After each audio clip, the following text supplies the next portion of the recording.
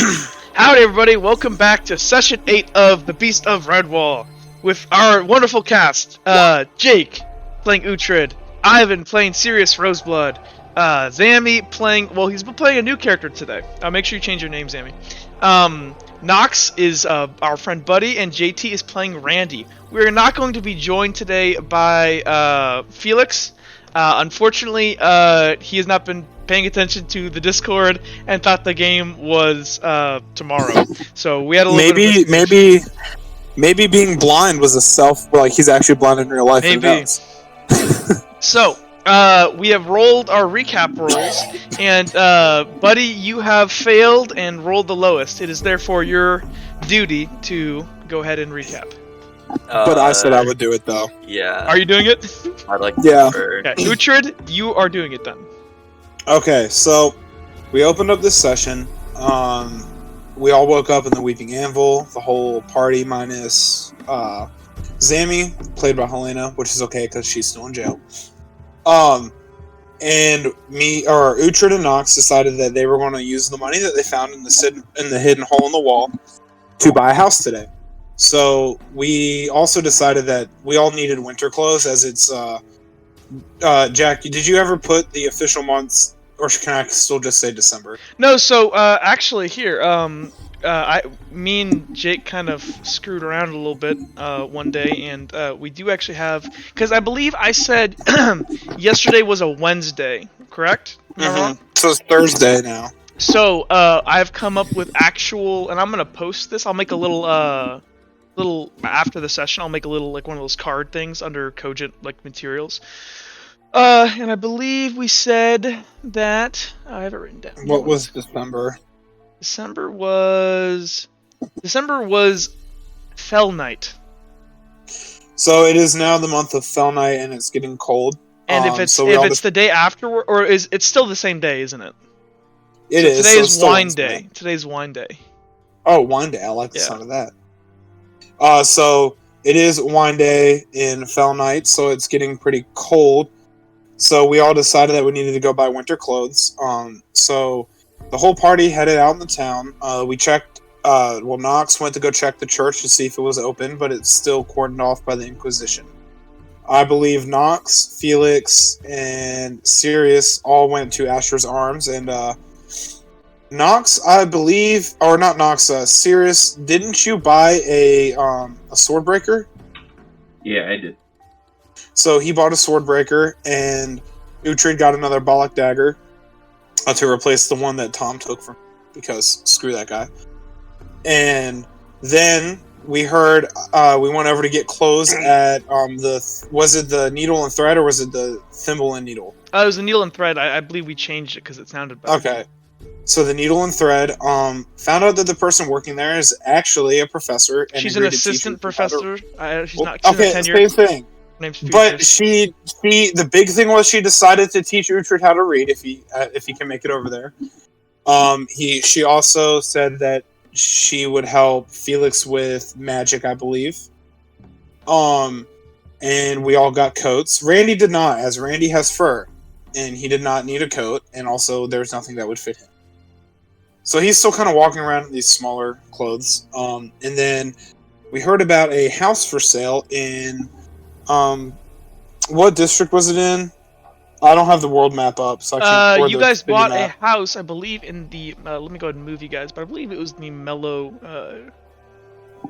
Ward. Hold on one second, please. Oh, it was the Mellow Ward. This is generic. I don't see What it. the hell is this? This was when you guys had to get cleaned off because the Spore. Yeah, I remember. There we go. Oh yeah, that's where I kept insulting the Mellows. guard. You guys, it's the green dot. Yeah, so we bought a house here. It had been for sale for 3 years. We paid the price was 2 gold with fees and everything. It would be 2.5. The reason it was not sold for 3 years was because the previous owners died from Spore, which was no concern.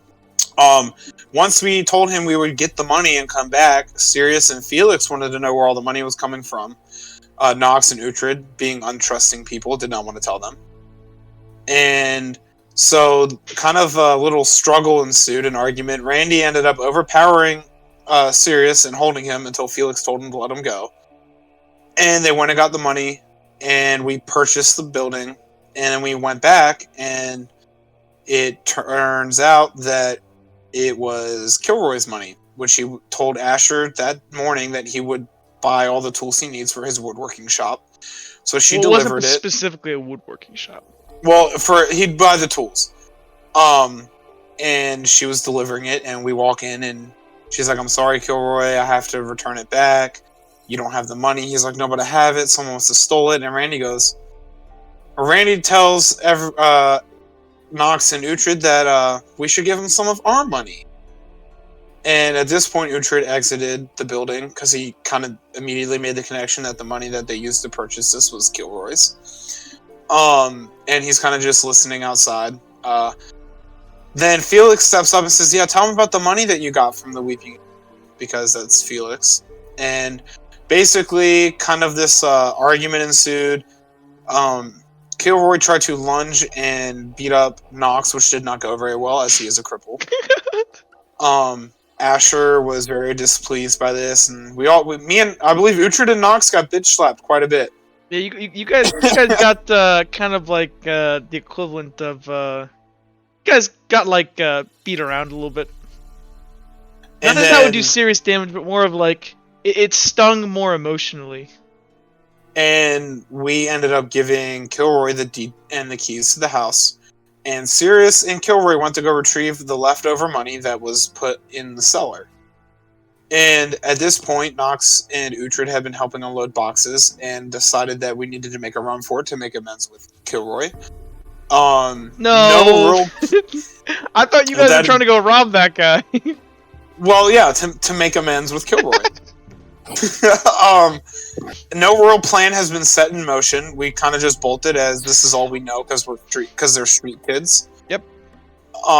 And the full-grown vampire tripped over the tripwire that we had, and we were able to get away. I rolled 6 D2s and they got all crit fails. I believe that is where we left off. Yeah. So I believe it's currently it's getting kind of late. It's like about twilight now as the sun is beginning to kind of set, and even though it's been kind of a cloudy day, some light snowfall has begun to start as people begin to kind of close up their shops and go ahead and snuggle down for the night because it's gonna be a cold one. So. Uhtred and Nox, you guys just went ahead. You guys bolted. By some miracle, you outran a fully grown, very athletic person, adult. You guys are out on the streets. You guys are trying to head back to the Mellows, to your guys' house, or what used to be your house, in order to go ahead and... it's still technically our house. Technically it is. Your name's on the deed.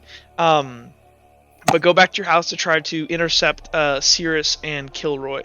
And Sirius, you and Kilroy have basically just about now walked up and exited from the basement. Would you guys like to be, like... I assume you guys are going to go into the house, Nox and Uhtred? Yes, I will. Okay, I don't know about Nox. Let's go do that over here. Nox will also go into the house. Before we enter, can Uhtred pull Nox aside? Sure. I'm gonna be like, look, and we need to be out here towards the main entrance. Yeah, I gotcha.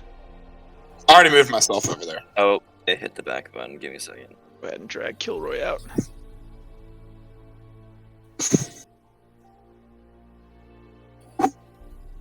Okay. Guess we'd be next to the cellar. Sort of like here. Yeah, I'm assuming you guys have like just about now climbed up. Yeah. Yeah, because we probably had to like gather up all the money and stuff. So. We also had to find where we buried it. Yeah, they basically just said there was like a dirt pile, but it's a dirt basement. So. Yeah. It was just a massive game of hide the money, Kilroy. Okay. I'm gonna, before we enter, I'm gonna like grab Nox's shoulder and go, look, I know robbing the guy also makes sense, but I'm gonna pull out what is left. I'm gonna pull out my change first, which just has this item in it. I'm gonna be, look, I have this item. You remember that ring Yeah. that I got from the crypt? Well, I remember how Vex said it was worth a lot of money. Yeah. Look, this might be a simpler way to amend with Kilroy by offering him all the money from selling this item. Because I don't know about you, but I do not want to go to jail. Yeah, agreed. Do you know where we can sell it? I don't know where we can sell it, but I imagine Kilroy would know a place to sell it, or Sirius, being a noble. But, go ahead. Mr. Narrator, would Nox know where I just know Nox would. I would assume... He grew up... Yeah, he grew up in the city. I would assume, given your background, you would know fences in the area.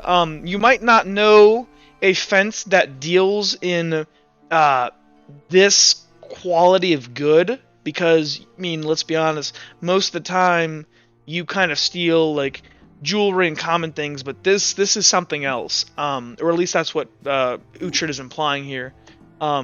He's seen the ring, though. You would probably have a contact. I can go ahead and make you one, and but you can basically safely say, let's call your contact. You grab up all my random list names. You know a contact named Dennis in the Beach Bazaar that he has in the past. You in the past have done business with him, so to speak. Is he a menace? He's not. Well, he kind of is. He's the fence. But again, like that's more of a criminal that's more of a kind of crime thing. If you guys wanted to sell it to a more, because you would probably get less money. Yeah, you get less money if you're trying to fence it, because that's where they get their cut. So you might have to ask around maybe some of the noble people in your party, or maybe even Vex. Kilroy would know. Should Asher we would tell know. Kilroy about it? I think we should. He already knows about the ring because I was in the crypt with him. He was with me when we found it. Okay. And he was okay with us taking. So. You can go ahead. Let me try to do the talking. Yeah, last time didn't go too well for me. Okay. So I'm going to walk up and slowly open the door. Just kind of like, not like trying to sneak in, but like disheveled open the door, if that makes sense. Yeah, so while you're going ahead and exiting the door, Sirius, you are just climbing up the ladder, and you and Kilroy kind of dusting yourselves off, getting the dirt off of you after you've been digging around in this like dirt cellar for like the better part of 15 minutes before you found the money. And both in kind of like a moment where everyone just kind of looks at each other and they're not quite sure what's going on. I guess Kilroy is gonna go ahead and run around the corner really fast around the table here and run up to you and give you a hug. And he's kind of crying and he's kind of weeping his eyes. Goes, I'm so sorry I hit you, Uhtred, and No, Kilroy, look, it was I don't do that anymore. I'm so sorry, Uhtred. You're one of my best friends. I don't want to lose you. Kilroy, can I talk to you real quick about? I have a plan. Look, sure. I didn't. We didn't know it. We didn't know it was your money. It was I've done bad things in my life, but I never steal from my friend. And you and Nox are the only people that I would consider my friends here right now. Where's Nox? I need to apologize to him. I'm here at the door as well. He's you don't need here. to apologize. So Kilroy, seeing you kind of walk in, he kind of like lets go of you, Uhtred, for a second, kind of walks over and gives you kind of like a bro hug, and he's kind of like tearing up, and he goes, "I'm so sorry, Nox. I don't know what got over me." No, you don't apologize. I'm the one that should be apologizing. Kilroy, I know how to make you even more money. You remember when we were in the crypt and we found that ring? He kind of looks around to everybody, goes, "Yeah." Look, half of that was already yours, but I want you to take all of it. We'll go sell it. Vex saw it and said it was worth an insane amount of money. You can keep all the profits from it. It'll be enough to pay you back, and you'll have more than enough to start your business up. And you can have the deed to the house. Kilroy kind of thinks about it for a second, and he goes, "Can I see the ring?" Yeah. Don't put it on though. Huh? Vex put it on. Vex put it on, and she couldn't get it off for some reason. She had to break her finger to kick it off. Oh, she's not supposed to do that in front of people. But don't put it on Kilroy, okay? I'm pulling the ring out, and I drop it in his hand out of my Kilroy kind of change purse. holds it like away from himself, like he's scared of it, and kind of like is like eyeballing it. And he's gonna walk over to this table and go ahead and set it down on this table here just to look at it. I'm gonna walk over with him. Sirius, are you looking at this? Yeah, this is the first time I've seen this ring, so I'm kind of confused about it. You mentioned that you got this from the crypt. We Yeah, me and Kilroy found it there. When we got we went down to kill some rats for Father Elijah, and there was Spore down there, and it was a big fiasco. And so we found this where ring in my the crossbow. cloak went away. Yeah, it got Spore on it, and so they burned it. Real quick, Sirius, given kind of your where you've been in heritage, you've seen something like this before. Not this exact thing. This is one of you can tell that this is of Siren origin, but it's very old. You've seen this in collections once before, when you and your butler were like going through and selecting like garbs and stuff to wear on your like official business. But it's kind of a it's a big fashion statement. These crystal rings, these very intricate, beautiful crystal rings that are. It's sort of like a nobility sort of ring, right? Yeah, this or status. This and you're not quite close enough to get a great look at it since you're still sitting over there. But if you got a little closer, you could look at it and kind of try to discern a bit more. Or not. Well, it is a dangerous ring apparently. And Kilroy, I want to apologize. Like, we fought side by side. I would never purposely steal from you. And so what happened then? Because you said you didn't know it was mine. Well, I never found it. I was told about it. And Knox said he also didn't know it was yours because he said it was, from what he could tell, it was the previous owner. In hindsight, it made sense that it would be yours, and I'm sorry. Go ahead. I saw a ledger next to it. Oh yeah, I mean, there was a little bit of money in there before. There was, what was it? It was like 10 copper or something. But I bought the place and it had been vandalized. And they had tried to break their way in, and they were looking for something when they came in, and so they ended up breaking into that secret room there, and they broke the mechanism. And well, I don't know. I thought it would be kind of cool to have a secret room, and so I fixed it, and I probably wasn't the smartest move to put I just don't know where else you put all your money. But Kilroy, we can get you your money back with this ring if we sell it to the right person. Like, we could probably sell it tomorrow. And you'll have enough money to, because it's getting late out, we'll have enough money to set you up, and I'll work for free with whatever you need me to. No, as you don't. Paying you back. Well, and Clay looks around. Well, first of all, we need to pay back Cirrus. But Cirrus is. You mean you're a noble? Is this kind of expensive? The ring, you're saying? Yes. Well, I need to have a closer look. It looks something of siren nobility, I think. I think I've seen it before. We found it down in the crypts. There was this hidden wall, and there was this coffin, and it was floating on this blood. I think it was blood. I don't know. Uhtred, you fell in it. Yes, it was blood, and there's a giant-ass monster down there. It almost killed me. And the ring was floating on it? It was on the coffin. Oh, I see. But look, the dead are dead. They don't need this. Kilroy needed this anyway, and I was already going to split half of him with it, but I want him to have all of it. Well, I Well, don't. why is the Okay. siren ring in the crypt of the Vampire City? Because Well- it was a Sirens video one. Oh yeah. I This guess is makes sense. the Yeah, city that is makes built on the ruins of, well, when they conquered this place before. I mean, there's lots of like siren crypts that run throughout the city. I mean, we're literally standing on top of one right now, probably. Actually, I wonder if there's anyone close in, like, maybe we could dig to it in the basement? I don't know. Kilroy kind of chuckles. We probably shouldn't based off of what we saw last time in a crypt. I don't think I'll ever go in another crypt again.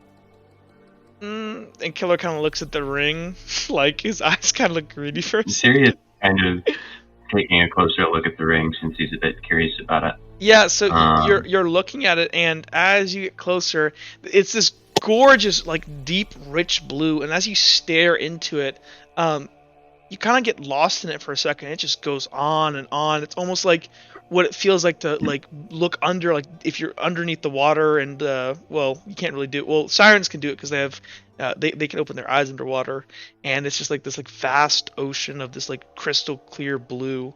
And for a second you see something move in it, but you lose track of it, and you can't tell if it was just your imagination or something else. are there any like markings on it? Like if I like No, actually, that's the weird thing. It's as far as you've never seen quite one like this, because it's quite difficult to carve the crystals into these kind of intricate patterns, these kind of really elegant shapes. This one is the most intricate one you've ever seen by far, and that's considering who you are, that's quite impressive. This is done by a true craftsman. The only thing you've ever seen something like this was when you guys were before looking at, like, you know, your family's old like treasury and like your artifacts. There was something kind of like this, but the one that they had was already broken, and it was only half of it. But it wasn't as intricate as this one. This one is something else. So I'm gonna grab the ring and go. What do you say, Kilroy? I think if you guys didn't even mean to do it, I don't think we should split it half. I should get all of it. I think we should split it half, but I would love for you to be an investor in my company. Sure, I will do that. Okay. Ooh, man. I thought I'm that gonna was going put to be it a lot back in harder. I'm gonna put it back in the coin purse. No, Kilroy, you're a gifted craftsman and you're my friend. I would have been an investor even I'm if you had just asked. not great, but I'll try really hard. We should, and as you guys are kind of peering out of the windows here, the snow right now is coming down in droves. It is like snowing hard out there, and you can already see, like, there's probably about 6 to 8 inches already on the ground right now. So, Kilroy, what do you think of the house? Do you think we'd be able to fix it up? Maybe make this part of your company as well, sign it over to you? Well, I mean, you all don't have to do that, but it is a nice house. I haven't really gone upstairs, but we should probably get back. We're gonna get snow drifted in here. Okay, let's get going. I'll put the coin purse back in my backpack as it's the safest place to keep it. Okay. At night. In your Okay. backpack, okay. And- Well, I'll always have my rucksack with me. And Yeah, as you guys kind of push open the door, Killer tries to push open the like open the door, and the second he does, it like flings back, and like it's blowing like crazy. And Killer like pulls up his hood and like pushes out into the blizzard, and begins to make his way. I pushed out with Kilroy. It's a blizzard out there? Yeah, like it's like swirling, and like it's. Wait, lock the door. Hey guys, we might want to shelter Lock the door. place for a second. Kilroy locks it, and he goes, "What? We don't have any firewood in there, or stuff to start fire. We gotta go." And as you guys are on the street, What about Go ahead. all that? What about all the debris in there that's broken? I don't know. Do you know if the chute's clean and everything? That's true. I don't. Let's just try to head back. and as you guys are making your way through the street, you see tons of people, like everyone as you're passing by are like trying to get back into like rooms and stuff, and like get into houses and stuff just to get out of this freaking like just it's a freezing fucking blizzard. So is this like a sudden change in weather, or it's pretty sudden. It's been gradual, as this has probably occurred over the past like hour, but it's getting intense now. Can we remove some of these markers and just make someone the Sure. party, like the player markers or whatever? Because there's just a lot going on for me right now. Yeah. Well, I'm trying to mark kind of where the general areas where people are. That's good. I'm gonna leave I most of just this. I wanted to be the character token. Okay, well, you are the character token. So you guys begin to make your way through the streets, and it's pretty hard. And you guys, by the time you guys get back, all of you are pretty chilled to the bone. But you guys are able to get back, and you know that like that feeling when you come outside from a blizzard and like your legs are like cold, you can't feel your legs. It's like that. I mean, yeah. And you guys like walk in, and so while that's all been going on, for those of you who stayed behind, so I believe that was Randy, Felix, and Asher. And Asher. Well, Felix isn't here. So Asher goes ahead and finishes unloading, and when she's done, she's going to go ahead and talk to Felix outside for a second. You guys don't... Oh, Randy, you don't quite hear unless you walk up. And then she kind of nods, and she says, You there. And she kind of walks over to you, Randy. You're really good at moving boxes. You wouldn't happen to be for hire? Oh, well, I don't know, but I guess. And she goes out and whips out like this small card, hands it to you, and goes, "Why don't you come by one day, and I might have some jobs for you." Okay. I've never seen Are they anybody still move. here when we come back? No, but she would already have been gone by now. So she Okay. goes ahead and after unloading, she goes ahead and gets on her cart and kind of just kind of clicks to her iron bread as it begins to move, and the iron bread and everything, and they move off. And this is right as the snow is beginning to come down. Let me go ahead and move her down here. Ooh, I didn't mean to grab Felix. Felix is gonna go on inside, and for the sake of I didn't mean to do that. For the He's sake going of to go upstairs and sleep. So Felix is gonna go upstairs, and he's gonna go to bed up in his hammock.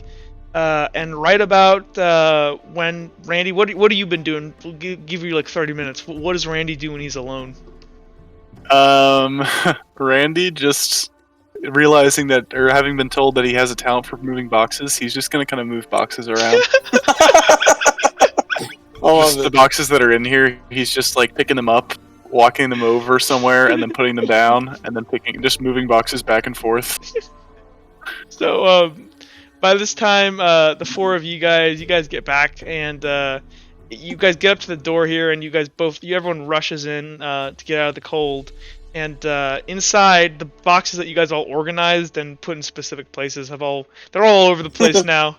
And Randy is looking like he's like ecstatic. He looks like he's had a great day. What happened to all the boxes? Well, I moved them. Oh, well, is there like one like tall tower of boxes? Yeah, pretty much. Just like where he's standing right now, he's just moved all of the boxes there. Oh, well, if you're so good, would you mind maybe unstacking the tall ones?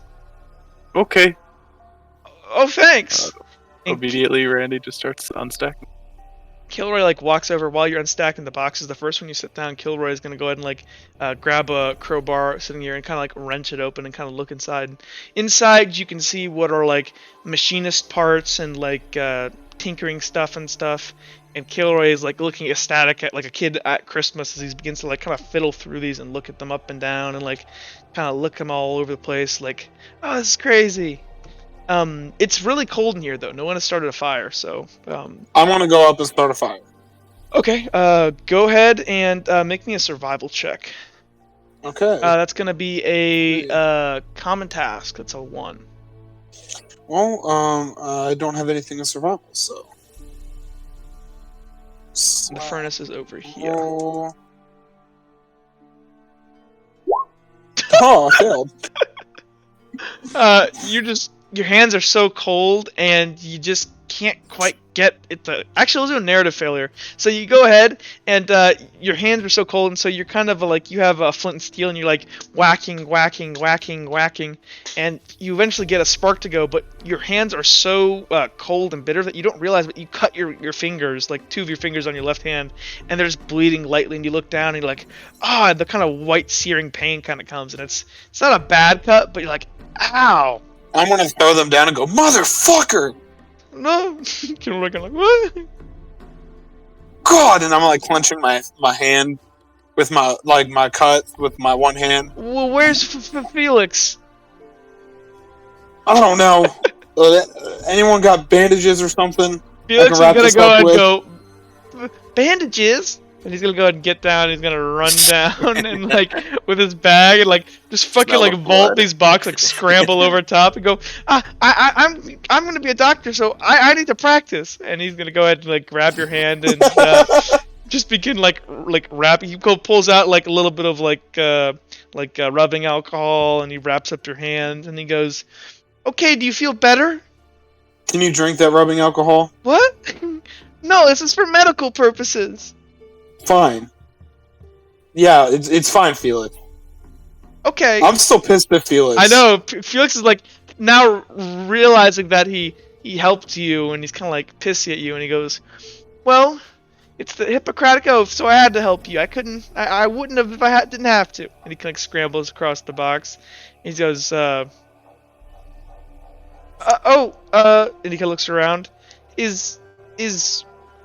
Why are they back? And he looks at Nox and Uhtred. Well, how can he look at us if he's? Oh, blind? you know what I mean. I'm gonna look and go. Why is there a blind person standing here? Kilda kind of walks up. He puts a hand on his shoulder and goes, well, "We're good now, Felix. It was all just a big misunderstanding, and they paid me back and everything." Oh. And Felix kind of just Is he not questioning where we got the money for that? kind of nods, and he like looks suspicious, and he's like had a long day, and he's just kind of like he just shrugs and goes ahead and walks upstairs.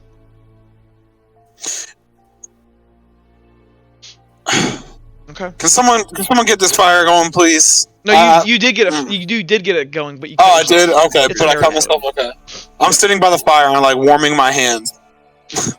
Warming your bandaged hand. So Kilroy's gonna throw Sirius some is- more logs on the fire.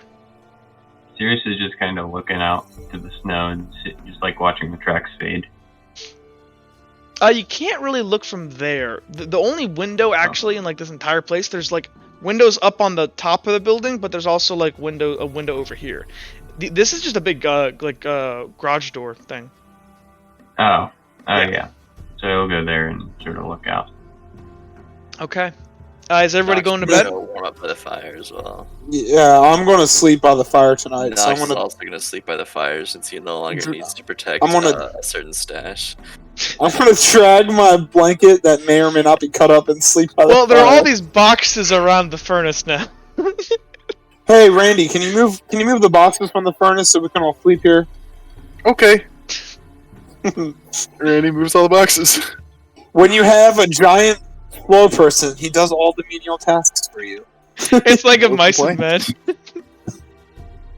men. So yeah, you guys are able to cuddle up around the fire, and who's sleeping next to the fire? Who's not? I'll say Felix I'm sleeps next to the fire also, actually. Randy doesn't care about the fire. He's warm.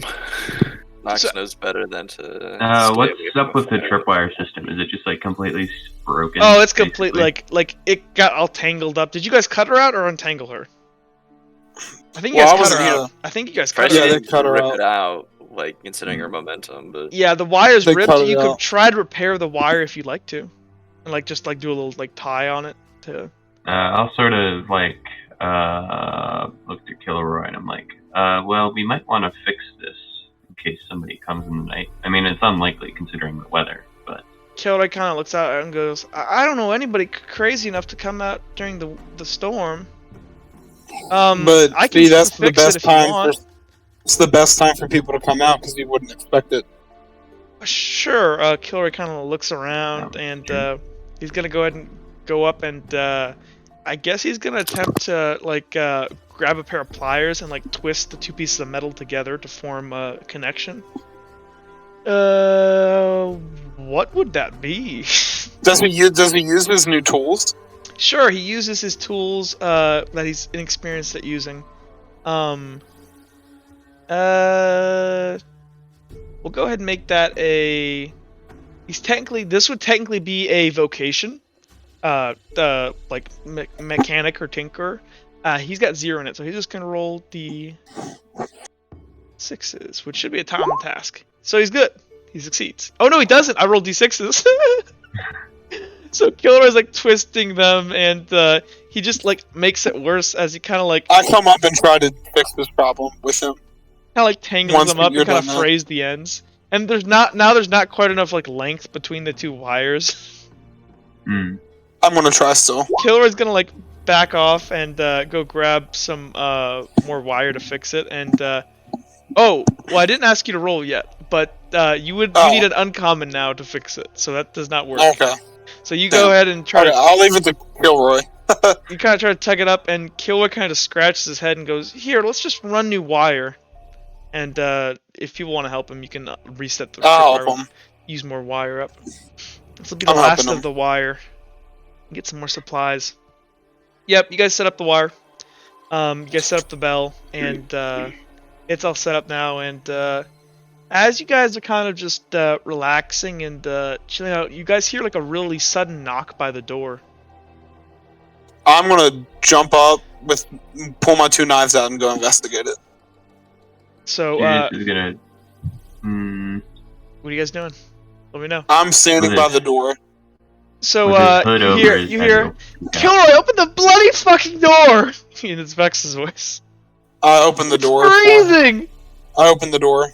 And the second you open the door, are you still holding your knives? I've sheathed them. I didn't undo any of my stuff. So, Vex is out there, and she's like bundled up in this like big red jacket.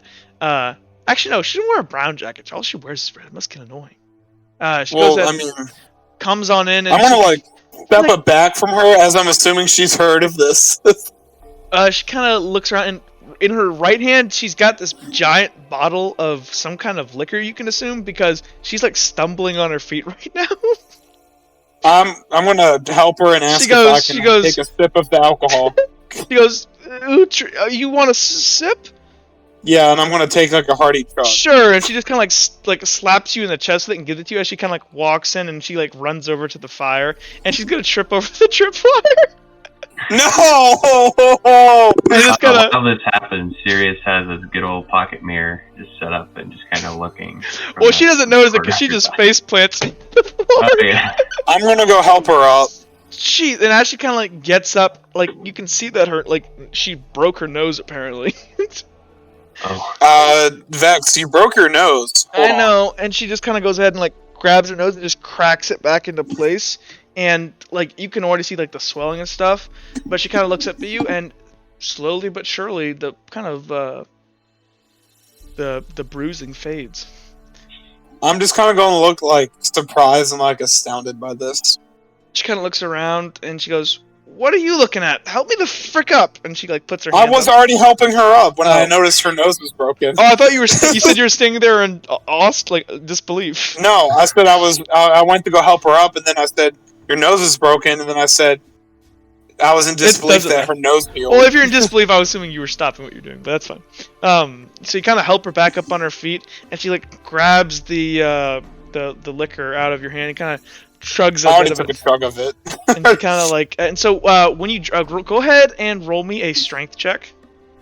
You're gonna need to beat a 1. It's a common task. You just chugged hard liquor. Let's see if you instantly go inebriated. Can I use a destiny point? You want to use a destiny point? I don't want to be inebriated, Jack. I'm using a destiny point. Okay, so you. I never thought. Okay, yeah, you use a destiny point, and by fate, somehow you chugging hard, like straight vodka. Like you took. I'm assuming you take like a shot's worth in your mouth. you kind of just steel yourself, and and this kind of warm sensation fills your body, but you're not like floppy and all weird yet.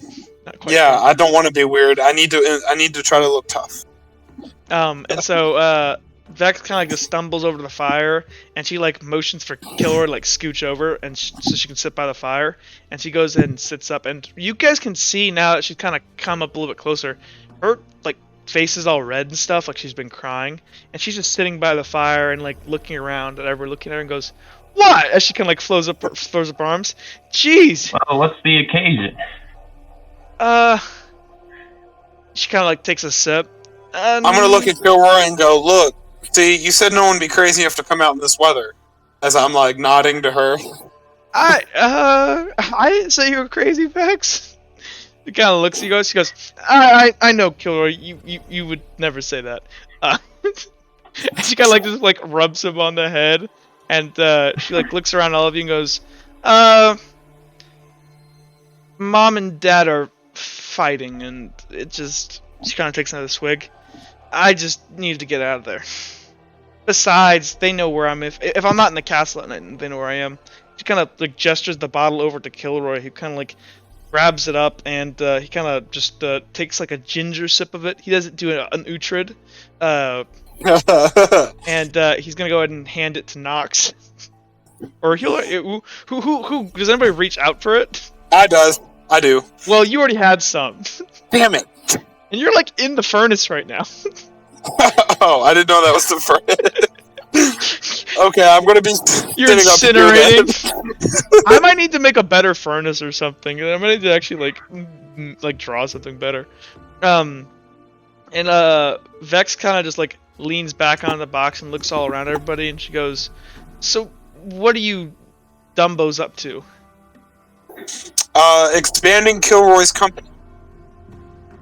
Oh, when she kind of looks at Kilroy and she like looks around at all the boxes that are down here that weren't here before, she goes, "So you actually did it?" And Kilroy kind of nods, like kind of happy with himself. He goes, "Yep, I said I told you I was gonna do it." And she's like, "Well, congratulations." And she kind of like slaps him on the shoulder. Here, she kind of like stumbles around in her money when she finds her money pouch, and she goes ahead and goes, "Here," and she's gonna go ahead and give him like 3 gold, and like, "I'll invest in your company. Where's my liquor?" Who has the liquor? Kilroy still. Oh, you not handed it? So Kilroy's like, "Oh," and she hand it to him, and she hand it back, and he goes, "You don't have to." She goes, "You have to take it, Kilroy, and also, if you don't make me money, I'm gonna go bankrupt or something, probably." That was a joke. Wait, so okay. I was about to say, so the kingdom's going She's looking bankrupt. at everybody like in disbelief, and she goes, "Wow, I just joined like the lamest party." Well, to be fair, we didn't have any alcohol, so now it can be fun. And Kilroy kind of like gestures to Nox and Sirius if they would like a swig, or Randy. Sirius does not take them up on that offer. Nox will take up. That's not fine enough for me. Me and Randy Nox is have had a asleep. stressful day. Is Randy Yeah. already out on the box? Randy found his favorite box. Yep.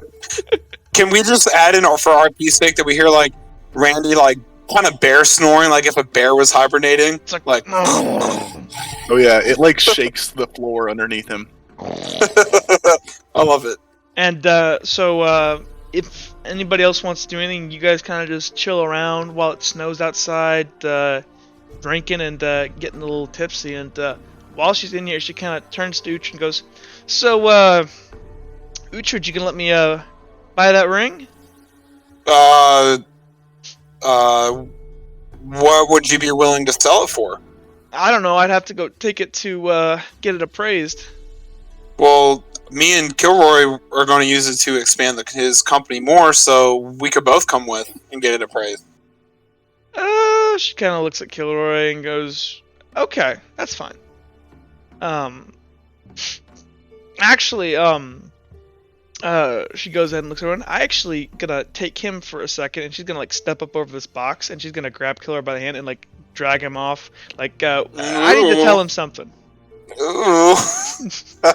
And they walk off, and they come back about like. I lean into Felix and like, They're gonna get. It's too bad Vince isn't here because he would totally be making that joke. And they come back down, and when they do, both Kilroy and her just look like sad and depressed. I'm gonna move over towards Kilroy. And whisper you good? And he kind of gives you the meh with his shoulders. And then I'm gonna motion for him to talk to me later. He goes ahead and kind of leans over and whispers into your ear, I don't think I can talk about this. Okay.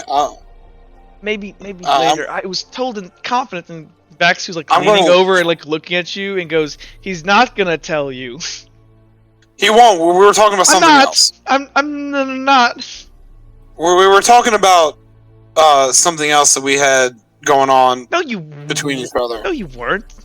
Vax yes, we were. Nuh-uh. He's drunk. Can I roll persuasion? Yes. Absolutely. It'll be a common task. Yeah. So she just goes, okay, fine. Do you have any blankets? She kind of looks around. Didn't you have a bunch of blankets? Can I go give her the torn up one?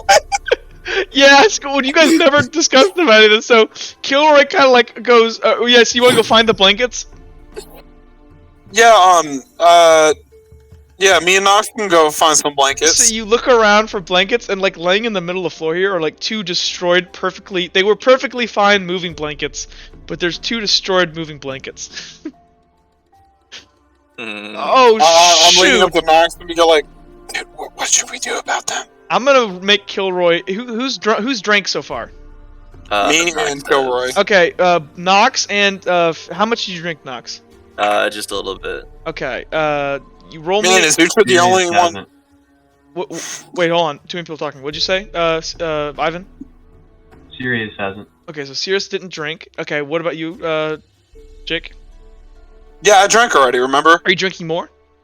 Oh, no, I didn't drink anymore. Okay, if you don't drink anymore, then you're fine. I'm not trying to be inebriated. So, Felix is a lightweight and feeling kind of tipsy. Let's see if he, fails. Actually, I'm sorry, he's got to roll 2 dice, because he's got a -1 in strength. Fuck. So Kilroy is, loopy and stuff, and, giggling and stuff. And actually, as he kind of, mellows out, his stutter kind of stops, happening as much. Man, he just needs to be drunk all the time. Mm. So, Nox, what are we gonna do about these blankets? How do they get destroyed? I'm not sure. Maybe it was Roll a deception check. Maybe it was something to do with the scuffle earlier. Roll a deception check. That's why deception is probably just 3. Yeah, I don't have many points of deception.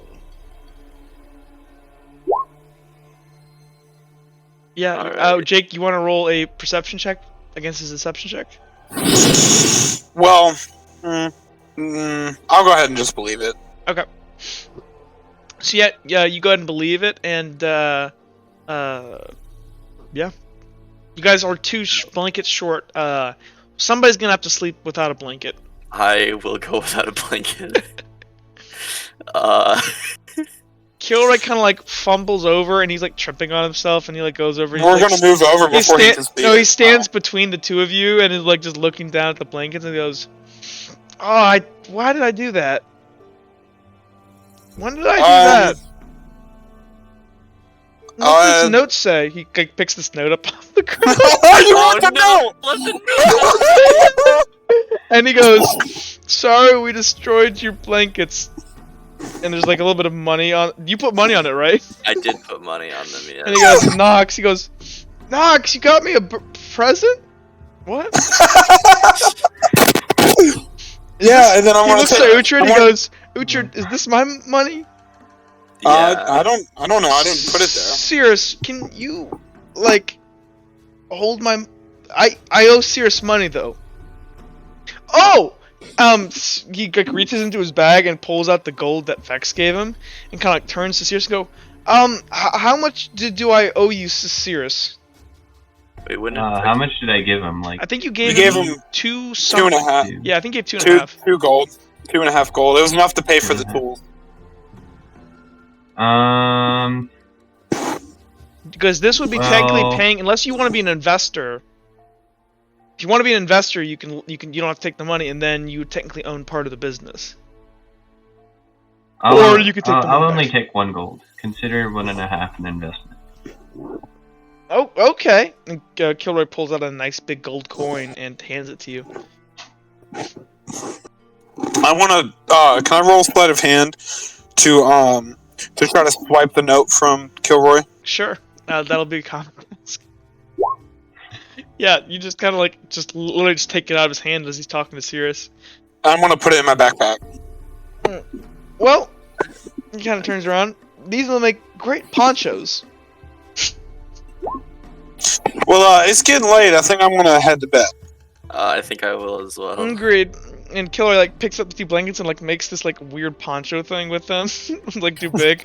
And he like just like goes ahead and just flops over on the ground here. Next to Vex. Vex, who is not like really, she kind of like looking around as like Killer kind of like just flops and like lands his head in her lap, and she kind of like looks down for a second, and she looks around everybody looking, and she goes, nah, and she kind of like leans over and she kind of pushes Felix like over here with her legs and like kicks him, and she like grabs some blankets, and she's like, it would be a scandal if I slept too close to you boys. Anyway, Uhtred is asleep with his coat and his knife still on his hip as he's very wary of the certain situation with Vex and alcohol. Oh, you kept the bottle, didn't you? Wait, did you? No, I didn't keep it. Okay, so I'm assuming she got it. I'm just saying she's got a temper, and me and her, I've already gotten punched by her once. That is true. Okay, let's go ahead and deal out some proficiencies. Oh boy. So we're gonna start with you, Nox. Nox, what did you do a bunch of? You did an athletics check, if I recall. Yeah. I'm trying to remember what else you did. I did a stealth as well. When I was trying to like carefully carry the box to not make noise. No, you didn't do a stealth then. I guess not. Oh yeah, that's right. That's why you insulated the box. Yeah. Well, here's what I'll do. I did a deception just now that passed technically. You could do that if you'd like. I'll give you the choice here. You can either do a deception. Yeah, go ahead and take a deception, and that'll actually be useful. Okay. Okay. For thieving. As for you, Uhtred, let me look at your stats. Can you How remind many me? destiny points did we get? We'll deal with that later. Okay. I rolled persuasion. I also rolled so I did an athletics check against the Dampire and rolled a completely. Yeah, so actually, real quick, Nox, Yeah, you both did athletics. So if instead of taking deception, if you want athletics, that's up to you. Because I rolled perfect on athletics for that, by the way. Yeah. What are you thinking, Nox? You want a deception? Or athletics? I'll keep the deception. Okay. Even though athletics is probably Uhtred, I'll give you the choice of athletics, aim/throw since you spit on Helena's head, and I don't think you did any stealth. I did persuasion. Was the only roll I did. When did you do persuasion? Just now. On Vex. That's true. So I'm gonna take athletics anyway, so. Well, here I'll give you the choice. So athletics, persuasion, or aim/throw. I'm gonna do athletics. Okay. I already have one in persuasion, and I'm already severely lacking when it comes to anything athletic. Uhtred is officially in good shape. Yes. Let's go ahead and go over to Randy. Are you back yet, JT? Yes, I am. I will You're in hand. give you the option. All the box moving and stuff you did, plus the fact that I'm pretty sure you are severely behind in terms of stats. Like I think Jake has 7 to your 3. Jake has 7? Yeah, well if you count weapon I've done a lot. Oh, okay. I was about to say like. Yeah, holy weapon shit. proficiency. I'm counting weapon proficiencies. So I'm gonna go ahead and give you 2, and you can split them between athletics, because obviously grapple because you grappled Cirrus earlier, but then also because you've been grabbing boxes. And just so you guys know, what grapple is your grip strength. It's like if you have like you could theoretically be like okay at athletics, but have really strong grapple, and you would be able to climb much better. Athletics is like running and like jumping and like what you think of like modern day sports. So you can do athletics, grapple, or I don't think you did anything else unless you remember anything. Persuasion and persuading Strong- everyone to strong grip. not count. That wasn't stick me in persuasion. Nox. No, it wasn't. Yeah, I could give you. Deception, Did I make? if Did you No, make any no, perception I'm gonna checks?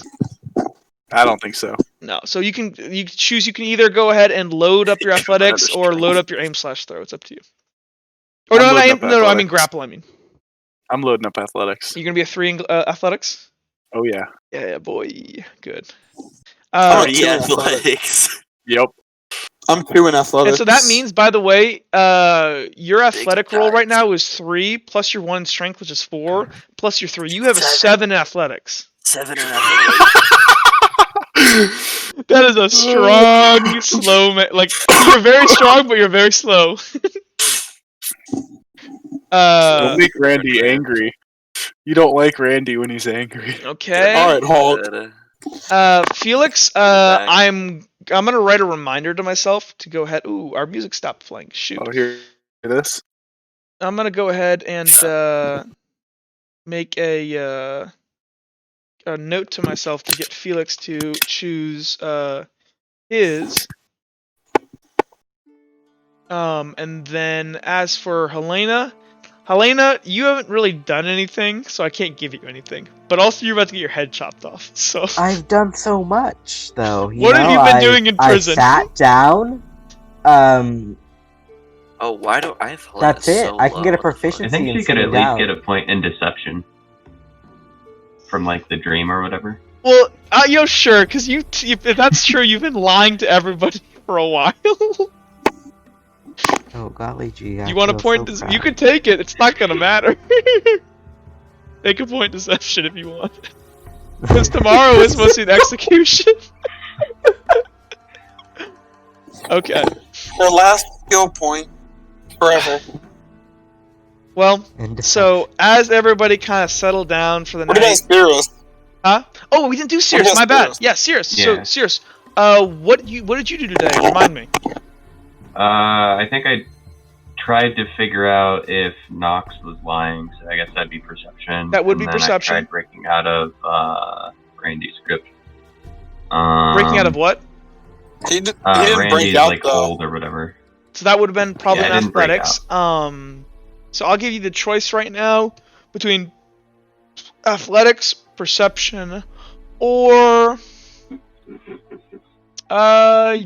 that's. Didn't I make you make a deception? Did I ever make you make a deception check? I don't think so. So we're gonna go. Maybe? I don't know. I don't think so. Um, That's it. So you can pick one of those. Did you ever persuade anybody? I'm trying to remember. I don't think you did. He did with money. Because if you can't remember, I can let you choose that. But if not, then no. So your options would be athletics and perception, I think. okay. Did I ever try persuading? I'm trying to remember. I thought you did. I think I did deception once, because I think I was like going into the shop or whatever with like my cloak up, I think. I was trying to hide my identity or something. I think that was a stealth check, so I can give you a stealth point. You can choose a stealth if you'd like. Because you have been trying to hide your identity for a while, but I'll let you choose. I'll let you choose either deception or stealth. It's up to you, or athletics or perception. Okay. I'll do...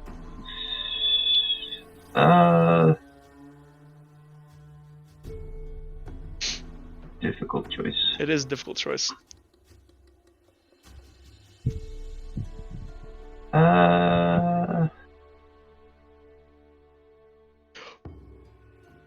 I'll pick stealth. Okay. Because I guess eventually we'll get like core stats, and like I'll probably pick Yeah. int. Core and that stats are will coming pop up. very shortly. I just want to get you guys through the first arc. So, am I missing anybody? That was everybody, correct? I'm not. That was it. Okay. So, as you guys are all sitting there slumbering at night, can everybody make me a perception check? Do we get destiny points though? You can use destiny points on this if you'd like to. Yes. No. Are we getting Oh, any right. from the We day didn't. We didn't do end that. Right. What happened? A lot. Okay. I use a lot of destiny Who had the points. best RP? You guys can vote. You decide. Make your case. Oh. Actually, everyone. Okay, so Nox, make your case. What was your best RP moment? Bro, I don't have any good RP moments. I completely broke down in character because of how shocking the revelation was. Okay, that's out of it. Uhtred, what was your best character moment? I don't know. I convinced Kilroy not to call the guard on us. Okay, you didn't really do that. He just doesn't want. He just doesn't have any friends. I don't know. I didn't really do much. I mean, my RP was all about. I guess running away. I don't know. The I stuff. It was kind of a. Meh. Let's see. I What? did RP the trade with the You guy did. selling the house You pretty did, well. and you actually handled it pretty well. Being I'll vote Nox. I'll vote Nox had the best RP. I RP'd the deed, I guess. He and, RP'd like, the deed. Checking if it was right and stuff. Okay. 10-second drawing and all that. you Yeah. know? What about Randy? What was your best RP moment? I don't know. being a wallflower. Not and talking. completely getting out of Yeah. Just being Randy. I think Being Vince was Randy. just. I don't think he did anything massive. He ratted us out. I'll give it to you, Nox, because you did negotiate the deal. And you did do yeah. the boxes. You brought the gold over, so you get to get a destiny point. Hey, And you, just okay. so you get the best RP of the session.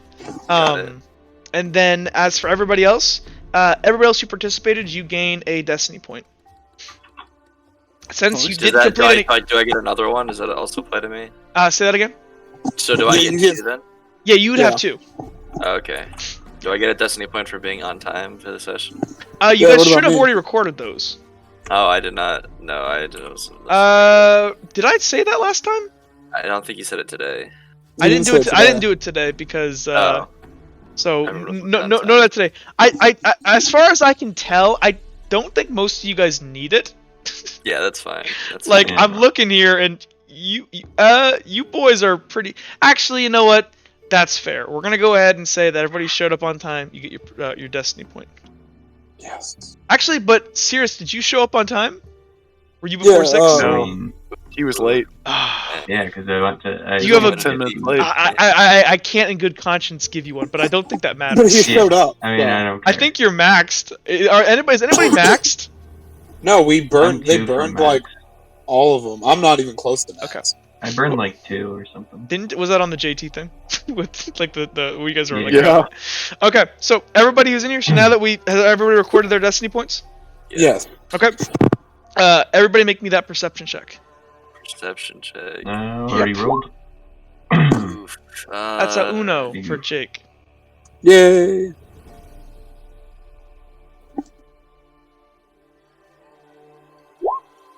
Hey. Oh, Hey, There we nice.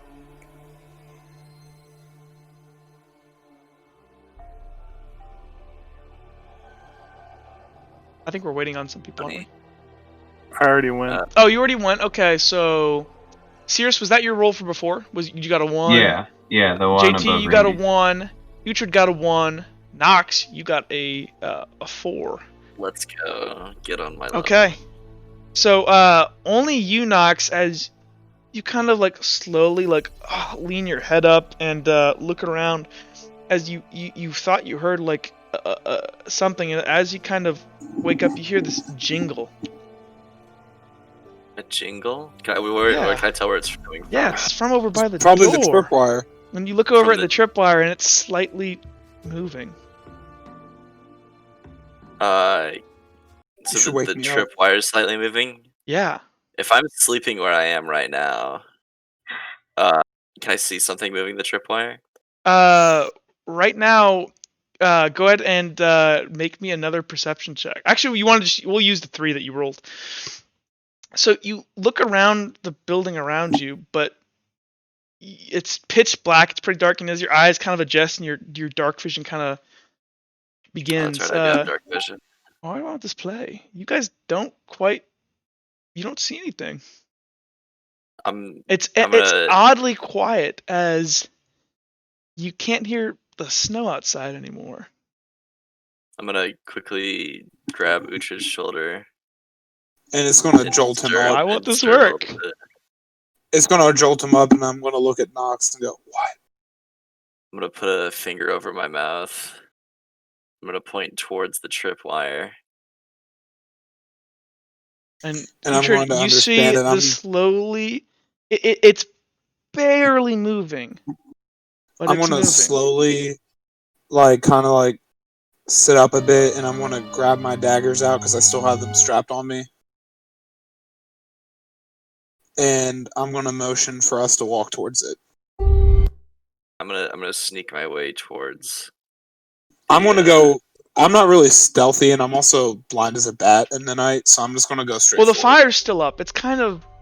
Oh, I thought okay. you said it was pitch dark. Oh no, I'm sorry. That's my mistake. I was saying I'm looking around to the pitch dark areas of the room, but the fire is it's embers now, but there's still a bit of heat left and a little bit of fire going. I'm gonna walk over here and kind of step over the tripwire. And I'm gonna walk sneak around towards the door to the this other way. side. Specifically sneaking though. As you do, you guys hear something jostling upstairs as your footsteps. I'm gonna. Would stop other in my people hear? Would you guys like to go ahead and? Here's what I'm gonna do. Okay. Here's what I am gonna do. I'm gonna yell, "Someone's here!" Okay. Everybody can wake up very loudly. if you want to. Yeah. So Sirius everybody, is you jumping jolt up. awake as you hear Uhtred calling for help. They're upstairs. What's going on? There's an intruder upstairs, Randy. Run up and beat him up. Randy, kill mode. Okay. Randy. I cast Randy.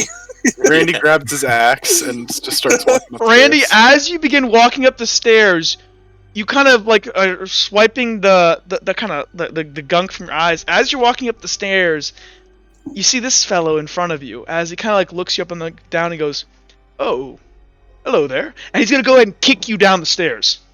He can try. You can try. Randy's strong as an ox. So this is going to be a contested athletics check. Oh, yes! Right So off the here- bat, let's go. Here is Randy's new name. So go ahead and roll. Make It's- your roll, please. It's like an ox, Randy. That's Oh no, it's not 3. So it's No, only it's 3 wait. successes. Wait, Okay. why is It's this only only 3 6 successes. successes? Because I messed up my.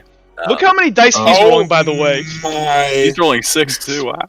Yeah. He's rolling. No, he's 8. rolling 8. And he goes ahead, and as you're walking up the stairs, Randy, he just fucking goes ahead and just single leg kick right in your chest, and you go flying down the stairs and you slam on your back. Oh, does he slam into Vex? Sure. Do you want to? Yes, maybe No. she'll wake up. I don't know. You're a pretty big, heavy guy. I don't know if he could kick you that far. You He might slam kill you.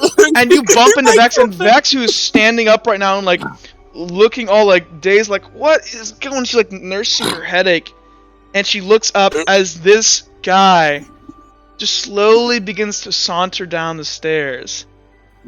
Nox, we need to cover the exit. Okay, real quick. What is everybody? So we're gonna start with Randy. Randy, 5 seconds. What's your next 5 seconds looking like?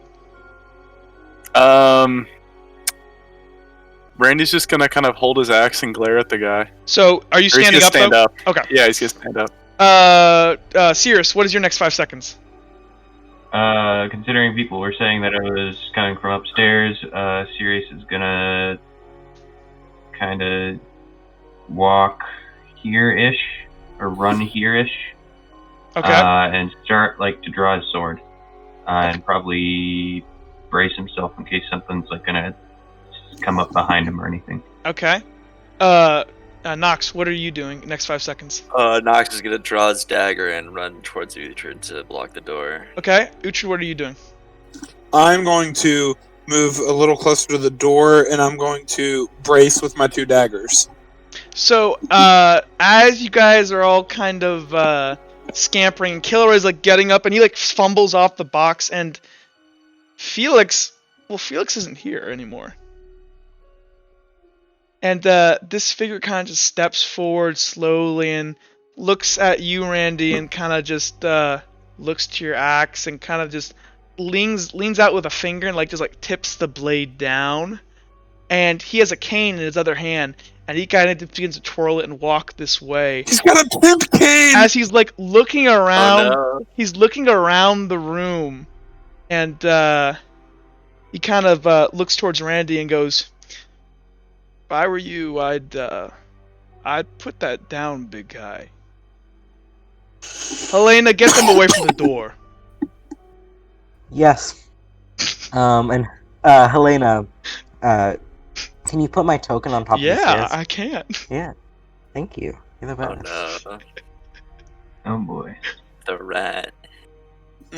Helena goes ahead and He's out come of back for vengeance on me, no! you swear, Uhtred, that she wasn't there a second before, but with your perception check, you just might have looked over her as she just kind of is there in front of you in front of the door. Helena, what do you look like? Like, give your claws out? Like, are you covered in blood? Helena's leaning against the door. She has, she has blood covered all over her, and she's just leaning against it, really smug. And she waves her hand. Hi. I'm gonna like turn Hi there. around, and I'm gonna move a little back and like stumble towards Nox a little bit, and be like, I'm gonna look at Nox and be like, dude, you see Helena, right? Yeah, Ooh, I wouldn't I'm really a ghost. trust what I see, but I do see Ooh. Helena.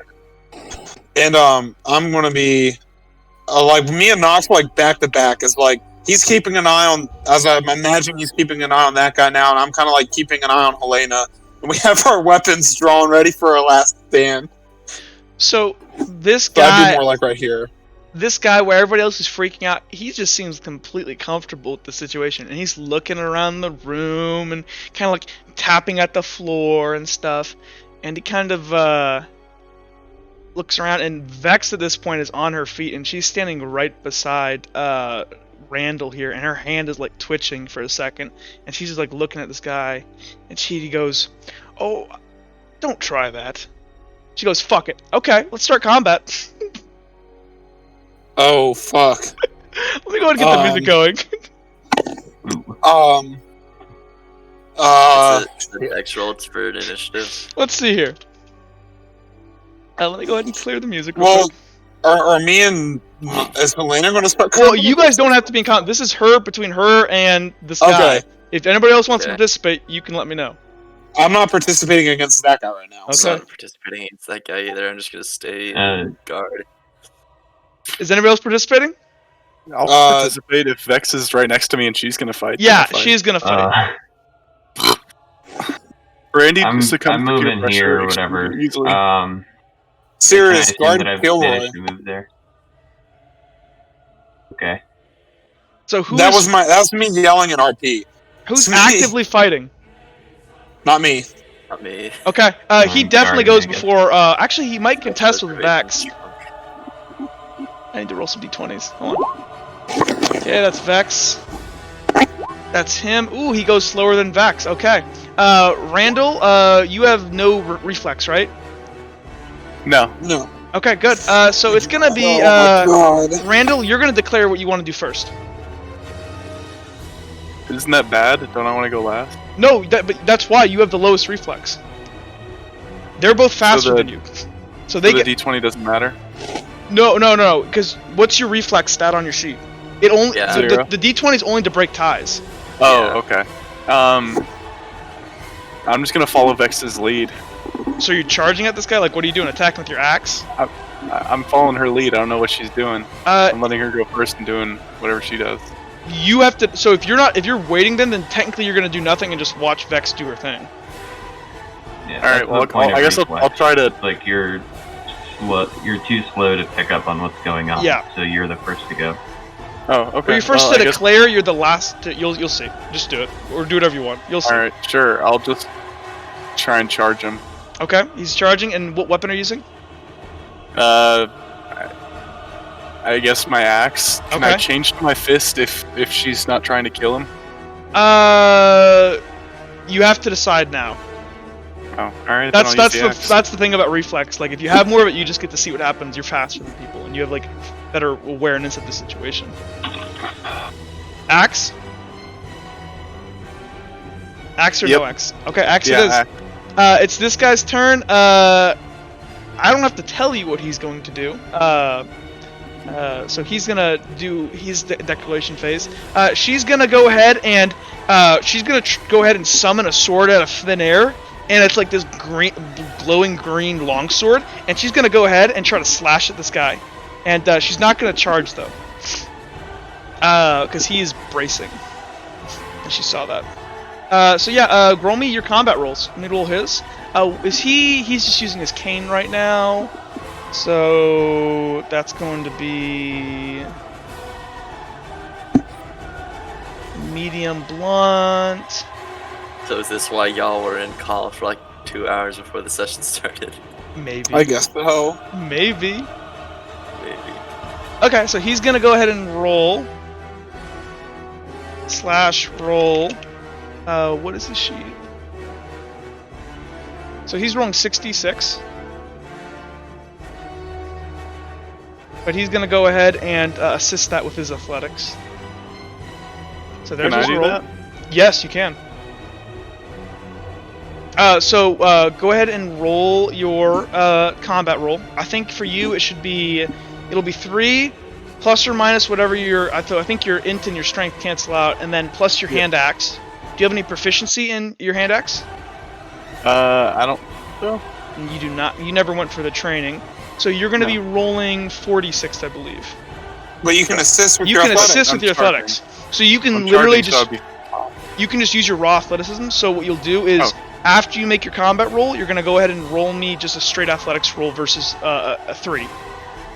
So So first I roll your get combat 3 base, plus 1 for charge, plus 1 for weapon. roll. Plus yeah, so it'll be actually 5. I'm sorry, I forgot you were charging. All right, so 5d6. And he is bracing, so he gets automatic 2 successes over you. So And then I get my athletics as well. Yeah, so what you need to do, go ahead and your versus a static 3. So roll your athletics. Anything above, if you meet or beat 3, that adds to your roll. So you got 6 successes. You get 3 plus from that. He's gonna go ahead and do the same. He's gonna roll his 8d6. He has 1, 2, 3, 4, 5, 6. He also gets 3. So versus you, Randy, he goes ahead. I think. Wait, doesn't he only get Huh? 5? 2, 3, 4, 5? 1, 2, 3, 4. Oh yeah, he only gets 5, so he gets 2 more. So he gets 2 from that, 2 from athletics, 2 against you because he's bracing and you charged, and then plus his original thing. That's 1, 2, 3. He's gonna. So he had his current roll versus you, I believe, is. I think it's 7. What is your current combat effectiveness? I'm sorry. don't 1, 2, 3, 4. Plus 2. So actually, I'm sorry. He has 8. He's rolling 8 dice. So he has 8 wins. What are your wins? I have no idea. So count up how many wins you have in your combat roll. 2? Okay, and then how many did you get over 3 on your athletics? 3. So then you have a 5. So he's gonna beat you by 3. Okay. Alright, I'm gonna use 2 destiny points and make it 5 so he beats me on 1. Fair enough. Okay. Vex is gonna go ahead and while this is all happening, she's gonna go ahead and charge forward and slash him with her longsword. She's gonna make her combat roll also. What is Vex's roll? For 1 in strength, for 1 in reflex. And then she's using a longsword.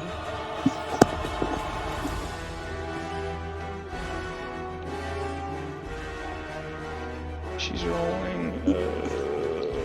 Does she have proficiency? Yes, she does. So it's gonna be 3. It's 2, 5. So she's rolling 8d6. So that is 1, 2, 3, 4, 5, 6. and that's gonna meet his, because without his 2 from beating you because you were charging, that equals out. So at the same moment, Randy, what do you do? Because you guys are gonna equal out basically. You're gonna clash, but nothing's gonna happen. I don't know. I guess I just swing and he blocks it. So you swing, you come up and do this like Hail Mary slash. He's gonna go ahead and use this blunted cane to kind of like thwack your wrist and like redirect it out of the way. At the same time, this Vex's sword swings down right at him, and as it does, all of a sudden, he just disappears on the other side, like 2 inches over to where the blade was, in like a puff of smoke. Do you guys want to continue combat? Vex is stopped combat. She's only holding her sword out now. Then I guess I'll stop too. Vex is gonna kind of look at you all and say, "Get to the door!" And Killer begins to kind of stand up and move back. No. We have a problem. Helena's at the door. Who's at the door? You're at the door. I'm at the door. The guy up front, he kind of like just nods to Helena and he says, "Go away, I have this." The guy to me? This man that's speaking to you. Yes. Your master. Okay. Then Helena just walks out the door. Well, so Helena just like while they're shouting back and forth, you guys look back, and where Helena was like talking, she's just not there anymore. I'm gonna go run up. So now that combat's not happening, I'm gonna go run up, grab my backpack, and grab Kilroy by the arm and literally drag his ass outside. So Vex is gonna go ahead and Kilroy doesn't let you grab him. He's trying to like go up to Vex, and he's like side by side. Can I roll a strength then? Can I roll athletics or something to like literally grab him and take him to the damn door? That's fine, but he's gonna resist. I'm pretty sure I can beat him. I'm pretty sure you can. He's only gotten a 2. Yeah, he fails. You just kind of like grab Kilroy, and Vex being slowly backing up. And this guy kind of just looks at you all, and he goes, "Before you run, your friend told me about you, and we've been quite busy tonight. She thought you were all very interesting, and I was so curious to meet you all, and you were all so nicely sleeping in here. I thought I would go ahead and peek around inside, if you know what I mean." Hey, sorry, I cut out. What was he saying? He was saying, "Your friend told me about all of you, and I was just so curious. I wanted to poke around inside here and just get a look at all of you and understand a bit more about you. There's no need to run. We can talk like civilized people." Okay. And Randy, and I'm looking at Vex, kind of like looking at her, and then like kind of nodding at the door, and as I have Kilroy by the arm. Vex is like every step she can, she's slowly backing up, but you guys are backing up to this furnace, and she kind of slowly makes her way right, and you have Kilroy, and Kilroy's like, "Get off me! I gotta go!" And you're just like dragging him like Knox, help! I think you got it. Okay, I'm pulling him outside. I'm gonna go to the. Oh shit, Okay, hold up. Let me have to refresh the page. I'm gonna go towards the door though to make sure that Helena's actually gone. So I'm pulling him outside, so I'm going outside. Not a I'm trying to whole... go outside. What'd you say, Cirrus? Since there's not a whole lot of light here, I am like pulling my hood like relatively tightly, and I'm heading towards the door. And I'm doing something else as well. I thought you were dead, my friend. He kind of calls out to you as you kind of begin to shuffle away, Cirrus. "I thought I killed you. And then I saw you walking around. I saw you at the trial yesterday. Funny that." Hey, Jack, I pulled a narrator. I pulled him out. I pulled Kilroy outside. I pulled Kilroy outside. When you guys walk up to the door won't open. You're gonna have to make an athletics check against it. Okay. Go ahead and make me an athletics check. I'll make the athletics check since you're holding Kilroy.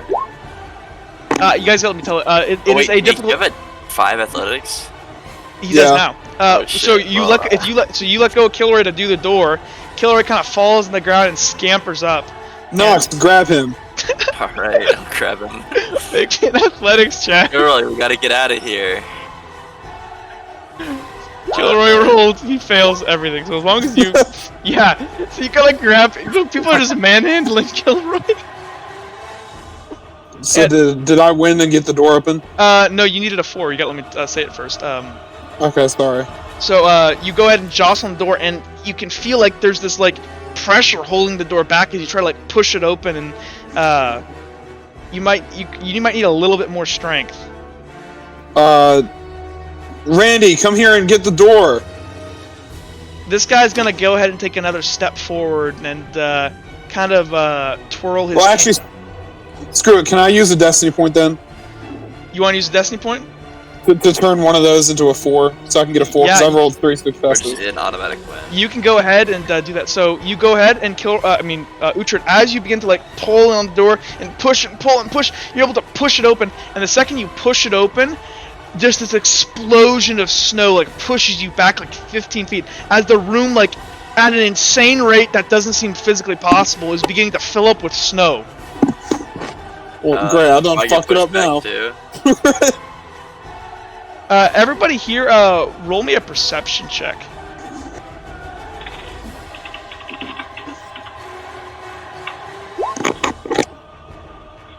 Okay. I need you guys to beat I need you to beat a 3. Actually, I need you to beat a 2, actually, because this is pretty, like, pretty easy. I got it too. Okay, you got a 2. I got it too. You guys where can... is Oh, go ahead. Felix? You guys, you want to roll a perception check for look for Felix? Because he's not here. Oh, I'm a little preoccupied, so. Do you want to roll perception check, Sirius? As long as I can avoid, like, showing my face, I guess. Well, first of all, let's deal with the He roll. already, Let's deal with the well, roll you guys already he know. already knows. I mean, he Well, did already sneak knows. up while you guys were sleeping, so... He's gonna go ahead and look around and kind of look towards the door. Anybody who's looking at the door right now, you guys go ahead and you notice that this doesn't seem physically possible. Like the amount of snow, it almost looks like it's like water coming out of a fire hose. It's like quickly filling up the room. I look at the guy and yell, what kind of stuff are you doing here? This shouldn't be possible. And he kind of looks around and says, well, I told you all to wait, but now that our game has begun, this probably is the part where you want to run. And he's going to go ahead and step forward, and as he does, he's going to step back, and as he does, this explosion of snow is going to ripple through the room. And everybody who's before the furnace, go ahead and make me a dexterity check, so that'll be a reflex save. Wait, what do you mean before the furnace? So anybody before this line right now. That So line. it's probably, like... So it's gonna be actually let's make it an acrobatics. So it's gonna go ahead and be whatever. It's 3 plus your acrobatics plus your reflex, which I don't think any of you have. But if you have acrobatics, you can use it. You have to beat a 2. Okay. Well, then I'm going to use the destiny point because I got 2. I'm gonna use a destiny point as well. Wait, wouldn't we succeed if it's a 2? Yeah, you meet or beat. Oh, okay. Never mind. Then I'm good. I got 2. I'm gonna use a destiny point and get one more. Okay. So as you guys, I'm gonna back you guys up. Kilroy, he's not so good at athletics. Let's go see what he acrobatics. Let's see what he does. So he doesn't have a negative in reflex, so he's just rolling a flat 3. Oh, he succeeds somehow. Wow. Oh Okay. wow. So you guys are able to back up, and this guy just continues to back up, and he goes, well, I really am quite looking forward to learn all about you all. We'll figure out. Ta-ta. And he's gonna go ahead, and he just vanishes through the wall. So we're just stuck with this room filling with snow. And it's filling with snow at a dramatic rate. Everybody, again, make me a acrobatics check.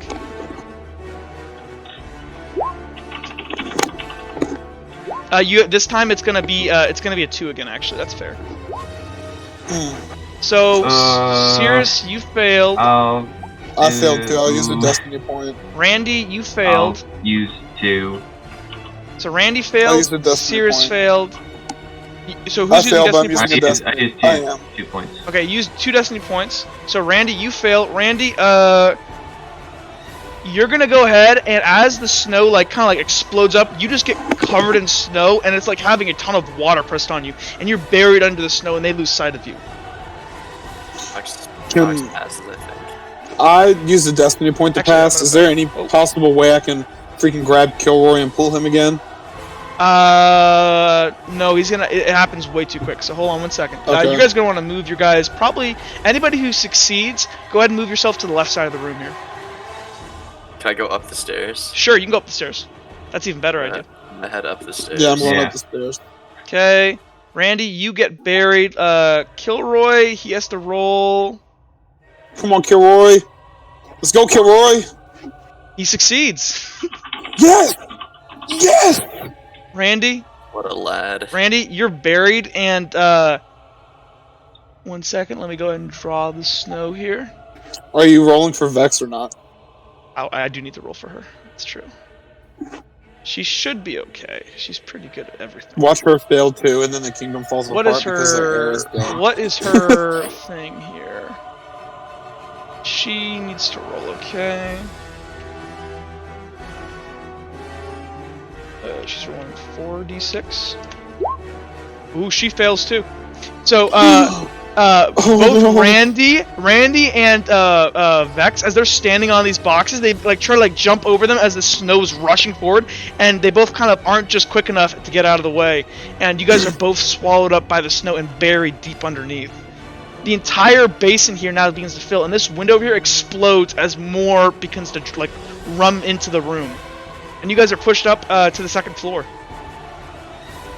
You go ahead and drag you guys all over there. Both you and Vex, you guys need to make me strength checks to see how long you can hold your breath. So I'll make Vex. Randy, I need you guys to beat me a 1. This is like every increment it gets harder and harder. Yep, you're fine. I'll be back in just 1 second. Okay. Can I use my athletics to try and grab her and drag her out? You're buried right now, so you could try You're to just use your holding your breath. you can try to use your athletics to like scramble out, but this is more. You would probably use something more like acrobat. You want to go with this force. You don't want to try to fight it because this is like the entire room is being like shoved forward with this like dramatic amount of force. I would let you go ahead and use an athletics if you want to like try to pull yourself out. You probably can't also pull her out.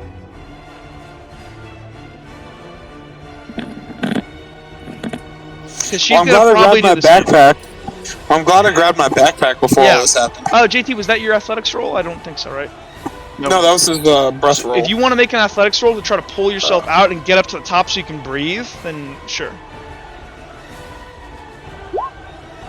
Yeah, I'm sorry, it was a 4, but you easily, because it is a difficult task. But you're just like a fucking bear, and this is like your God. thing, and you just like you see JT yeah. just explode, or you see Randy just explode out of the snow, and like Like a dolphin. on like all 4. Can I go full bear mode? Yeah, you can do whatever you want, man. It's up to you. Alright, I'm gonna go full bear mode and try and get her out. Or try and help her get out. Okay, if you're standing in the way, you're gonna have to make me another acrobatics check as you get more and more. Acrobatics? Yeah, because you burst out, but there's more coming in. This entire space is filling up.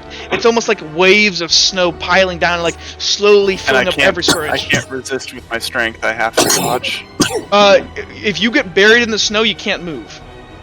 What do you want to do with your strength? If you can I'm trying rationalize to it, reach into the snow and grab her and pull her up. you don't know where she is. You can She was make just a right next to me. but you guys are being That's like shoved the over good by point. snow. Make me a perception check to see if you can smell her, because that's what dogs do. And bears. Yeah, you smell her, so you're able to pretty like she's not exactly right next to you. It seems the force of this has actually shoved her about like 10 feet over towards the boxes over here. But you are able to like sniff her out, and you can start moving over there and try to grab her out. Yeah. Okay. Make me a athletics check first to see if you can drag her out. I should have said that's a so actually no. Let me double check here real quick. I feel like that's more of a. I'm gonna have to use a destiny point, Randy. You might have to. Is this what I would consider a difficult task? Well, he's in full bear mode, and the dude's yoked. I know, so- but it's supposed to. It doesn't really matter. This would be a difficult task, because you have to very quickly dig through snow, grab her, and with all the friction, drag her out. That's going to be a difficult task. A level 4. All right, I'll use my last destiny point. So you're able to go ahead and drag her out. Both of you need to make me acrobatics checks again. So as she kind of bursts out, she goes, and she's like not breathing, as she's like hasn't had a breath for like maybe like 25 seconds, and she's in like her heart is like beating 1,000 rates per minute, and she kind of looks at you and nods as this another sudden wave of snow begins to push forward. You guys, she will make hers. So that is 4d6 for her. She succeeds hers. She's good. 1 success. Randy, as she kind of you yank her out, and actually using your momentum, you like in a like sacrificial move, you grab her and you toss her forward back, and she kind of is able to catch her feet and keep moving. But you again are encompassed by snow and piled underneath. You go. I'll be okay. I love Randy. Randy's awesome. Vex begins It's to like. actually Go ahead. strong as an ox. Randy. That's his name now.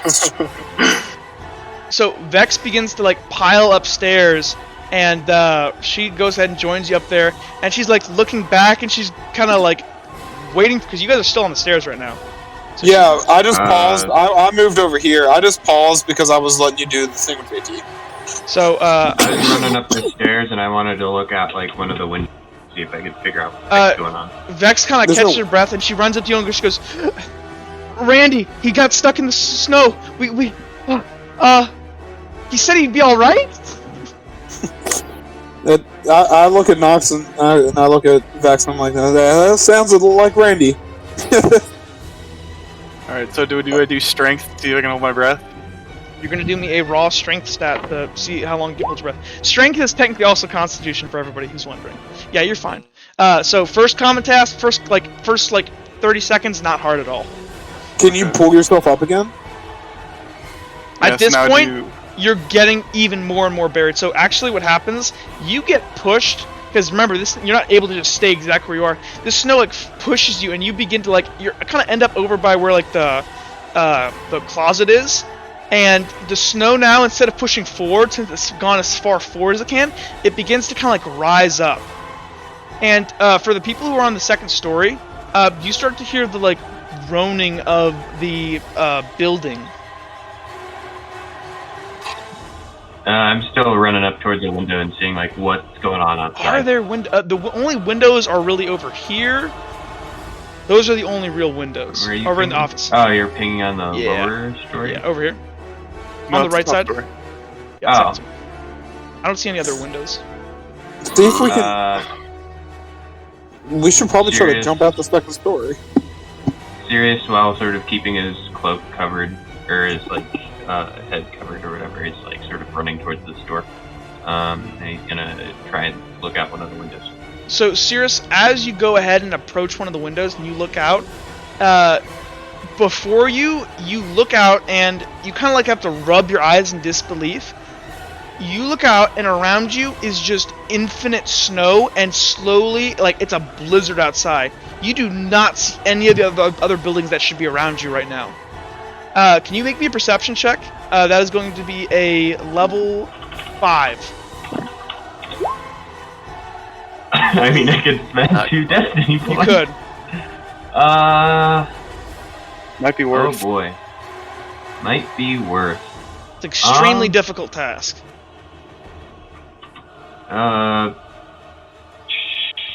Sure. We're Okay. doing it. You realize you're not awake. This isn't real. Oh. So Sirius kind of realizes something, and he just kind of wide-eyed kind of falls on the floor. Has anybody followed him into the room? I would actually have And, followed because I'm assuming he's looking for a way out. I'm gonna look somewhere. I'm assuming I'm looking for somewhere else. Kilroy kind of like runs over here to look at the Felix's hammock to look for him, and he like searches around, but he can't find Felix anywhere.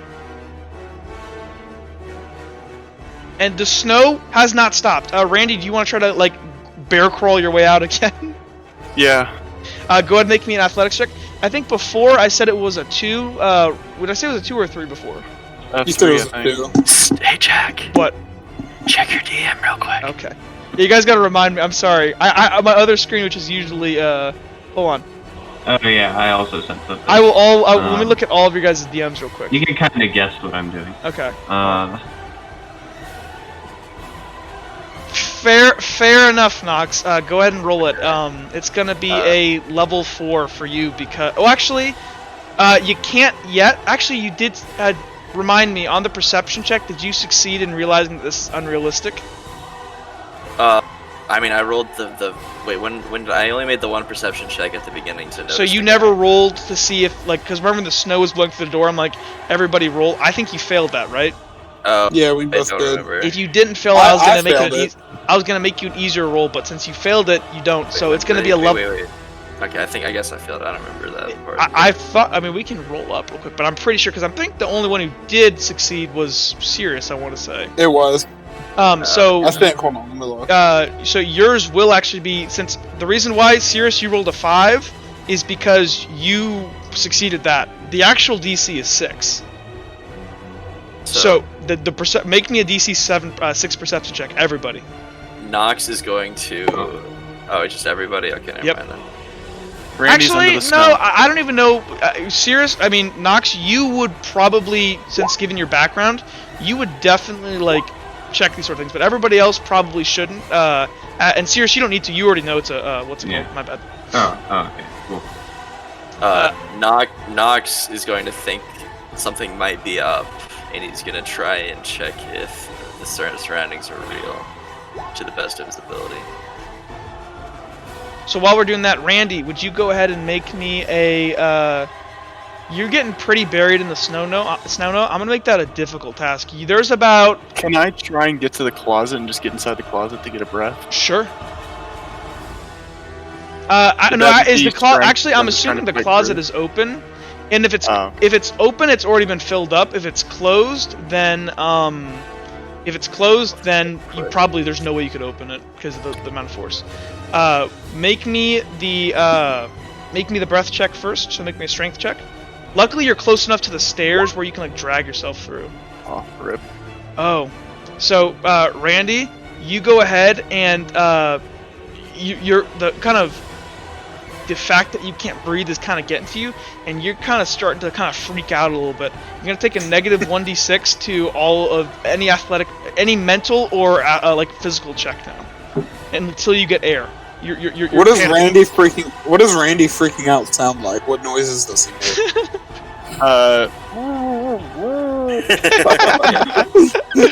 Randy, go ahead and make me. You have a difficult task. Unless you want to, maybe like if you can describe to me like a way that maybe you're pulling on something or like. Well, there's some boxes around, so I'm gonna try and kind of use the boxes to like climb up and push myself up through the snow to get to the top.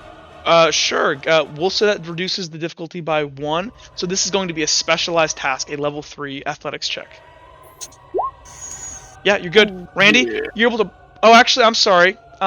You take a negative 1d6 to your roll, but you meet it, so you beat I it. only did 66. I already took the -1. Oh, perfect. Well, Yeah, then because you're- you guys 7. Well, then you're remember? absolutely Yeah. good. You go ahead and pop your head and go, and more snow is still filling up as this snow is behaving more like a liquid at this point, and it's not making sense. Go ahead and make me a level 6 perception check, Randy. Actually, is there any way you can I recognize this? physically cannot do that. Okay. Well, I have 0 perception and Randy- 0 destiny points. Randy's like, this makes sense. He kind of nods his Yeah. head. Yeah. I'm gonna look at Sirius and ask if he knows what's going on. Well, it looks like this is a dream. I don't know how to wake up from it or anything. Well, if you die in a dream, do you die in real life? I mean, I don't know. Okay, more Well- snow explodes. So Randy, if you want to use your moment here to leap over the stairs and climb up, you can. But if you don't, you're gonna have to make me another acrobatics check. Yep, I'm gonna try and get up there. We can go ahead and use your 4 on your athletics check last time. So you like find these boxes that are getting pushed up against the wall. You climb up and then you turn around and do like a parkour thing off of the side of like you like use this like beam as like almost like a monkey pole where you like wrap around it and like spin around, and you're able to slingshot yourself over here onto the stairs and actually get your feet on solid ground for a second before the snow begins to lick at your heels and push up further and further. And it's almost like, have you ever seen like the inside of like a washing machine when the bubbles begin to like splurge up? That's what's happening right now. Right now, the snow is almost at the second floor ground. It's getting like there, and it's beginning to like lip over and stuff. I'm gonna walk over. Like, sorry, go ahead. I was gonna just start looking through, like, quickly through each of these rooms, and if I don't see anything, I'm gonna, like, maybe see if I could open the window and maybe jump out. I don't know. Okay. Actually, it probably would be a good idea to jump out. You don't. So I'm just gonna look down and see how far down it is. You look down and the snow outside seems to be matching the snow inside. Okay, again, you guys hear the groaning of the building right now as it seems like some great weight is on the building. The building. I'm gonna look at. Sorry. The building begins to creak and groan as one of the supports above you guys begins to kind of snap. I'm gonna roll a 1d6 to determine where it falls. Which one falls? 3. That's gonna be bottom left. So over here where it's not gonna hurt anybody. The beam snaps and that part of the roof caves in as more snow begins to pile in. Randy is going to grab a barrel, pop it open, and carry it over to one of the small people who could fit inside, and just say, "You should probably get in."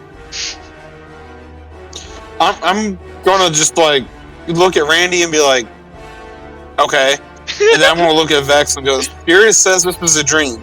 You know magic. If I die in a dream, do I die in real life?" Probably. Oh god, I don't want to die in a dream. Killer, I was like, look at Well, I was saying, why would I die if I die in a dream? Why everybody would I die go in ahead real and make life? me an acrobatics check again if you're on the second floor. Actually, Randy, if you want to do your thing if you want to slap that barrel on somebody, you can. Yeah, I'm gonna try. And who's this little cute blondie? You don't know who that is? No, I don't know. That's Nox. All right, I'm gonna pick up Nox if he doesn't resist and try and like stick him in the barrel and tell him to breathe slow. Okay. You said athletics? No, he's doing it to Nox. I'm gonna sit there. I'm not gonna contest it just because I'm so stunned that Randy had a good idea. We can suffocate faster. Randy's gonna set it on top, and then he's gonna look in at Nox, and he's just gonna say, "When the snow gets real high, I'll make it closed, so then you can have some air." And then he's just gonna look at the rest of you guys and say, "All right, who else wants to be in a barrel? I won't fit." Killer's like, that's a bad idea, Randall. Okay, everyone make me acrobatics checks again. I did. I failed. I got 1. In the span of this, is this rug on the floor? Is it something that I can like sort of pick up and Yeah, use, sure, like, absolutely. to keep me warm? So I'll do that, and I'll start making my way to jump out of the window. Okay. Seriously, you don't need to make me an acrobatics check because, you like those windows are still up and they haven't broken yet. Yeah. So let me make Kilroy's real quick. Oh no, Kilroy's 3. Hold on. Oh, he succeeds. So Kilroy's fine. He's able to kind of dash back. Anybody who's in like the first like 10 feet of the snow thing, you're gonna get caught if you don't back up. So Randy, did you? I'm carrying my Nox barrel. Yeah, Okay. I got it too. So I'm carrying my Nox. So Nox, you move with Randall. Yes. And Kilroy's gonna point at everyone like, get in the room! Vex needs to make hers, hold on. Maybe she failed. I was already in the room, so I didn't. He I was already in succeeded. this room. So I heard didn't that do somebody went over a waterfall in a barrel, so I think snow won't be any problem. You go. Okay, Randy. Let's get in the room. Okay, Randy. I love it, Randy just holding a barrel with Nox inside of it. It's Cogent's version of Boot Koozie. Yeah. It's the Nox koozie. Randy's gonna set the Nox barrel down and go hold the door shut. The door is the door is the hinge at least, it opens towards the snow, so you holding. I mean, like it's up against the frame right now, but you can stand there if you'd like. I mean, you maybe wouldn't know that. Yeah, probably not. So I'm just gonna put my back to the door just to be safe. You guys hear this? Not gonna realize what he's doing, and he's gonna get out of the barrel. You guys hear the groaning on the door as the entire building around you begins to kind of make this like creaking, groaning noise. Let me go ahead and roll 1d6 to see which part of the roof collapses. If it's 4, you guys are fucked. I mean, I'm making my way out. Actually, that part already collapsed. Oh, 5, you're lucky. So, right out here, like, down here... here, I'll actually draw the destruction here. I was about to say, Yes, more white circles. More white circles. Over here, the building where it's green, the building collapsed. So here is now collapsed, and over here is all collapsed. Sorry Sears, about your what are you shop, waiting Leroy. for? Break the window. I don't think it's real, Randy. Upon Seems pretty hearing real this, to me. This is the first time I hear this. Someone else that confirms my suspicion. Okay, real quick, before Sears we go any said it was further, a I gotta dream. look at all the DMs. Hold on. Okay. My DMs aren't really or don't have any consequences. I'm sorry, guys. I got caught up in the moment. Sears, if this is a dream, just break the window and we'll jump out. Yep. Sirius is gonna... Well, he's gonna open the window, probably. Normally. Well, I guess he can break it. Break it, it's more badass. Yeah, he'll break it. And then he'll probably start climbing to the roof again. Okay. There's snow on the roof. Yeah. Yeah. So you guys go ahead. Who's breaking the window? Well, not Actually, hold on. If there's snow on the roof, then that means that it's probably like sliding off. So wouldn't the windows... No, the roof. Actually, would the windows be covered? Wait a bit. Well, 'Cause No, the- probably the- not. as the might be, snow like, outside matches going off the side of same, the as the snow outside rises, it's gonna be harder and harder for it to slip off the top. That's why at first it didn't just like instantly collapse. Because like, think Okay. about how much volume of snow this is. Yeah. Nox, upon hearing someone else with the idea that it might be a dream, is gonna pull out his knife and try and cut himself to jolt himself up. Okay, you go ahead and stab yourself. Where are you stabbing yourself? No, so I'm just gonna cut like the backside of my arm, like the top of my arm. You go ahead and cut it, and it fucking hurts. Ow. What are you doing? I thought this might be a dream. I'm trying to It look is a myself dream. Wait, up. and Killer looks out the window and goes, "This is totally a dream." Then, How do we wake if up? we I don't If we- know. This usually if we- works. if we die in a dream, we should theoretically wake up in real life, right? Killer This is looks not around at the everybody, and Killer looks to Vex, and Vex is like, "How do I know?" He goes, "You're like, Madge, you went to school," and she's like, "Look, all I know is that. Do you ever meet Professor Graham? This is like what he can do. Yeah, we saw him in the courtroom, remember? But I don't know if we die here, if we actually die." Helena appears right in front of Kilroy. I don't think if you die in a dream, you die in real life. 'Cause I killed like a bunch of people in my dream, and they didn't die. Killer- Well, eventually they did, but Wait. Helena disappears. That's such a good drop, thank you. Wait. She said they What? eventually. What? Killer like turns. Oh great, Helena! Commander How do we Royce! wake up? Yeah. Let me roll another d6 to see which part collapses next. Oop. Oh. Oh! It's a So very stable house. Time to you get guys are back so to the lucky. barrel. This part over here collapses. Hey, Randy, did you grab the lid when you brought the barrel? Yeah. Okay. We might have to go back to this plan. At this point, the windows outside are beginning to get covered with snow, and they're beginning to creak, especially like the ones I'm against the jumping wall. out. Okay, go ahead and See you later. make me an athletics check. Everyone meant to jump out the out. window. Actually, you can just, if you just want to break the window and like hurl yourself out, I don't. That's gonna be like a common task. Yeah. Everyone, go for the window. I'm literally Are we spinning going that. to address the teleporting Helena?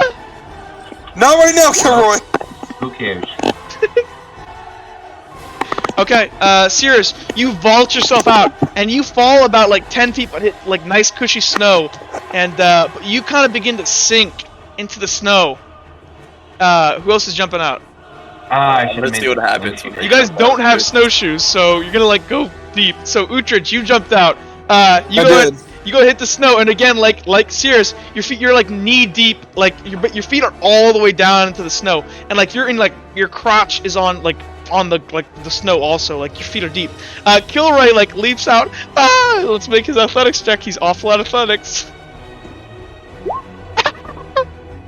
No! Kilroy jumps out, and on the way out, he's gonna go and cut himself on the broken glass of the window, and he's gonna hit the snow like a belly flop at 10 feet, and he's gonna like the soft stud. Kilroy's gonna take a minor injury. I'm gonna try to be over towards Kilroy, like, kinda like not wade, but like pull him or grab myself towards Kilroy. Vex is gonna look at Randy, and she's gonna hear the groaning up above on the ceiling, and she's like, "Fuck this!" And she's gonna turn around and she's gonna jump out of this window. Nox is gonna go to the window and say, "Are y'all awake yet?" Yeah, we're up! Oh, Vex barely got a 1. She goes ahead and jumps out, and she just kind of lands and kind of like slight tumble roll before she kind of like her feet kind of sink into the snow. It's only Nox. Jump! Randy's gonna follow her out. Randy, make me an athletics check.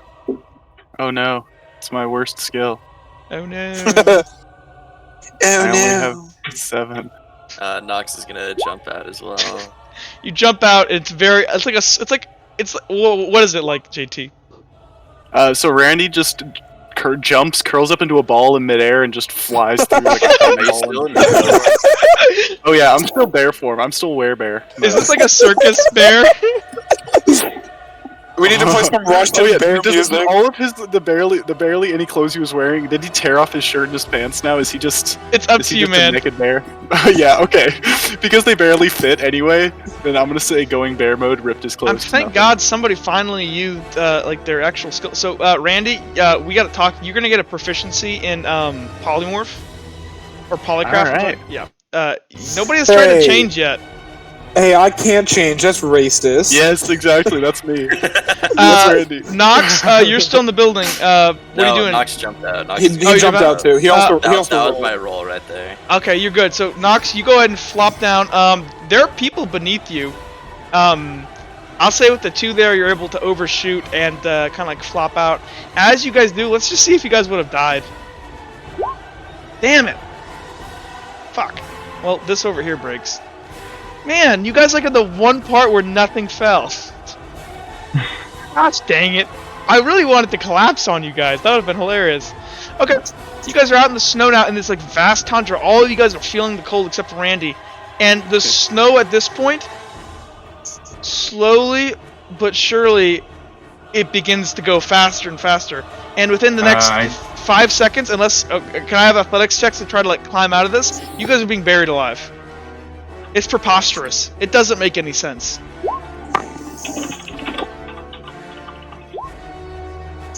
Wait, what the fuck? I look towards the castle. What does it look like? There's no castle. It's infinite snowfields. Oh, so there's like, it's just this building? Like there's no... This is Mother Well, Russia. the building is slowly becoming, inch by inch, it is slowly becoming more and more just infinite snowfield. Well, yeah, I mean like the other buildings. Like there's no evidence. There's like, no other buildings. It's just this. Okay. Okay. Yeah, I want to see if you guys can breathe.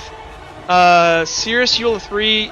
So at this point, this is going to be a level 3. This is going to be a specialized. So, no, Nox, you're good. You got a 3, right? I got a 2. Oh, you got a 2. Yeah, Nox, you'd fail. Nox gets buried, and he just isn't as strong as the rest of you guys, and just isn't able to keep pushing himself up in the snow, and he kind of... and you're buried. Man. You're buried. Cirrus, you're good. What are we making? You're making me an athletics check versus a 3. Oh God, does anyone have a torch? I had a lantern, but it's in the crypt now. Ooh, Kilroy's gonna auto-fail this. Oh no. And so he's right beside you, Uhtred, and he's like just... and he's like kind of like he's been like going way harder than his body can physically do, and he just kind of passes out and just like it's like this like snow blunt. Like, oh, what are you trying to do? Can I roll a strength check to see if I Sure, can pull but him if you do it, you're gonna have a level 5 to keep yourself above water. Well, I can't do that. So, So I'm just gonna frantically try to go after him and RP and like as he's sucked under.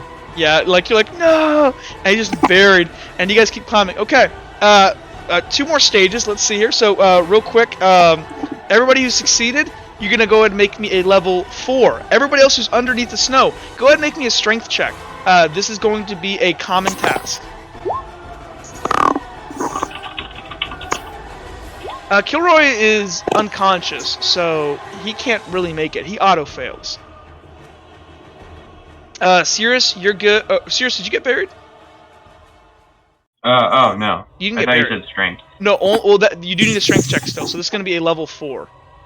So, Is this strength? Cirrus, you kind of begin to get buried as well. Can I roll?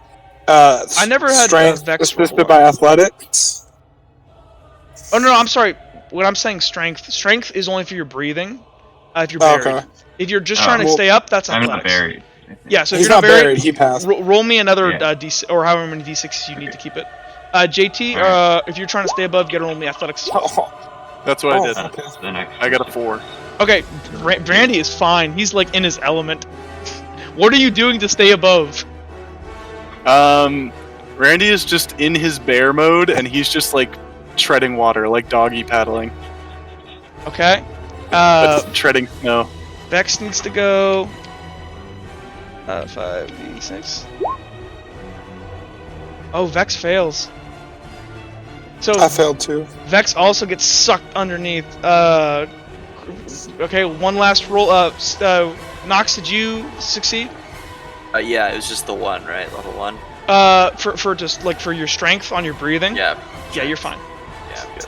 Oh, is this still the strength one? Is this not our If you're athletic, the second buried, you athletic? make me a strength check. If you're not, you make me an athletics check.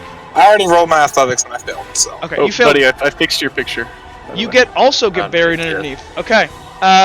Cirrus, did you succeed or fail on your athletics? Probably failed since I got a 2. Yeah, you failed, so you get buried as well. Okay, one last thing. Let's see if anybody can't breathe. Again. Actually, no. At this point, I've tried to kill you guys, and I can't. I was trying to hurt you guys because that's the purpose of this spell. So it doesn't work. So as you guys are there, all of a sudden you feel you're in free fall. The snow underneath you lets go, and you begin slipping down, and you can only see white beneath you as you guys begin tangled up in the white. As you guys fall, the snow begins to dissipate into this black void beneath you guys. And as you guys fall, can everybody go ahead and I need everybody to make me a raw intelligence check. Do you want me to as well? You will as well, yes. Intelligence, you said? Raw intelligence check. You will need to beat a 2. I got it. Well, I failed. So let's see who failed. I did. Luther failed. Just- Cirrus, you're good. JT, you I'm failed. deciding whether I want to use my last destiny point for it. Nox, you succeed. Good. So, I'm going to use my last destiny point for it. as you guys go ahead and you fall, you realize something. This free fall sensation you're having right now, this is coming from your bodies in the real world. I'm rolling. I use my last destiny point to Like this is recognize a it. reflection of what's going outside. And actually, those of you that can assume this, you guys realize that this stimulus of the snow, you guys are outside in the real world right now, and it's pouring snow in the blizzard, and you guys just fell somewhere. We fell. Yes. Apparently. I think our bodies are actually outside in the snow in the real world. I'm just going to say that out loud. Okay. Well, you can't. You're falling and screaming your ass off because you guys are in free fall. Okay. As you guys plummet into the darkness, you guys just snap up awake for a second, and you're in this stone room. I'll stop the music. So I'm assuming I don't actually have my backpack with me. Did you put it on? I grabbed it when the whole thing started. Yeah, you have it. Anything you grabbed sweet. before you went to sleep, unless you took anything off, you have in the dream. Okay. Okay, sweet. Let me grab some music.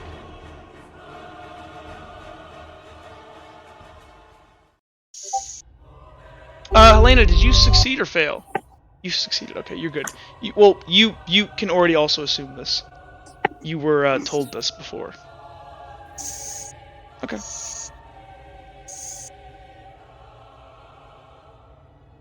What is that? What? The meme with the bear? Oh yeah. It's Randy. It's Randy. That's the I Russian even event. gave him Did you his hatchet. Photoshop that, or is he already? I holding did. it No, now? I photoshopped that. No, that's I that love it. Russian Avengers. Yeah, movie. That's the Right, Russian that's yours, superhero yeah. bear. I photoshopped the hatchet into his hand. Okay, everyone drag yourselves out. And by the way, Elena, you can do that whenever you want. Got it. I was told to drag myself out, so I did. Yes. Oh, no, too many. I'm just... How do I Actually, in the delete dream world, sure, that'd be kind of it? funny. We're in a dream world still. There's two, Oh, I'm sleep drag myself out. How do I delete one of these? I can do it. Jake, is this part of your subconscious?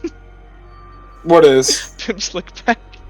No, I brought him back out there. Who we're missing? We're missing, we have Uhtred, we're missing, Vex, we're missing Kilroy. Okay.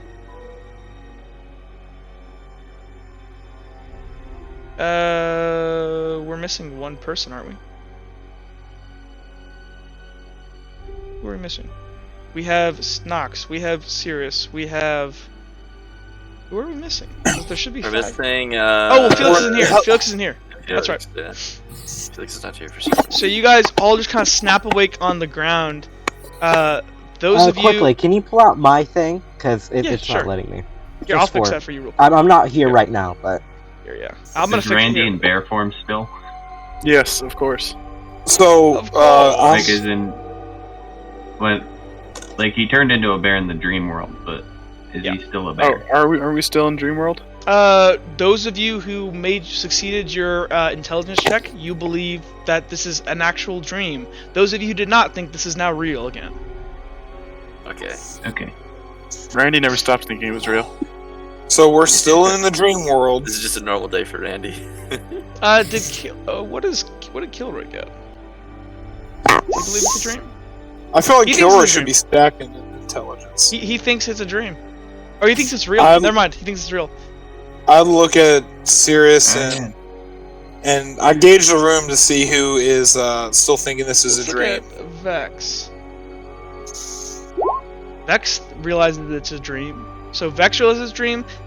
So the people who think it's a dream or it's real are Kilroy, Randall, and Uhtred. No, I burned my destiny point. Oh, you burned pass. Destiny. Yes. So yeah, you guys all are aware that this is in fact a dream.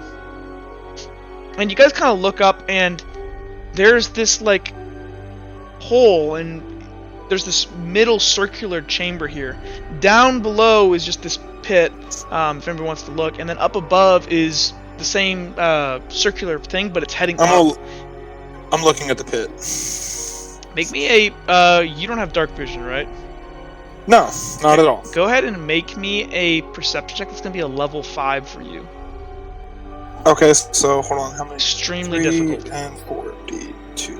I'm not going to pass, but I'm still going to do it. You fail. Well, I would have failed anyway. I only get 4 dice. So you look down and you can just see it's just this empty, endless pit. You think it's pretty dark. I want to Where see the what's hell- like on the walls, like these sorts of things. Yeah. So now that you look around, you see that there are all these doors. There's all these doors along the walls. So the closest looked one to you, in. Cirrus, you don't recognize this door.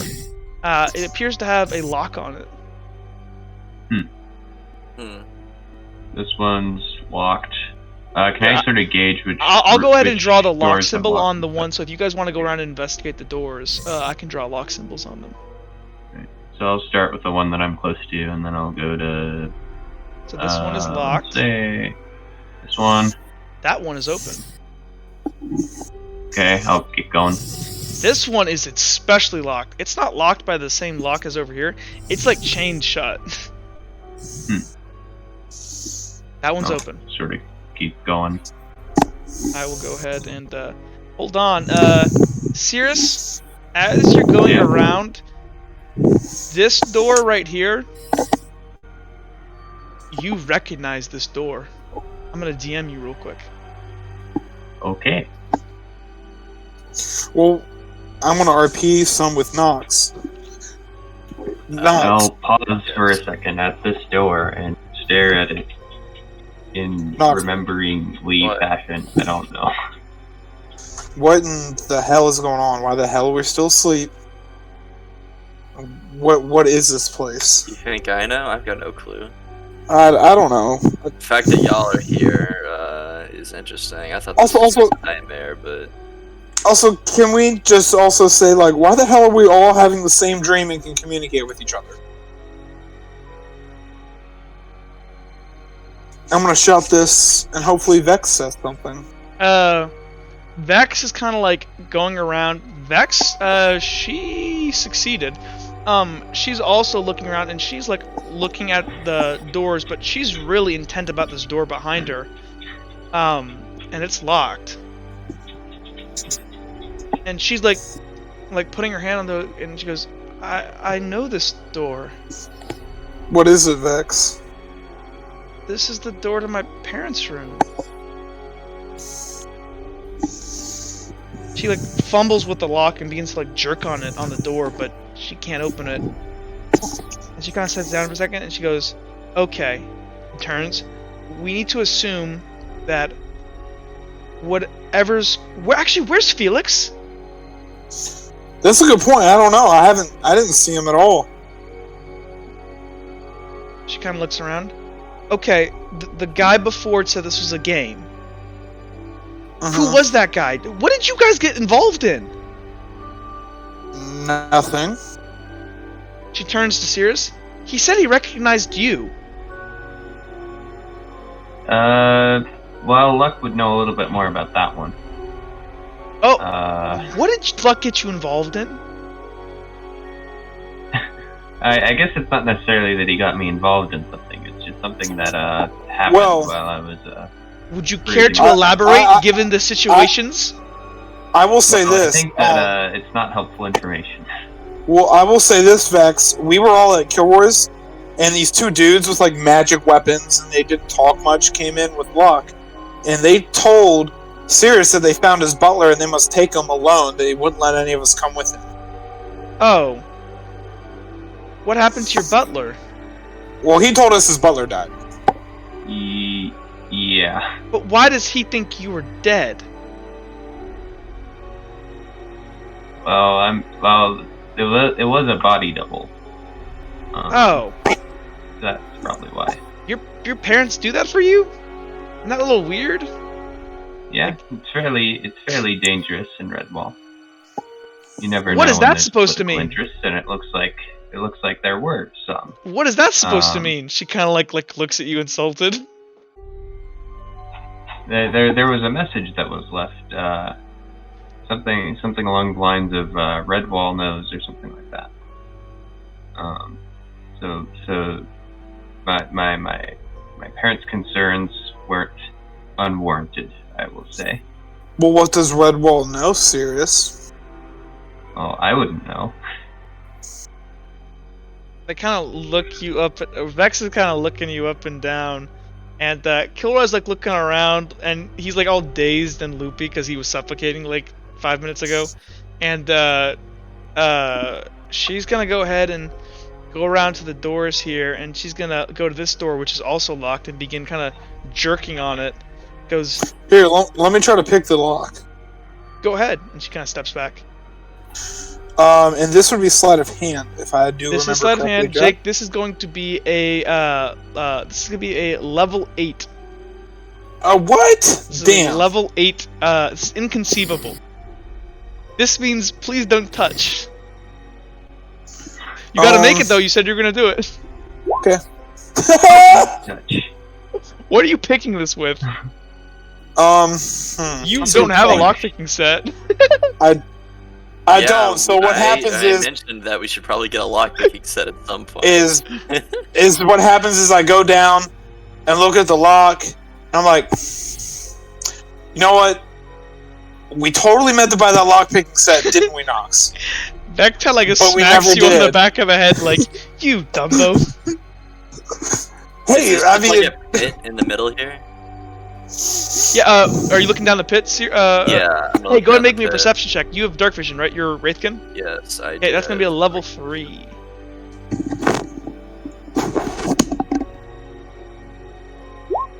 Ah, damn it. You don't quite pick anything. It just looks like you can't see the ground down there because you have dark vision. There appears to be the ground, but you don't see anything in particular of interest. Okay. Kilroy is gonna kind of look around at all these doors, and he's gonna kind of start making his way over to like here. He's gonna try. Actually, I guess he's gonna try this closest one. Hey, Randy. Yeah. You recognize this door? I'll DM you what it is. can I roll perception and see if I recognize any door? Sure. 1 second here. There you go.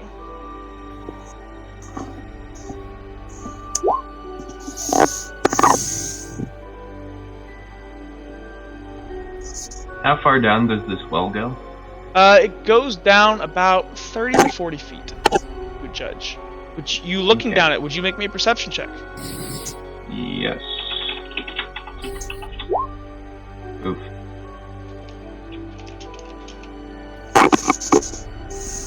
Hold on. I'm sorry. I'm making sure I'm in there.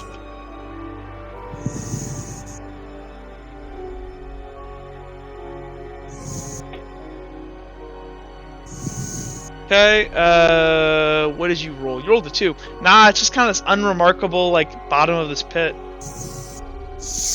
Nothing of interest. Randy is gonna knock on the door and just say, Earl? You don't hear Did I ever recognize the door? Actually, Jake, you recognize this door, top left. Okay, I'm gonna walk over I'll to DM it. you what it is, hold on. Okay. I'm gonna. Crap, that was the one that was left on lock. Fuck. After seeing everyone reacting to the doors, I'm gonna announce to the party. Okay, I think there's something. I think each of these doors might have something to do with us, because it looks like Vex and Randy both recognize doors. Do any of these other doors mean anything to y'all? Yes. I'm standing in front of it. Do I recognize any of the doors? Yes, hold on 1 second, I'm DMing people. Alright. How are you doing? Give me a sheet.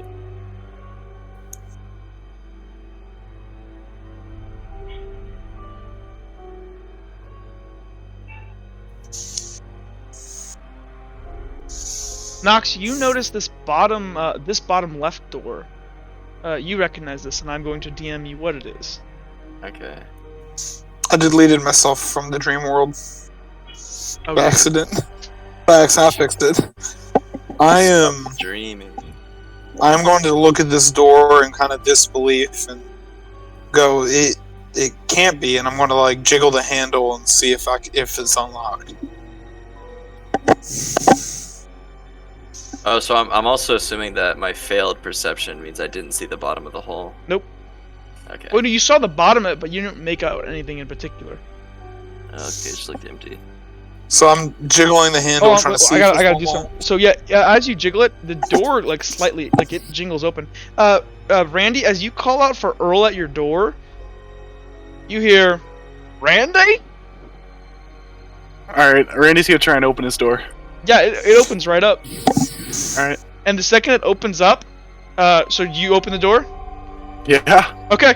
Randy would. Awesome.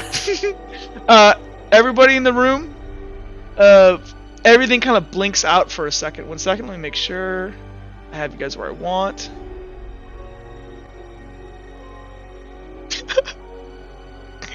I'm so excited for this. I wanted to open my door. I know. Don't worry, I built everybody a door. I had to lock some of them because some people weren't here, and some people you have to do other things first. Let me go ahead and drag you guys over to the correct door.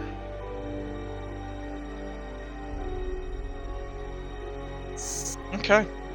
Would everybody drag their tokens out at the bottom left? Let me go ahead and change the music because this isn't the right tone. Oh my god, did you actually find a picture of Earl? From My Name is Earl? I love you. Wait, what is this from? It's from the character I based Randy off has a brother named Earl, and that is a picture right there of the character Earl. God, that's great. 1 second, boys. I gotta do something real quick. Let me get better music. Is there any Earl like specific music that you would like to play, JT? This is yours. This is your dream. Put on some country Louisiana. Country roads. No, it'd be more like banjo music. Yeah. Do you want like dueling banjos? Let me see if there's... The devil went down to Georgia. Yeah, the devil went down to Georgia on repeat. Something with less words. Yeah, okay. Devil went down to Georgia. Dueling banjos. Instrumental. Yeah, let's Dueling do banjos? it. Okay, I'll do dueling banjos. The I devil can't went down believe the you door. actually got an Earl. I pay That's attention. awesome. I appreciate that. Here, 1 second, boys.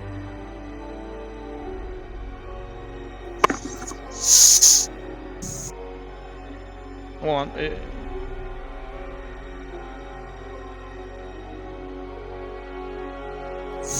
Hold on, boys. I'm DMing people at the moment. Okay, back to Cogent Corner, back to the bot commands, get rid of the creepy music so we can have just good old-fashioned fun.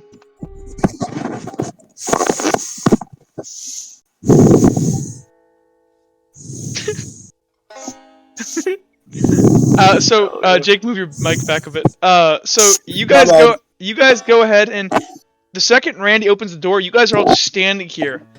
And it's a nice forest, and it's a beautiful day outside. And right in front of you, I'll switch you guys around. Randy, you're looking at Earl dead in the face, and he's kind of looking at you with his mustache and go, "Randy, where have you been?"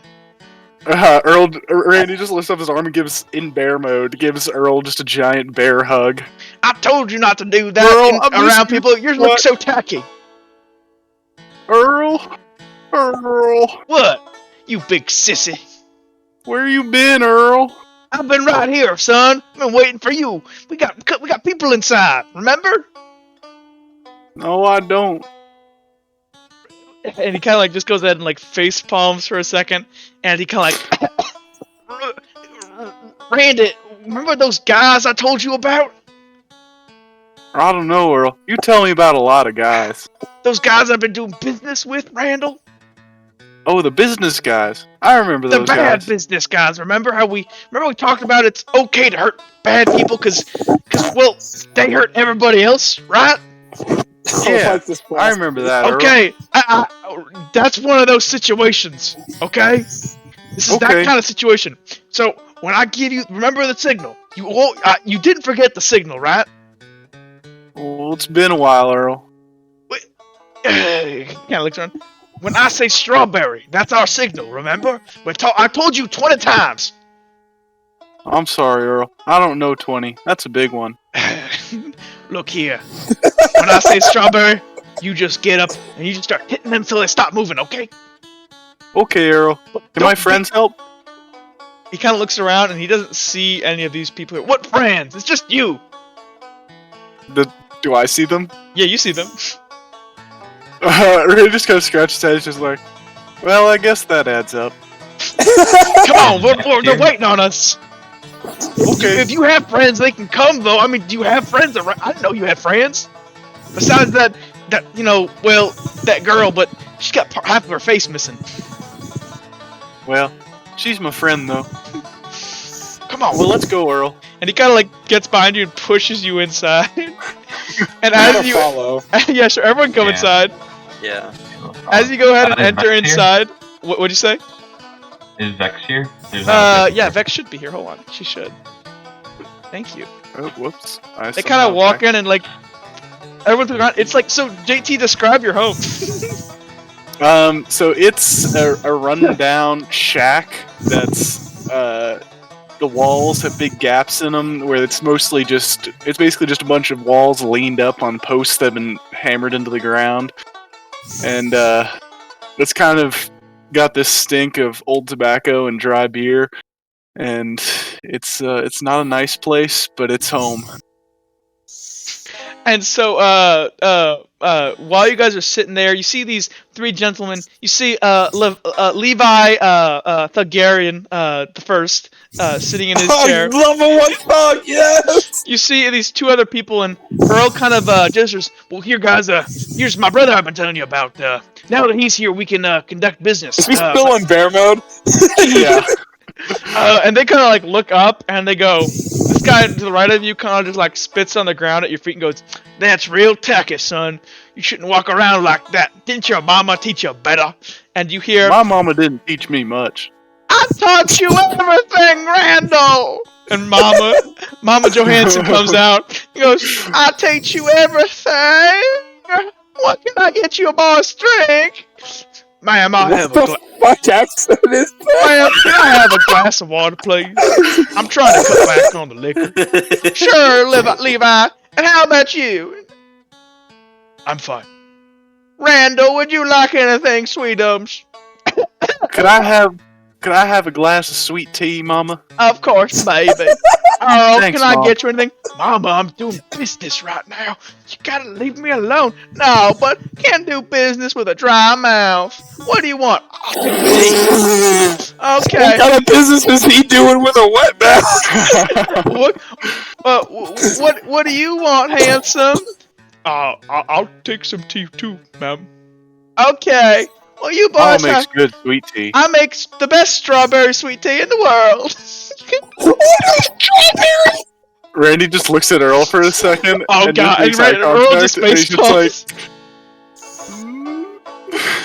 You can start swinging. That's what I was going for. But you don't have to. Randy trusts Earl, and if Earl, he's gonna wait for Earl to say it. He just looks around at the guys and he just kind of like face palms, looks at his mom and goes, strawberry. And the Levi goes, what'd you say? Strawberry. Randy's gonna start to smack the guy next to him on top of the head. The second that happens, so who are you punching first? I'm gonna This try is and a great part of the banjo music too. Yeah. I know, it's perfect. I'm just gonna try and whack him as hard as I can on the top of the head. Which one? Baldy. Baldy? Okay, you kind of like, just like, boing, and you like, just like, it's like a cartoon, like, where like, you just like, boing, and Fred goes, and he like drapes into his chair. His buddies stand up and go, what's the meaning of, who are all those kids? And, the second that he notices all of you, a bunch of these guys spawn. Bar fight, guys. I'm gonna pull my daggers out and I'm gonna straight up dagger You're the killing one people, closest okay. to Randy. Well, Oh boy. Are these stairs here? yes. Actually, I'm gonna They stay. don't I'm lead gonna stay anywhere, right though. here and wait and see what happens. They don't lead anywhere. Yeah, there used to be an addict, but it fell in. So all of these people are just like copies of each other? Yeah, it's almost like a dream. It's weird. Wow. Yeah, That's not normal. they kind of look at you all. Let the music start back up. Oh no, hold on. I want like the most intense banjo music. This is fine. Look up fast, intense banjo Yeah, music. let's look up really fast. Fiddle music. Yeah, look up. Fiddle. Should I just do That's double it down in fiddle. Georgia? No, that's got too much Instrumental. lyrics. Yeah, no lyrics. Just You can do fast, instrumental. fast fiddling. Or something. Yeah, that's actually a good point. Hold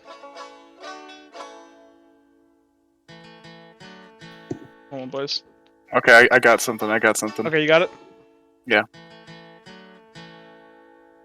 This sounds like the meme you spent, JT, of the Russians invading Kentucky. Perfect. Oh, Oh, I yeah. like it. Yes. Okay, everybody. Let's go ahead and do turn order here. This is a legit fight. Everybody's participating. Does anybody have a positive reflex besides Vex? No. No, Nope. I do not. Hold on. Everybody click on, so I'll add you guys all to the turn order here. All of the bad guys that are clones of themselves are going to go at the same time. So I need everybody here. Everyone who has a 0 in reflex, go ahead and roll me a d20. Goddamn, Jake. Uhtred was made for fighting. Randy ain't no slouch either, but neither is Sirius. Mama is not going to participate. Helena, I see your token. Are you participating? I am. Okay. So, okay, let me see here. Vex, I'm going to give her the highest rate because she just goes first by default. Next, we have Nox, who rolled a 9. Next, we have Cirrus, who rolled an 18. Well, why does she get to go first by default? I rolled a 20. She has a point in reflex. You do not. Lame. 18. Randy, you got also an 18. Nice. Randy, I did not put you on the card. My bad. Let me go and add. Is there no way to? Oh, you set it to loop. Okay. Yeah. That's going to be an 18 for Randall. That is going to be a 2 for Helena. Are you going to attack Mama? You'll see. If you are, I need to roll initiative for her. That's my fault. I'm not. Okay. Oh, that would've been crazy. That would've been fucking hilarious. No, Mama ain't no slacker. She can handle herself. Let me roll one for Leviathan Thug. Mama's got like 3 strength. Leviathan got a Levi got a 3. Let's see what Earl has. Earl's got a. Actually, Earl's just gonna sit back because he always lets Randy take care of this. And then as for Beard Boy went ahead and got a 19. Beard Boy did well for himself. Okay, Uhtred, what did you get? 20. 20, nice. And then Kilroy, what does Kilroy got? Kilroy got 10. Sweet. I feel like Kilroy's gonna have a fucking heart attack. Probably. He kind of does. He might not even participate really. He's not really the bar like fighting mentality. Okay, so perfect. So Helena, you declare first. What are you doing? Helena is going to walk out here with a glass of sweet tea in her hand, and she's going to shout to Randall, "Randall, your sweet tea's ready!" And she has a bun up in her hair. She's wearing very raggedy clothes. She doesn't look like the Helena that you guys saw. Buddy, what are you doing? Nox is going to draw his dagger first off. And make a stab at the guy to the right of Nox. Okay, awesome. Sounds good. The Levi Thug and his clone. His clone is going to this guy over here. He's gonna slap the sweet tea out of Helena's hand and size her up. This one right here, he's gonna go ahead and try to dive across the table at Randall. Kilroy is just kind of like well, if he sees Nox pull a dagger, and he thinks he wasn't told this wasn't a dream, so he's just gonna go up to like everyone and go, "Just stop, we can work this out." Sirius, what are you doing?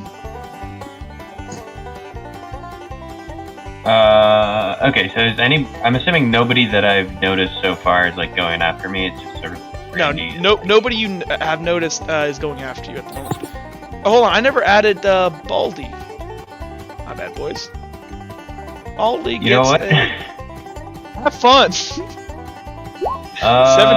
Ooh, nice. Actually, he would go before you, Cirrus, so you can know what he does. This guy right here is going to go ahead and charge at you, Cirrus, try to punch you in the face. This guy over here, he's going to go wrestle with Earl. And this guy right here, he is also going to attack Randall and try to punch him. Okay. And he's do gonna any of actually. these guys have weapons? This guy's gonna charge, and this guy's gonna charge at Randall. They're both like charging. Do they have any weapons? They have not drawn any weapons yet. No. Okay. Well, I'm assuming they don't have swords. Well, yeah. You look on them. They have knives on their belts. Okay. Well, swords have more reach, so Sirius is gonna pull his sword. Okay. And he's gonna. Is the guy that's running at him charging? Yeah, he's charging at you. So I'll brace. Okay. Awesome. I'll basically kind of like. Wait, I got an 18. Be ready to like. I know. Power slash on him as he runs into my blade. Basically. Because you guys aren't on opposite sides, I don't have to tie break it because you guys will never you guys are always on the same side. Randall, what are you doing? You got two guys rushing at you. I'm going to, or Randall is going to charge the guy who just knocked the sweet tea that was meant for him out of Helena's hand. Okay, That was my sweet tea. Okay. This guy who's closest to you, Randall, these two guys here, this one here, he's gonna also go try to wrestle with Earl, beat him up. This one in front of Uhtred, he's gonna try to go ahead and punch Nox in the face. Vex is just kind of standing there in disbelief at this total lack of culture. And Do I get to do anything? It's your turn, yeah. I'm gonna pull both my daggers out. I'm going to try to hit this one over the head with like the handle of mine, trying to like knock him out. Okay, sounds good. Okay, we go to Helena. Helena, you walk out and what do you say? Randall, your sweet tea's ready. Oh, actually, I'm sorry. We do it the opposite direction. My bad. So it'd be ascending now. Hold on. There we go. So now these are. So Uhtred, you get to do your thing first. Okay, so I roll my base 3 plus my 2 in proficiency for dagger because of dual wielding. So it should be 3 plus. It's 5d2. Yeah. This guy is rolling a 2d6. Oh, that was horrible. Because he's unarmed.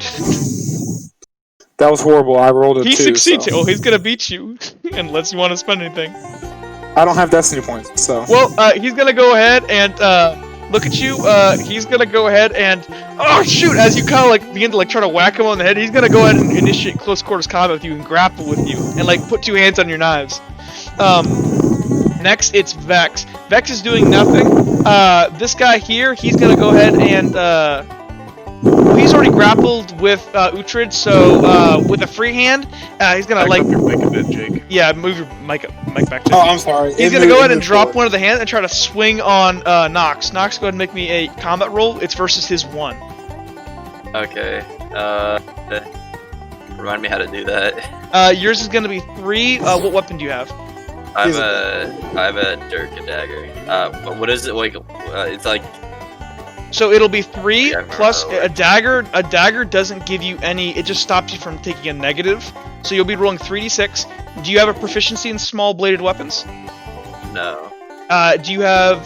So if you don't have that, then you're just rolling a flat 3d6. Yeah, you beat him. You can do a level 1 injury, or you can either initiate close quarters or do a level 1 injury to him. What is initiating close quarters do? Here, let me show you. like grappling him. Combat okay, modifiers. No, not that. I won't. Man, I should have assisted with my athletics. You should have. that I Assisting could kind do of that. breaks the game. So you can do a minor injury, stagger him, or enter into close quarters combat. You should stagger him. Staggering comes in really useful. It is. Sure, yeah, I'll stagger him. How do you stagger him? What do you do? He's trying to swing at you right now. He's trying to Triple. swing at me. I'll duck below, and as I'm ducking, I'll take a stab at his toe, his leading foot. Ah! And he kind of like begins to like hop, and he's like balancing on one leg. Okay. Next, it would be so this one that's right behind you, Randy. Since you did not brace or anything, he didn't. This one didn't charge. He's gonna go ahead and just try to punch you in the face. Roll me a combat roll. Can I use my athletics to? Absolutely, to assist. Oh yeah, I mean in a fist fight it would seem logical. You can use an assist on like any core skill if you want to assist, as long as it seems logical in a fight. You can do that. He's only rolling 2d6 or 2d2, I should say. He gets a 1 victory point. So this is just a normal combat roll unarmed, so -1, so just 2 dice for me. Yes, and but, then I'll do the athletics. Yes. You are a bear. You still in bear mode? Yeah. We can say that your claws count as small bladed weapons, so you can be you don't take the negative. You're just 3d6. Okay. 2 successes. So you beat this guy. And then- You're gonna beat him by 1 victory point, and you can do it. I'm gonna assist with my athletics. Awesome. So that'll be versus a 3. So you get 3 plus over that. See why it's so good to have assist? This is why it's good. Because if you're just like an athletic person, you just fight better. At least in close quarters combat. So you actually gain a level 4 injury on him. So you can fatal injury, dismember, or any lower outcome. Well, given that Earl is here and Earl said that these are bad people, Randy's just gonna throat punch him. Yeah, so you go ahead and, yeah, fuck it, I don't care. I'm not gonna, like, it's flavor, baby. Yeah, so, you throw punch him, and he goes, and he can't breathe, and he's like, you see, like, his face begin to kind of go, like sour and stuff. He falls to, like, one knee grasping at his throat right now. Okay. Sorry. Sorry. It is now, your turn. Following You're order. rolling 3d6, right? 3d6? Yeah. Okay, half of that is 1. You can't move right. You're trying to move over here. So Yeah, I was trying to go get my sweet tea. Get revenge for my sweet tea. true, but this guy attacked you first, which held you up. So you don't have any. The more dice you roll, the more people you can fight at once. So for every 2 dice you can roll, you can fight another person in that round of combat. So these 2 guys here, you can't move because these 2. Well, you can move while you're moving. These guys are going to take their swings on you. Okay. But it's not their turn yet. So as you're moving, we're going to take care of that. Sirius, you were stabbing this guy with a sword, right? Well, no, hold on. Before you move, I gotta say. So this guy's charging forward here. You braced, right? Yep. Okay, his is 2d6. 2d1. You guys lose this, I swear. Oh. This was. I mean, like... I'm bracing, so you like pretty much instantly. Yeah, just yeah. So he. So roll your thing for me. What's your sword? Are you bringing your dagger out to get dual wielding? Yeah, probably. So it'll be 3 plus your sword, which I believe gives you a plus. Is it a +1 or a +2? +1 plus your dagger. That's gonna give you a. Is it a +1 or +2? I think it might be a +2. Hold on. Combat modifiers plus 2d6 to all combat rolls. Small secondary. On the dual wield, yeah. Combat. So that's +3, and then add. You have. What's your proficiency in the sword? I have just 1. So Medium you're sword rolling quality. 7d6. It almost seems like getting weapons and training with them matters a lot. 1, 2, 3, 4, 5. You gotta get a Plus 7 2. victory point. What are you doing to this poor bastard? You don't really train with a knife, though.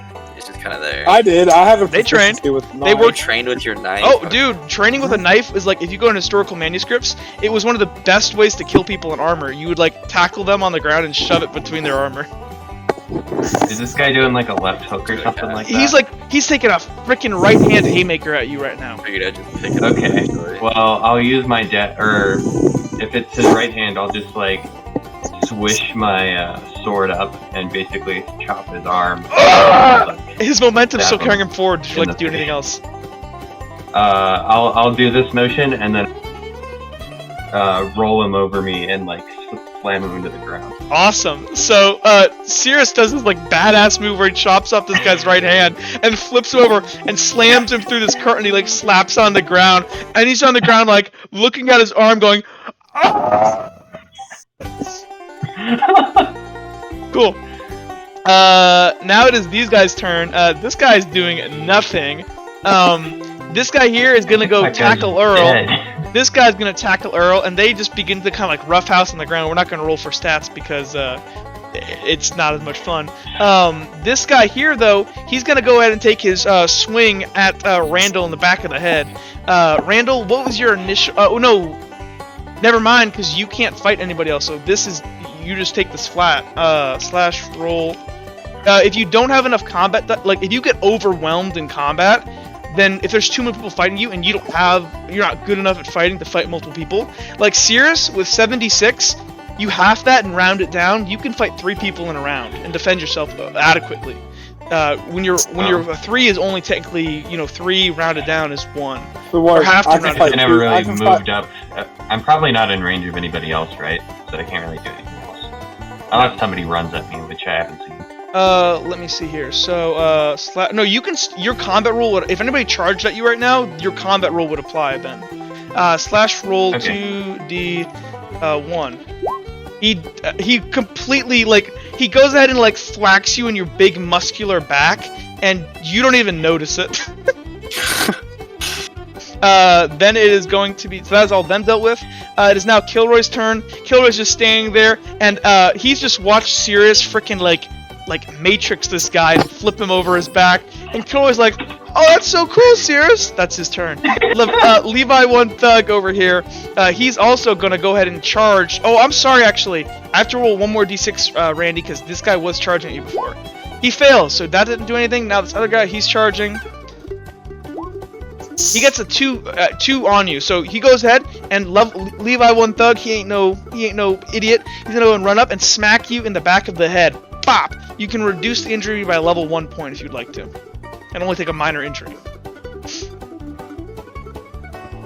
Hello. So is that on me? So yeah, your combat roll, you can, because you're only fist fighting, right? Or are you using your axe? I'm using my claws. So claws count as a small bladed weapon. Small bladed weapon, that means you're rolling 3d6. Unarmed, you're rolling 2d6. With a knife, you're rolling 3d6. If you had used your hatchet, you'd be rolling 4d6, and you could fight 2 people in a turn. Okay. Does that make sense? So this guy swings at you. You're gonna he gets a level 2 victory point over you. Would you like to use 1 point to go ahead and reduce the injury? 1 point. Because you have your strength point. You can reduce incoming damage by a strength yeah. point. Yeah, sure. Okay, yeah. I don't know why I wouldn't. Wait, doesn't that mean he rolls 42? Because he has strength. No, because he cancels out because he's retarded. He's got bad intelligence. Like literally. This guy. So he goes and swings at you. Yeah, you take 1 point. He's gonna go ahead and stagger you. So as you're trying to make your way across the room, he's gonna go ahead and kick his leg out in front of you, and you're actually gonna trip a little bit, and you kind of catch your footing, and you have to stand and fight now. Next combat round, you're gonna take a negative 2d6 to all combat rolls. It is now Buddy. Buddy, you're stabbing this dude, right? Or did that already occur? That already That happened. already occurred. So you staggered him. Helena, you're staying there, and this guy has just thwapped your juice out of your strawberry lemonade out of your hand, and he's kind of just looking at you right now, pissed off. What are you doing here, little girl? We don't take kindly to stupid little girls around here. That's my sweet tea. Oh no. Did you say? What can I do? Do I have to wait for the next decoration? You phase did, to do yeah, anything? because you didn't. Well, you'll be the first to declare, but you didn't do it. You said I just walk out. Yeah, I get, Helena just stares at this one guy, who looks oddly similar to the guy she murdered before. Mm-hmm. And drank his blood. And she has a bloodthirsty stare. Uh-oh.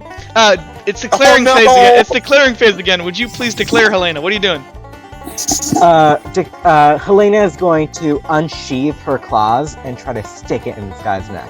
Awesome, sweet. Buddy, what are you trying to do? Are you charging Helena or not?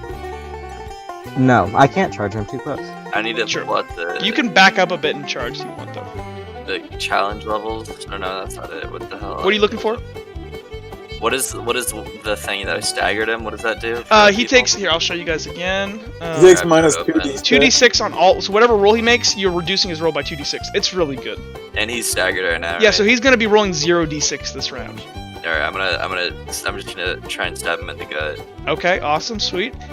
Levi One Thug here. This one over here, he's gonna kind of size up Randy, and now that Randy's staggered, he's gonna go in for a sucker punch to try to knock him out. This one over here by you, Helena, he's gonna see you pull out these claws and go, "Oh, jeez!" And he's gonna try to punch you in the face quick as he can. That's all he's doing. Kilroy, sensing the This looks fun to Kilroy as he saw Sirius do this badass thing. He looks to Vex, goes, "This is a dream, right?" She goes, "Yes, Kilroy." Kilroy like, "Okay," and he pulls out a push dagger out of his boot. He goes, "This feels really good," and he's gonna go ahead and jump on this guy on the ground and start stabbing him. This guy that's just basically dead and just bleeding all over. This guy on the ground, he's gonna scream in horror as Kilroy slits his throat. This guy over here with Earl is gonna go ahead and try to put Earl in a headlock and choke him unconscious. Earl is gonna resist to the best of his abilities. Sirius, what are you doing? Let's see. Probably go up here next to Randy. Randy, I guess, is going full bear mode, and I'll probably give him an assist. And I'll say. And just so you know, you can technically, Ivan, you can in a turn you can attack 3 people. Okay. As long as you can like theoretically get within range of them. If you're moving around, you can attack multiple people.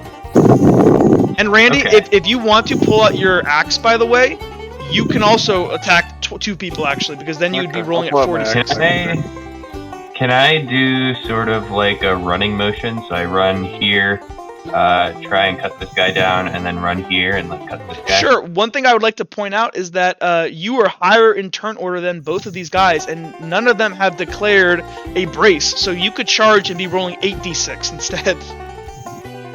Oh. Which guys haven't declared So yet? if you look at the turn order right now, can you guys see the turn order on your screen? Yes. So the people that have declared are Levi One Thug and Baldy. They've already declared, and they never said they were bracing. Actually, no, I'm sorry. Is that correct? Yeah, that's correct. Yeah, they never said that. So this person and this person, basically? This person and all the Baldies and all of the level 1 thugs have not declared brace, so you can do what you please. Okay. Can I charge at multiple people, or is it just one person? Yeah, as long as if you're like, I'm trying to be quick in combat, like run up, stab this guy, like twist, lunge forward, and slash these 2 guys as I run, you're gonna have to like fight them, and they'll make combat rolls, but you're also rolling 8d6. Yeah. Sure. So yeah, I'll do that. Sure. So who? I'll basically do you- like this who you charging attacking? move.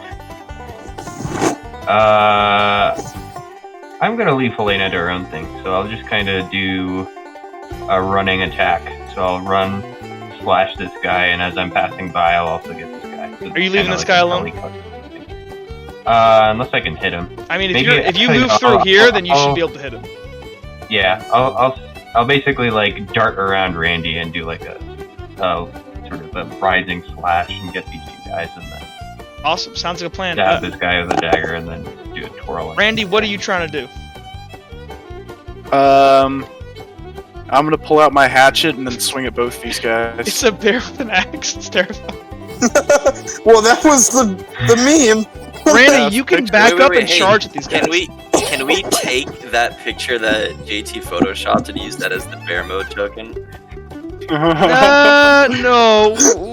We're trying to keep things family friendly on YouTube for the most part. We can cuss, but What's that's not family true. friendly about a Bit bear with an axe? Oh wait, the bear thing. Oh, that's fine. I thought you were talking about his other art. I'm sorry, I mind blanked for a second. I was thinking about JT's original art. Wait, Oh, Did you not see the art?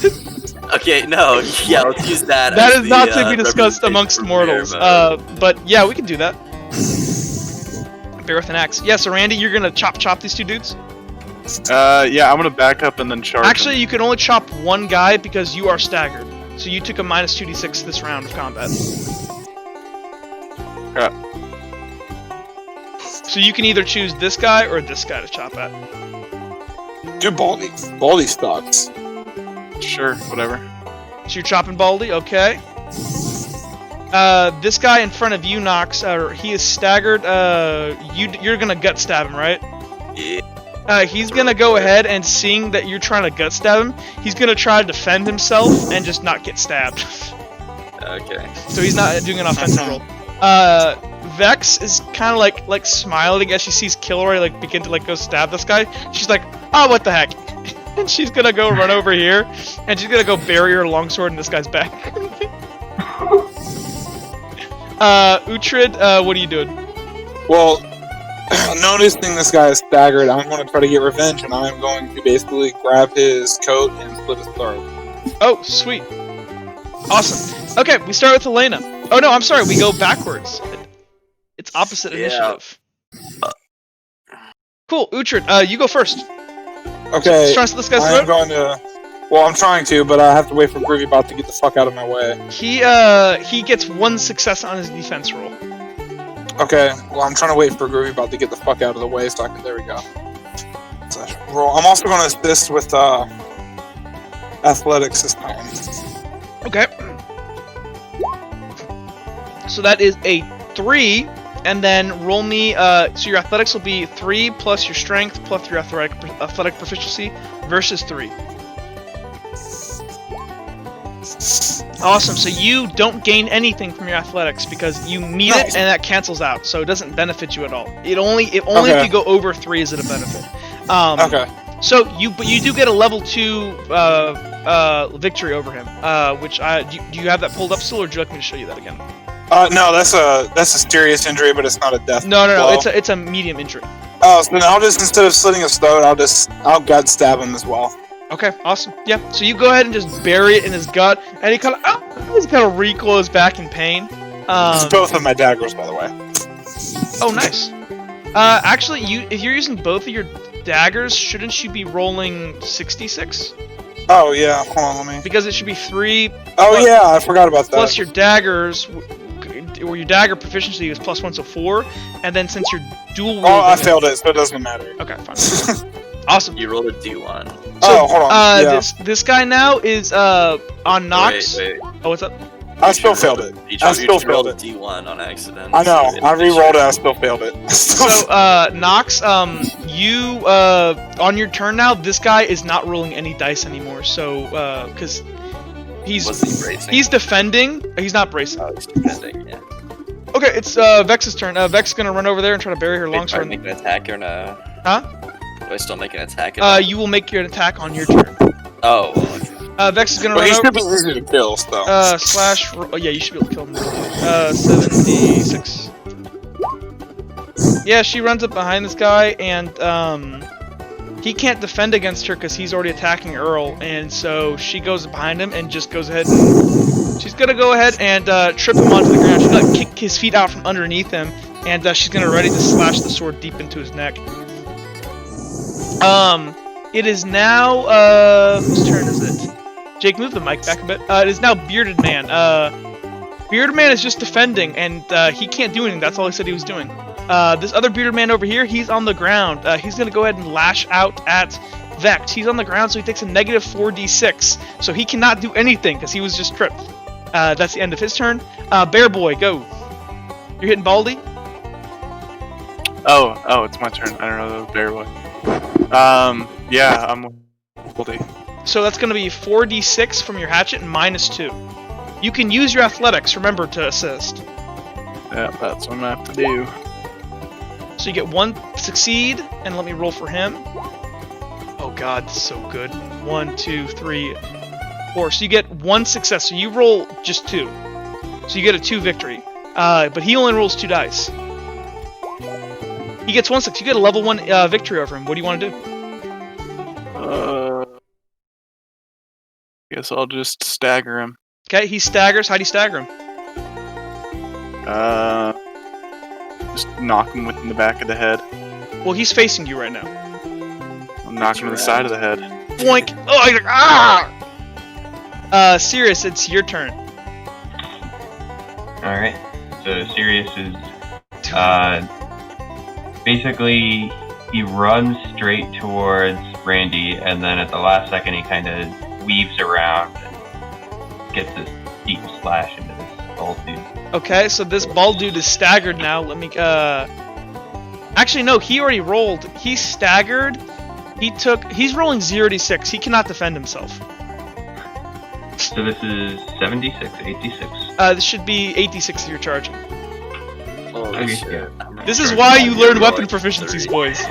Okay. 1, 2, 3, 4, For my character to train. 5. That's 5. Okay, you can kill this guy if you want to.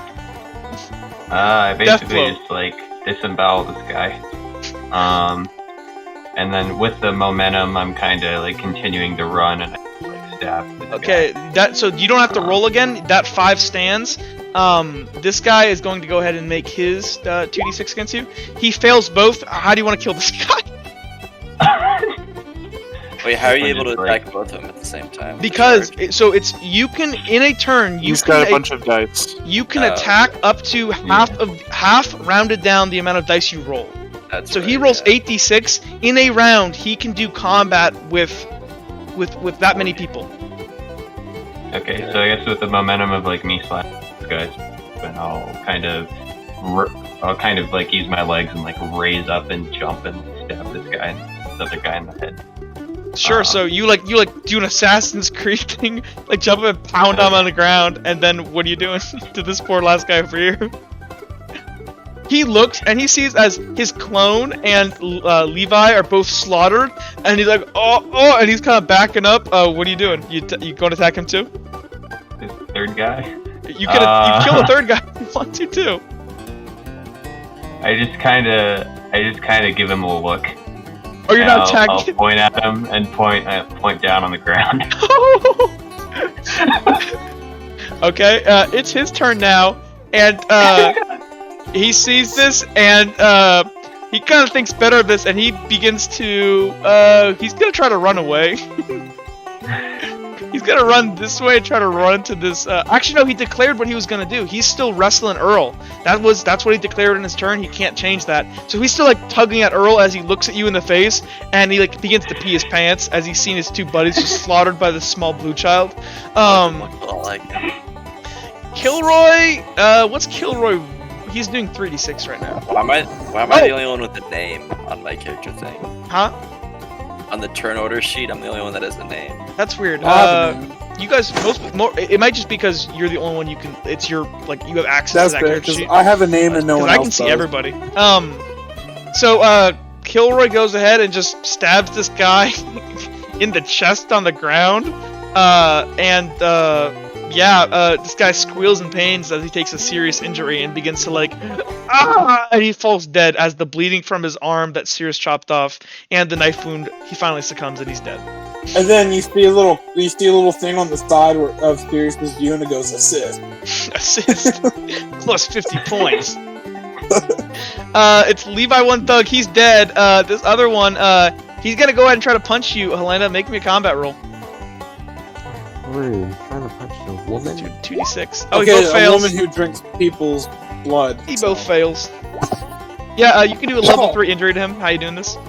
It's a serious injury. Okay, I'm just Or shoving my nails into his neck. And you like stab, and this gush of blood comes out, and he drinking his clutches blood? his neck, and he's profusely bleeding. He kind of falls to his knees as he cannot make combat rolls anymore, but he kind of like staggers and is able to stay up on one leg. Okay, buddy, you already gut shot this guy, right? Yeah. That's your turn. So, how did you do it again? Oh, you didn't roll for it? No. This guy's staggered, correct? Yes. You cannot And he's got resist. a Go ahead and attack. serious injury. He's got You a can serious charge him, by the injury. way. I gotta see the level of success, though. You could try to charge him, by the way. Well, I mean, I already declared. I Oh. was already next to him. I can't charge him. You can back up, that's what I meant. But you did declare, you're right. So you do a level 1 injury. That's going to be a minor injury to him. I'm gonna poke him in the gut. And he kind of like, Oh no, you already stabbed this guy in the gut once. No, I stabbed Oh, I him in the did. toe. Oh, I you stabbed did. him in Okay, the my gut. bad. So yeah, He's got a serious injury. So he's got a serious injury and a minus 46. This guy, he can't even stand anymore as he kind of just cripples over as a small, slight gash in his side is just too much, and he kind of, and he just faints over, bleeding on the ground. It is now, Helena, your turn. You already did your turn. Back to the top of initiative. Okay, how does enthrall work? You haven't learned enough. You would need to spend a considerable amount of time with somebody and do it then. You don't actually have any. You don't have puppeteer craft. Okay, can I do my quote unquote dream powers? What do you want to do? What I want to command this guy to kill himself. Sure. Yeah. what What do you tell him to do? I stare deeply into his eyes while he's holding the blood back, and I just whisper, "Kill yourself." He's And then I gonna try to walk turn back around. to He's gonna Mama. grab your hands and KYS. he's gonna grab your hands and jam his eyes into your claws. And then Helena's gonna lick. Oh, her he's not. claws off, He lick can't the do it blood. yet. But you're Okay. declaring, so that's what you're gonna do. Okay. That guy's dead. That guy's about to be dead. Buddy, what do you want to do? The only people standing really are the people that are over here by Earl. Yeah, I'm gonna make a charge towards the person that this dude. Awesome. Okay. Kilroy is kind of like just like looking around, like I got one. That guy's dead. This guy over here, he's gonna try to run for his life. He's gonna take a defense, and he's gonna try to run over here to this window and jump out of it. What are you doing, Randall? You're no longer staggered. You can attack 2 people now. Okay. I'm gonna go try and help out Earl. Okay, cool. So who are you And attacking? try and kill. I'm gonna charge Baldy. You can attack 2 people if you want. Oh, I'm gonna charge Baldy. Or yeah, I guess I'm just gonna run right by Earl and then just try and hit both these guys. Sounds good to me. Like you can do like a slash as you run across with your axe. Yeah. Cirrus, what are you doing? Okay, so Sirius is kind of noticing this guy who's running towards the window, and he's gonna intercept, sort of here-ish, in case he doesn't get murdered by Randy. Okay.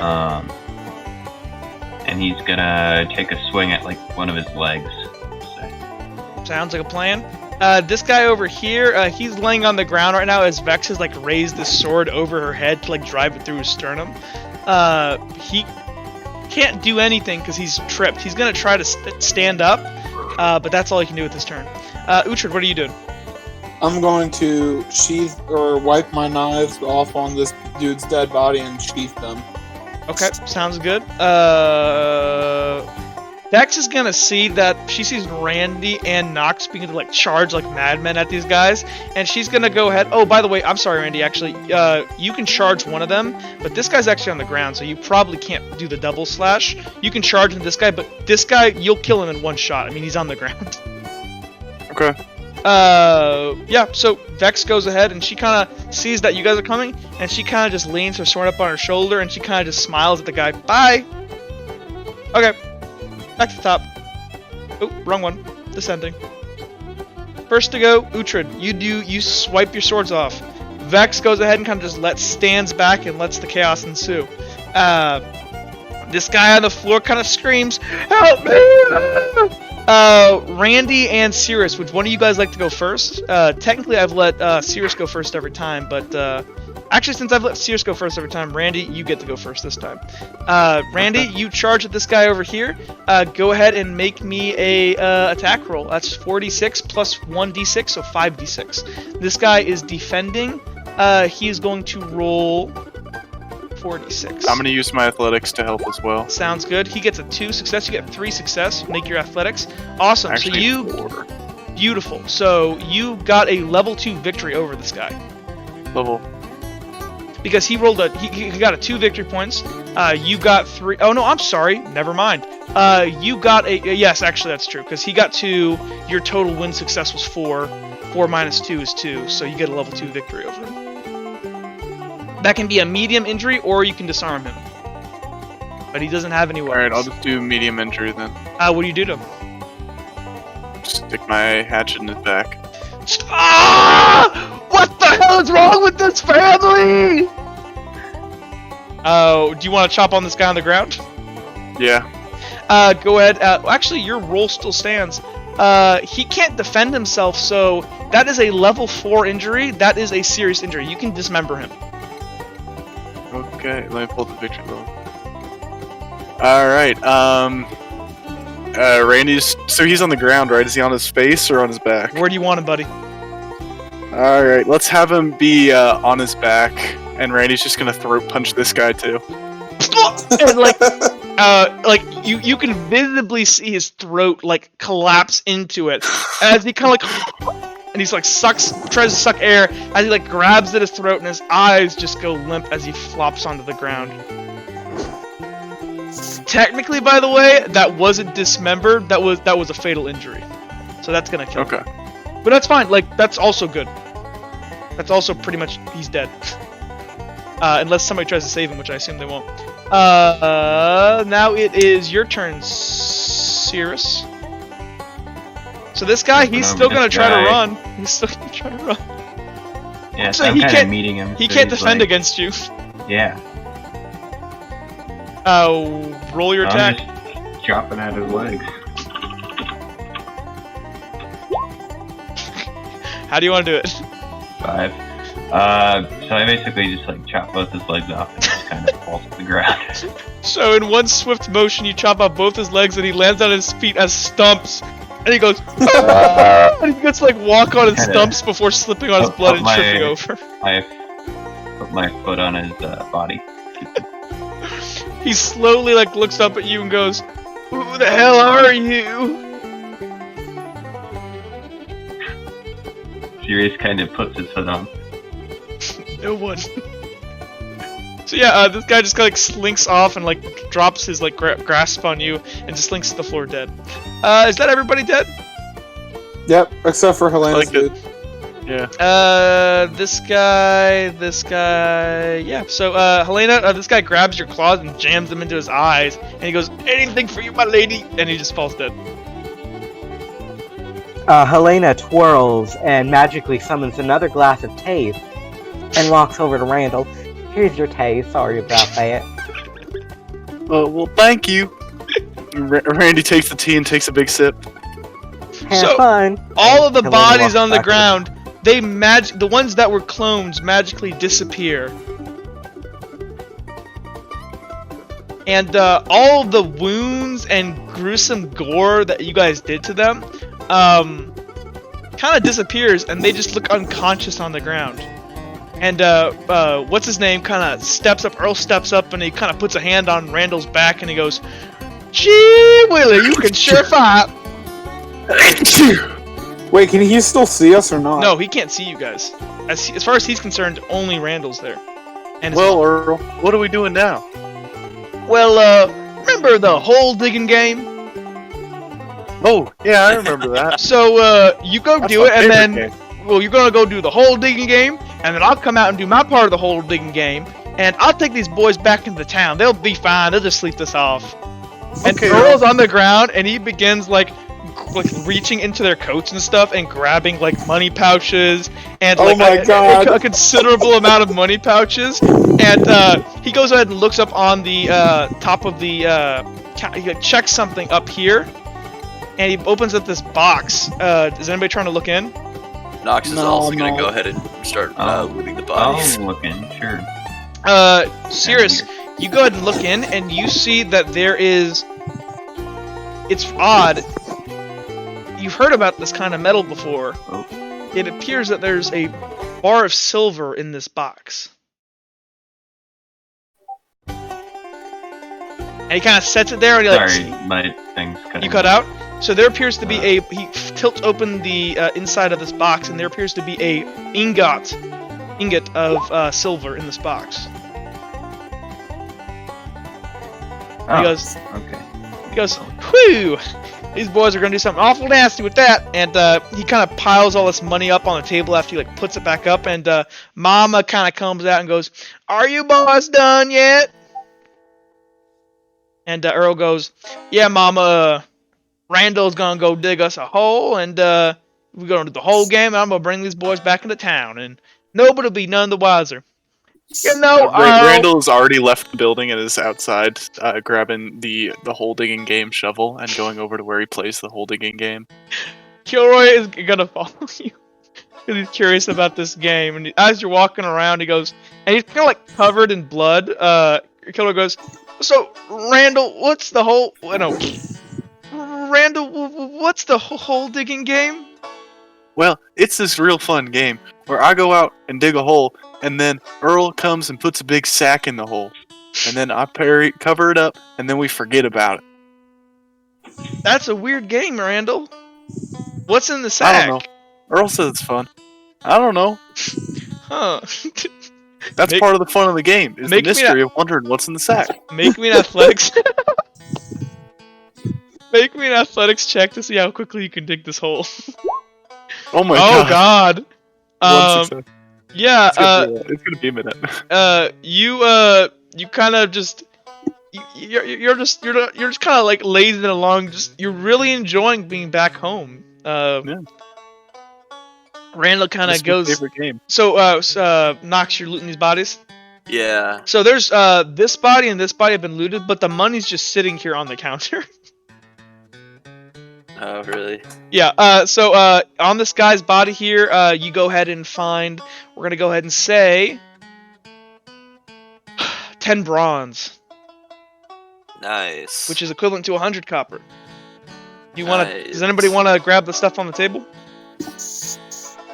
No, I'm still confused about what's going on. Like, I know it's a dream, but at the same time, it seems too real. Vex, It's a dream, but you never know when it might come in handy. Vex Can I kind see if of. I can What's up? pick up the ingot in the box? Yeah, you just grab it right in front of him. He does not know you're there, and like he doesn't even like bat an eye when it disappears right in front of him. Okay. He kind of Does it like feel as heavy as like a bar of silver? Or yeah, like well, you look at it and do you want to touch it? Sure. 1 second. I should tell you something real quick. Hold on, Alright. because you guys have not encountered silver yet. Hold on. Let me Oh. Yeah, Silver. Okay. do you understand? Yes. I don't want to pick it up. Do you want to touch it? You can hold it in the box. I'll take the entire box. Okay.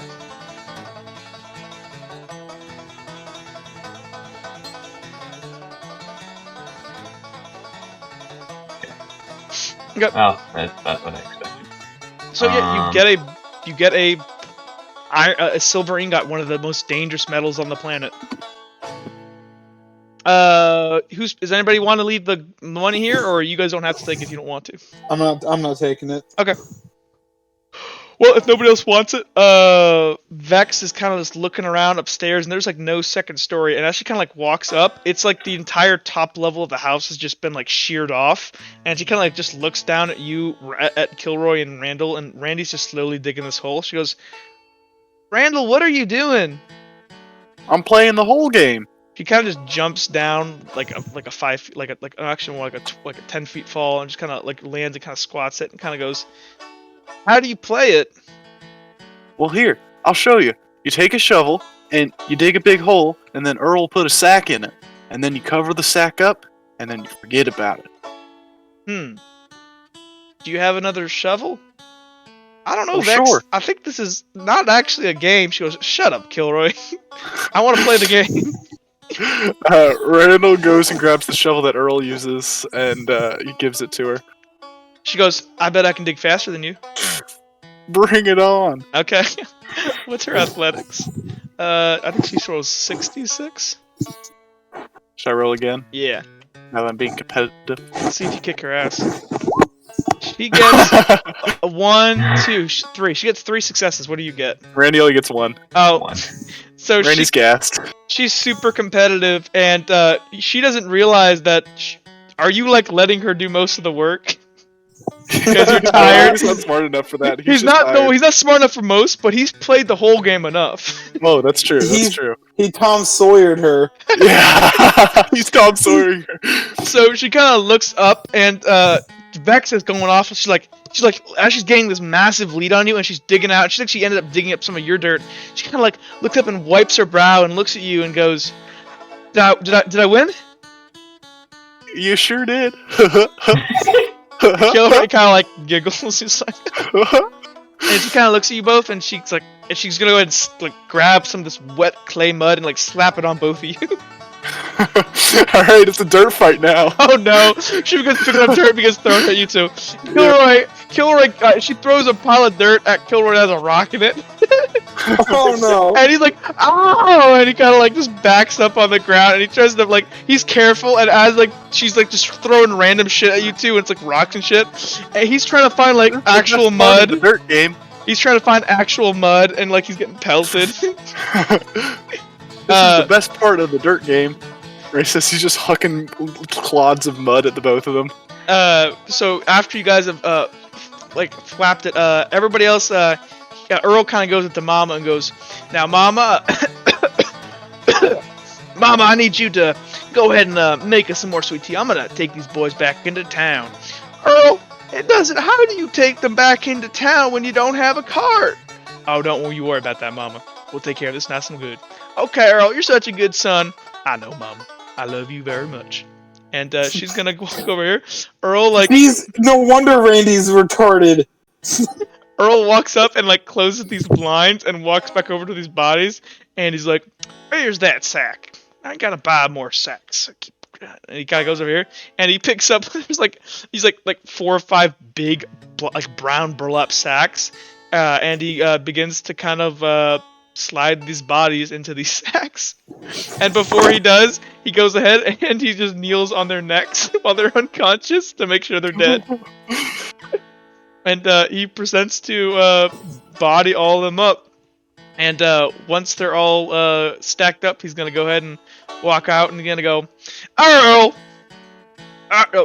Not Earl. Randall!" Yeah, Earl. "Oh, that's a good hole there, son. That's a deep-ass hole. Why'd you sling all this mud around?" Well, I was just playing, Earl. "You Randall." And he like kind of like reaches his hand up and like rustles your hair full of mud. He goes, "We're gonna have to bathe you off in the bath afterwards. Come on, I need your help picking up the mystery sacks." Okay, Earl. And if you proceed to help him, you guys move these bodies out. And as you pick up like one of these bags, let's say it's level 1 thug, you feel like a movement is stirring inside. And Earl, the mystery bag's moving. Oh, that's remember the game. If it moves, you hit it. Yeah. Randy just takes the shovel and just whacks the mystery bag. Is he laughing? Is he laughing while he does it? Yeah, he is. And promptly, you two go ahead and bury the bodies. And Earl kind of comes. He leaves and lets the record. He comes out with 2 things of sweet tea, and he takes a seat here on the good old well, and he says, "Sit here, Randall." Randall sits next to him on the well. "Cheers, buddy." "Cheers, Earl. So when are you gonna take those guys back to town?" They said they'd walk themselves home." Okay. Kind of puts his hand on his shoulder. "I love you, Randall." I love you too, Earl. And you guys chug the rest of your tea.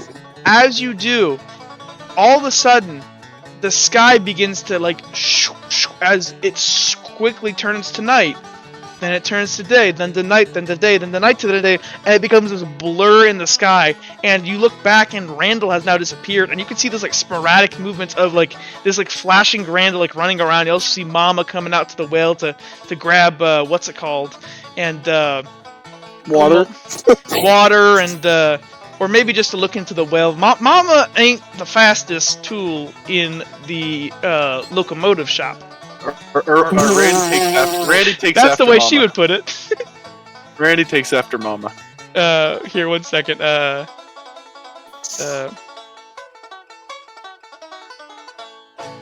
Actually, JT, I will go ahead. I have a song. Do you have any sad music that you would like to play? No. Go Okay. for it.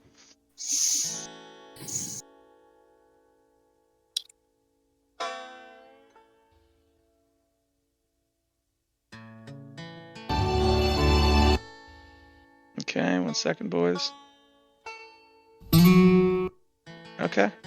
Let me go ahead and play this.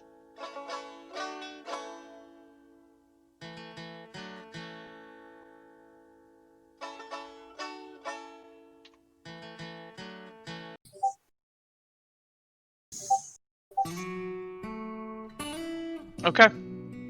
Randall, you've moved back inside, and as the flashing slowly begins to slow, you're noticing their movements a bit more, and you can see that Mama is not walking quite right anymore, and she's kind of limping along, and when you kind of catch just a kind of switch of her face, a swish of it, you can see like these veins starting to run her eyes, and she's slowly losing weight.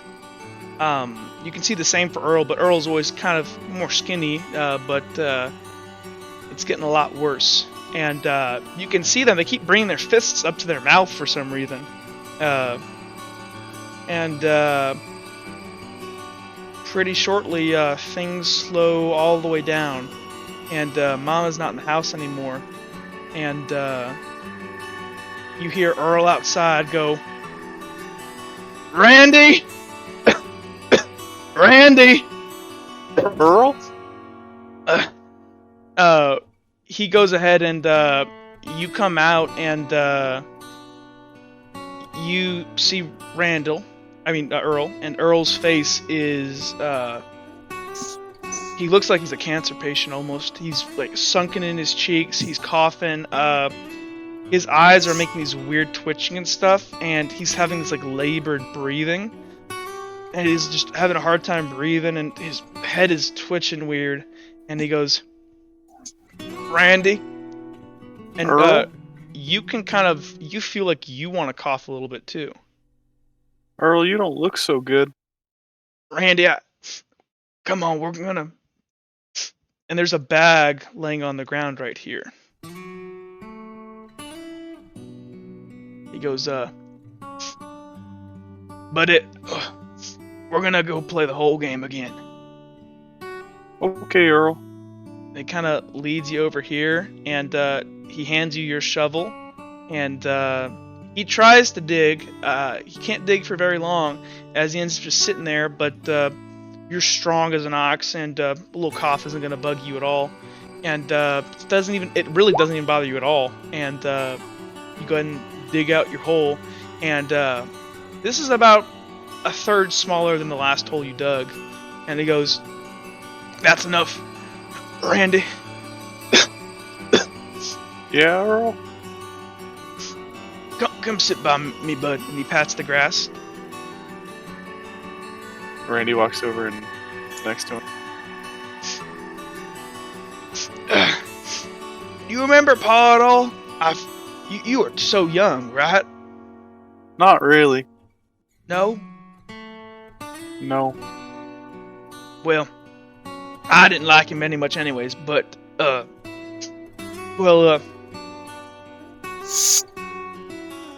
I'm not gonna lie to you, Randy. Mama, she, you know how the priest in town, he talks about, when people are old and they stop being able to walk around, and then we have a funeral for them? Yeah. Well, it's like that with Mama now.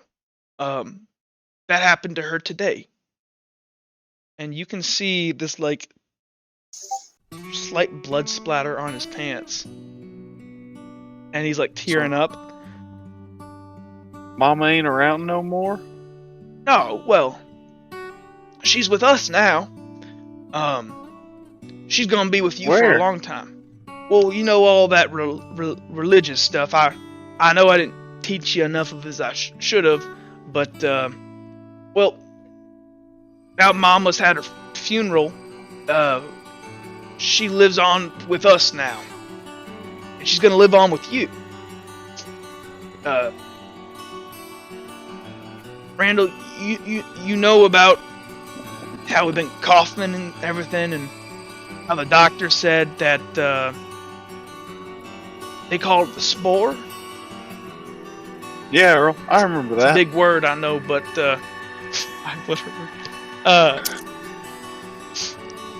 see, Randall, both you and me got that. And Mama had it, and that's why we had her funeral. Are we gonna have funerals? I am. You're not. And he goes ahead and turns over to you, Randy, and out of his pouch he produces this big sack of money. And he sets it in your lap. He goes, "That's all the money you and me have made together, bud." And he's wiping away tears. My adventure gonna end right here, bud. I'm gonna, Oh, Earl, you can't go. You already went. I can't have you going again. I just got you back.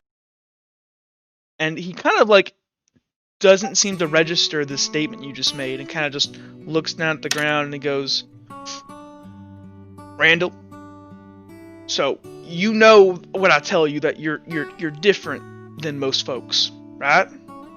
Yeah, Earl, I know that. But just because you're different, bud, he puts his hand on his shoulder, doesn't mean it's right to let anybody ever take advantage of you. Do you understand that? I know, Earl. What do you do if people try to hurt you, Randall? You hurt them back. Worse. Hurt them back worse, right? You keep hitting them until they don't get up no more. And then you play the bad game if you got to. Then you play the bad game, Randall. Randall, I got a new game, and since this is gonna be our last time seeing each other, I need you to agree to it, okay? Okay, Earl. Randall, there's gonna be a bag Alright. inside. I need you to take that bag and that bag over there, and you put them bags in the hole, and you bury them. And you take this, and he pushes this piece of paper in your chest, and he says, I know it's got a lot of words, but you show this to people, and this is where you want to go, okay? This is Redwall. Okay, Earl. They're going to help you there. And you got all that money, and now you don't spend it on stupid things like you always do. You got to get yourself a ship, and you make your way to Redwall, and if any of those Inquisition boys with those white armor, they come around, you don't say anything. Don't say nothing. You promise me Earl. this. I promise. Kind of sets it down, and he just kind of spins around here to look out at the kind of sunset, and he goes, Randall, was I a good brother? You were the best brother. And he's tearing up, and he goes, I don't know if that's true, but I'm glad to hear you say it. I'm gonna go have my funeral now, and you remember the bag game. Give it a little bit of time, and just, he kind of begins to set up, and he's gonna slowly start to pull out his knife out of his belt. You you enjoy that sunset, bud. I will, Earl. I love you, bud. And he leans down and kisses you on your head, and he's gonna walk off to the house. And you just sit there kind of looking out at the sunset for a minute. Then you reckon it's about time to go grab those bags. Well, Randy goes and gets the bags and reluctantly puts them in the hole. Fills it back up with dirt. Okay. Shedding a few tears on the gravesite. As you do, Which one? Because apparently your yard's a mass grave. as you're digging, you feel a tink on your shovel that you hit metal or something. Reach in and pull it out. See what You it find is. this small you think it's some small sliver of metal, but it looks really intricate. And can you make me a raw intelligence check? Oh. This is going to be a level 4, so I don't think. Oh, well, man. I only get 2. it kind of looks like a weird toothpick thing. Are my friends still around? Can I still see all them? Kilroy kind of walks up and he goes, Oh yeah, so just everybody's just been watching this. And actually, as you kind of began to talk to Earl more, they kind of just faded into the background like white noise. And Kilroy kind of walks up, and Kilroy's crying, Vex is crying, and Kilroy kind of just puts his hand on your shoulder and goes, "What you got there, Randall?" Well, I don't know. Take a look. Kilroy kind of takes it and he inspects. He goes, "Is this some sort of key thing?" I don't know. I'll hold on to this, Randall. I'm so sorry about your mama. It's okay. I know this ain't real. Earl's been dead a long time. Was Earl a good brother? Was that real? He was my best brother. Sirius took the silver ingot. Okay. Well, And yeah, so, I took it in a box. as you guys go ahead and find this, everything, you guys blink, and a second later, you guys are back in this room. Oh, I gotta dip for a second, guys. You good? Well, I'm going to realize what happened, and I'm actually going to walk into my door whenever we can. Okay. Let me stop oh this. shit, that's fast. Does anybody want to talk about this real quick? Do No, we have I the don't. opportunity to? Oh, you're just gonna do it? Okay. Let me change the music. All right. But I can wait if people want to talk about it. Ooh.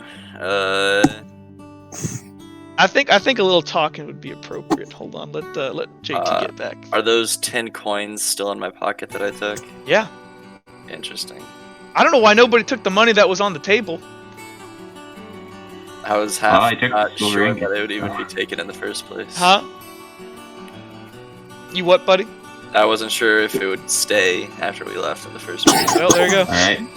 But yeah, you have the silver ingot, and buddy, you have the 10 money. coins. We I'll should add find that something to my that's. goal, my character sheet. Here, let me. I actually have. Let me change the music. Legend of Zelda music would be perfect. Should we keep the items separate? Probably. You should. Put them in front of the door they came out of. No, I think he means on your character sheets. Oh, okay. Yeah. I kind of looked at the well, and we should probably get a rope. For this. If you We ever made encounter if you something made a like that, or look, if you look in the thing, would you make me another perception check? That is a level 3 for you because you have night vision. Level 3. You said? Nice. Yeah, that beats it. You Cool. down at the bottom here. You go ahead and see a trap door. Oh. Is there any distinct carving that I would recognize on it? No, not really. It Okay. looks to be. I mean, especially at this distance, you can't really inspect it too well because it's like 40 feet away. But you can absolutely see a latched a trap door with a latch on it. It doesn't. You can't see lock, but you're not that close to be honest, so you don't know. Okay. I'll let everyone know. I think I see a trapdoor down there. We might want to see if we could find a rope in one of the rooms if we're exploring. Vex kind of looks at you and looks down here and goes, "What's that doing down there?" So Or do you recognize it? Kind of point towards it. no. So if all these doors are one of our Back. dreams, if all these doors are one of these dreams, then whose is that? Kind of think about it. She kind of counts the people around her. Well, There's more. there's 6 of us, but there's 8 doors 9 up here. One door. What about Helena? Okay, well that makes 7 of us.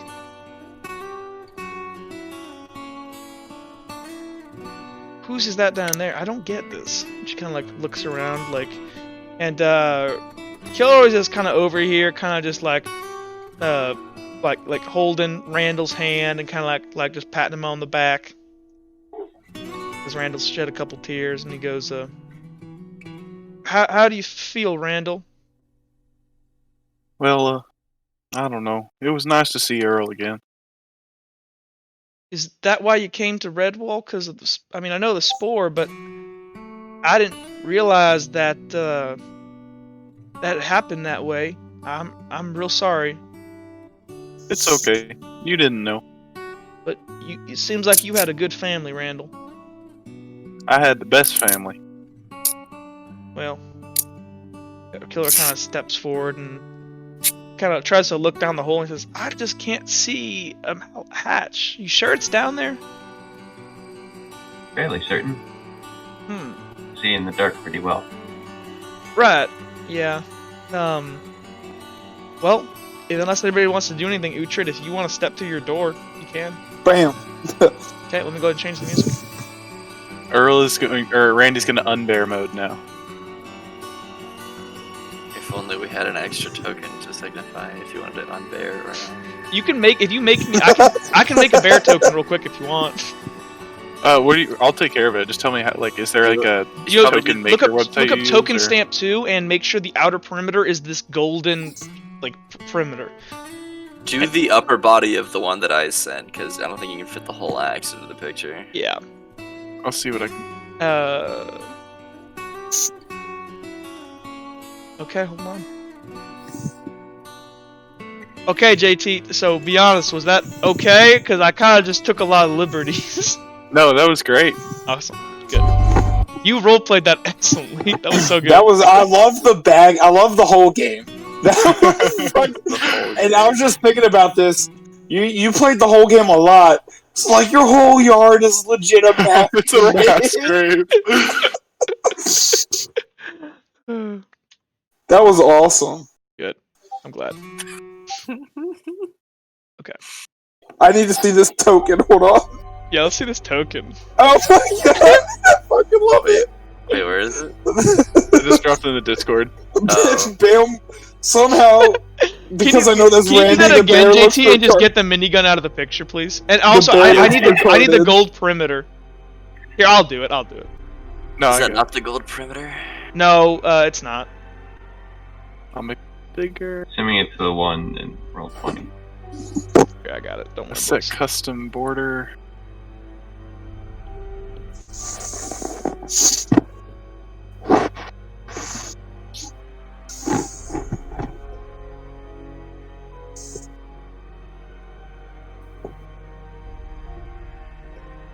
Be back in a second. Yeah, I got it, boys.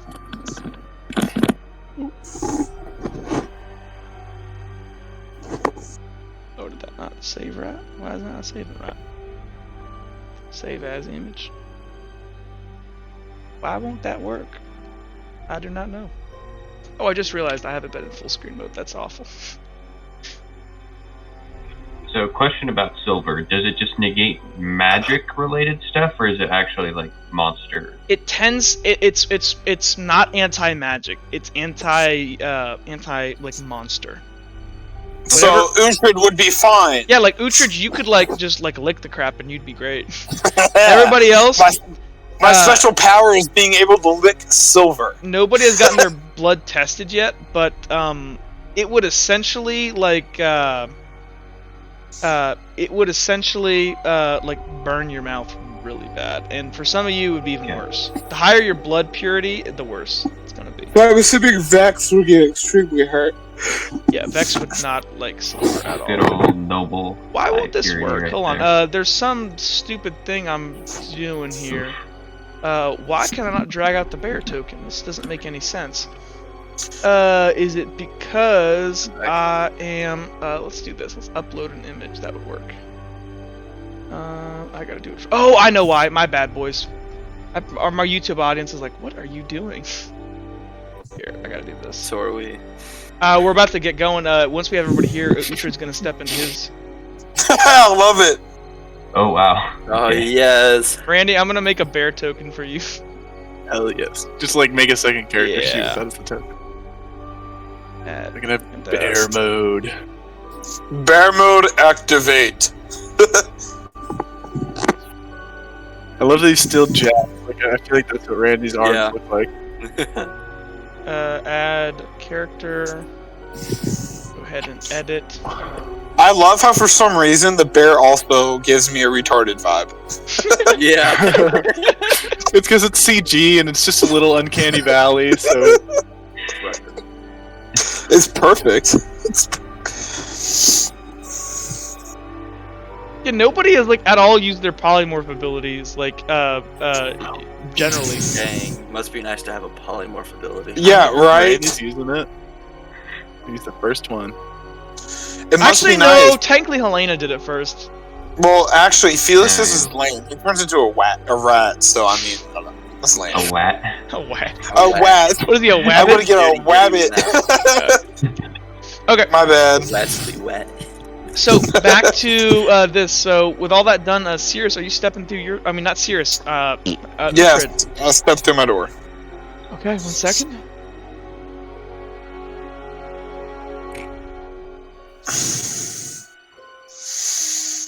Okay, you would end up here. Cool. Let me make sure I didn't leave anything. I'm really afraid to see what this is, but Uhtred has some sort of guess, which is why he wanted to go through it so bad. I told you you love this session, Jake. Hey, move it away from I'm your afraid. mic. Move the mic away from your mouth, bud. I'm afraid, but not at the same time. Oh my god. Okay. Let me drag you guys over there.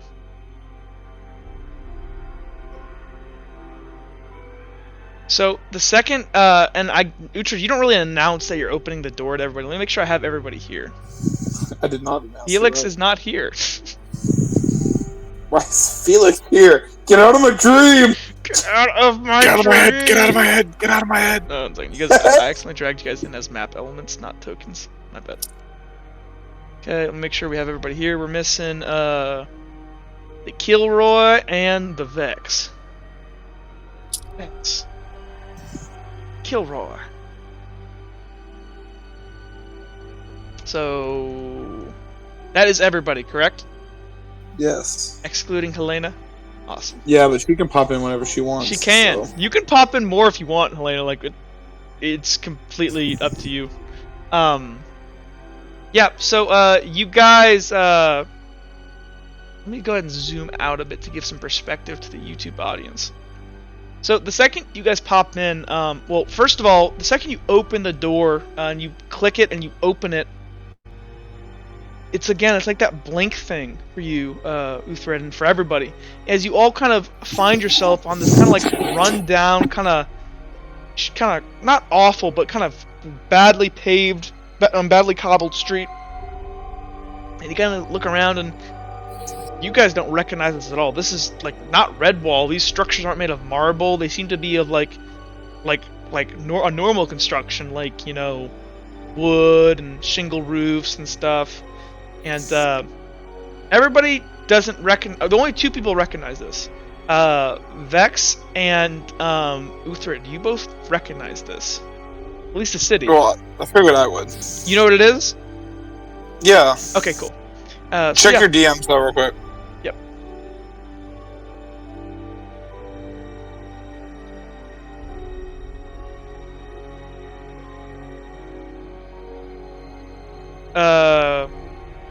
Yep, 1 second.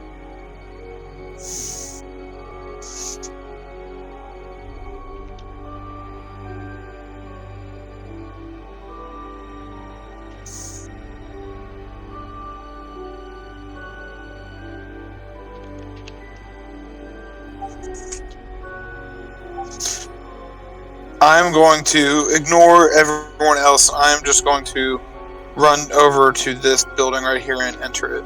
As Uhtred, so you got the entrance is around this way. It's around the other side. Oh, my bad.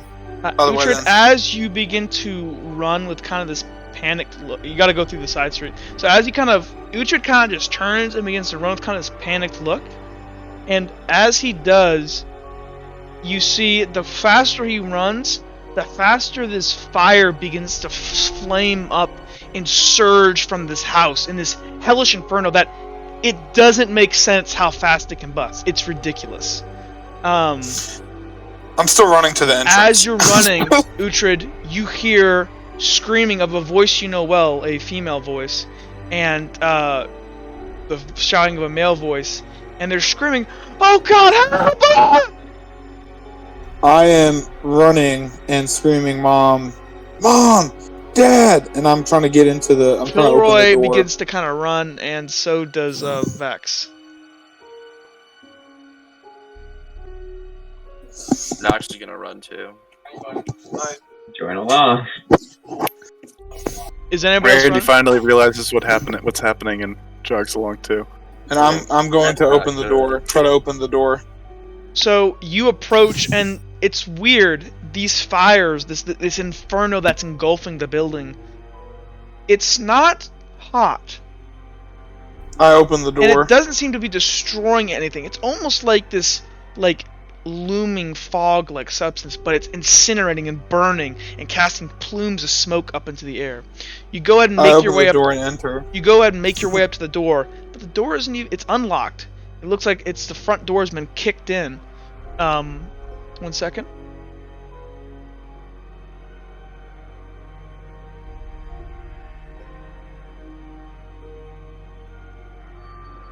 I always have to jump on the map beforehand to make sure I didn't forget anything. I did forget something. Hold on. 1 second, boyos. It's all good. Only taking me a minute. Just to kind of set the mood a bit more. To grab that. Okay.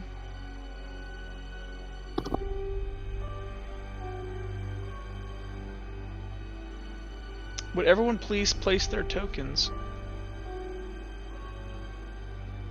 in the front here?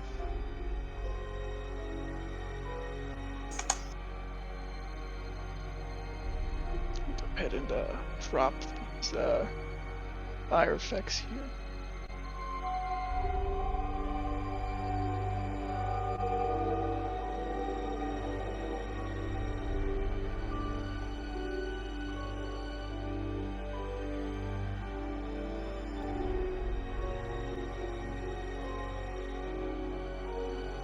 Jake, is there any music you would like to play? No, you have full Okay, autonomy awesome. for music.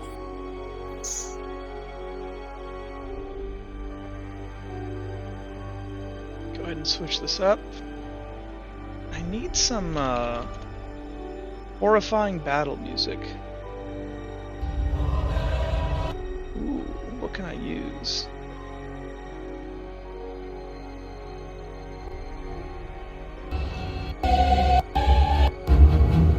Perfect. Okay.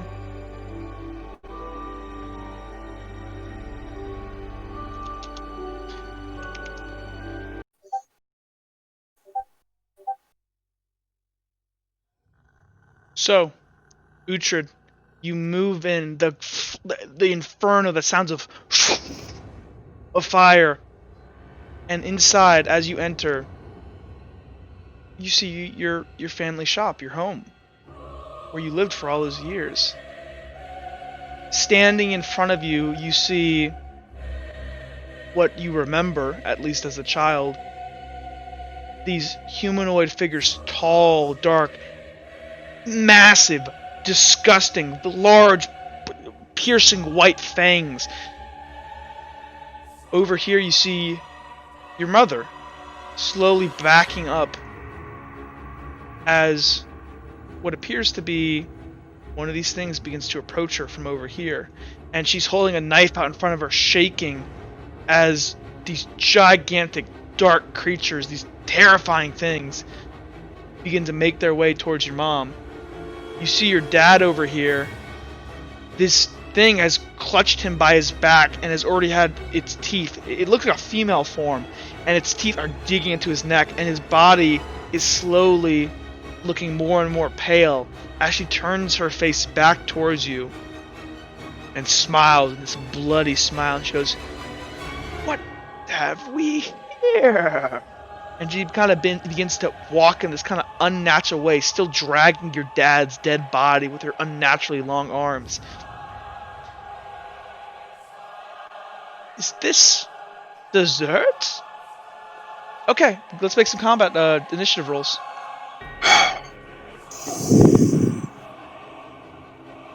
Jake, does it make sense why they look like this? Yes, it 100% does. Okay. Go ahead and cool. So, 1 second. Elena, let me add you back. So, Helena, you got a 6, right? Vex always goes first. Cirrus, you got a 17. Uhtred, you got an 11. Yes.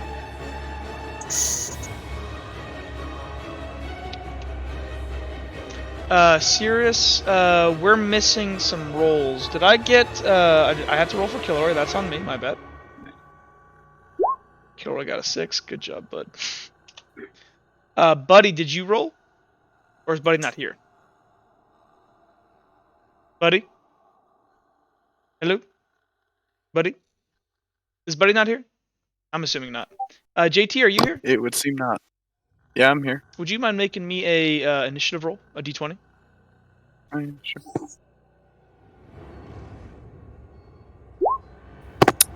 Nice. Tied with Helena and you.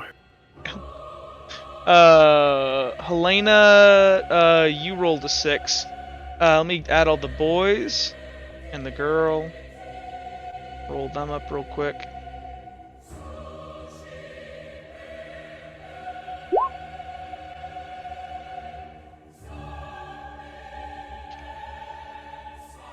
Man, a lot of 6s. Gosh. Do we have 3 6s or we have 4 6s? Okay, we're good. We're good. We're good. We're good. 4 6s is not bad. Okay. I'm gonna go ahead and roll for Buddy. You rolled a 12. Oh, Buddy, awesome. He's back. back. Would you mind rolling a combat initiative counter? Oh yeah, sure. We're also missing some people in the thing here. Let me go ahead and drag out. We're missing Gilroy Vex. and that. And we're also missing Randy, if I'm not mistaken. Drag him out. Yeah. Is it bear mode, Randy? If there's a yet. fight, he's going bear mode. Air mode. Yes. Okay. What did you roll? You rolled a 15. Awesome. 1 second. Let me set that. I will be right back. Okay. Go ahead and go into sending. Make sure everything's set correctly. Sirius, I got you. Buddy, I got you. I got He needs the... to spend a short action to go into Barbarian Rage. Huh?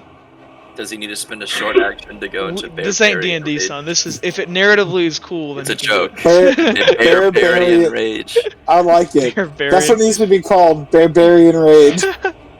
Is that official? Yes. Okay, it has been decreed. I'm gonna let Would that be like JT... his vocation or I'm gonna whatever? let JT go before. Barbarian. Helena, do you care if you go in front of, do you want to go before, what's his name, or do you care? I care. Okay. I'll go ahead and, since he isn't JT, here, by the way. I'll go ahead and roll for JT. Roll me a d20. The 16 for JT. Didn't JT already roll? He did, but you guys tied at Vampires. 6. Oh. Hold on. Well, actually, you guys always go before the monster, so... Actually, McKilroy's a monster, so he gets to go last. Ooh, 3. So, okay. So, Uhtred, he's gonna go above you, Helena. Cool. I believe I have everybody. We're gonna go ahead and switch this around and go in ascending order. So, first things first. These freakish abominations. I don't see myself up there. I don't show Oh, you're myself either. Let me double check. On my Yeah. screen, you guys are here. On the turn order thing? Yeah, it's weird that you guys aren't there. It might Yeah, be. That's Oh, okay. you know why it is? You know why it is, guys? It's because What? here, I'll go ahead and I can fix it if you guys want, but it's like I I can don't see it. Basically, your tokens that it's referencing are the tokens that were on the last battle map, not the ones you guys I dragged don't out. care. It's So- all good. It should be the same. Don't worry. The reason I use this is so I don't mess up. Okay, cool. So, this thing here, this long blackish figure with these kind of like lanky arms and these long like fangs and this kind of webbing beneath their armpits turns to who's the closest thing? Vex. Okay. This thing is going to attack Vex, Randall, and Nox because it is rolling 66. Actually, no, I'm sorry, wait. 3. That's right, 66. Okay. So that's what it's going to do with its turn. I'm assuming that JT isn't here, so I'm back. awesome, perfect. So this thing ahead of you, in your turn order, this thing, this, it looks like a mutated vampire, some kind of disgusting abomination. It's gonna attack you, Vex, and Nox, or at least it's gonna try to.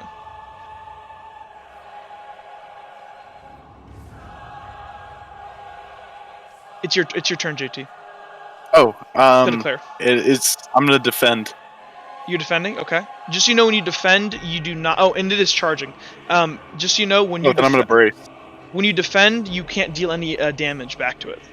Then I'm gonna brace. Okay. So are you defending at all, or are you in? There's technically a combat, and you're either in combat role or defense role. Combat, if you get victory points over somebody, you can deal damage.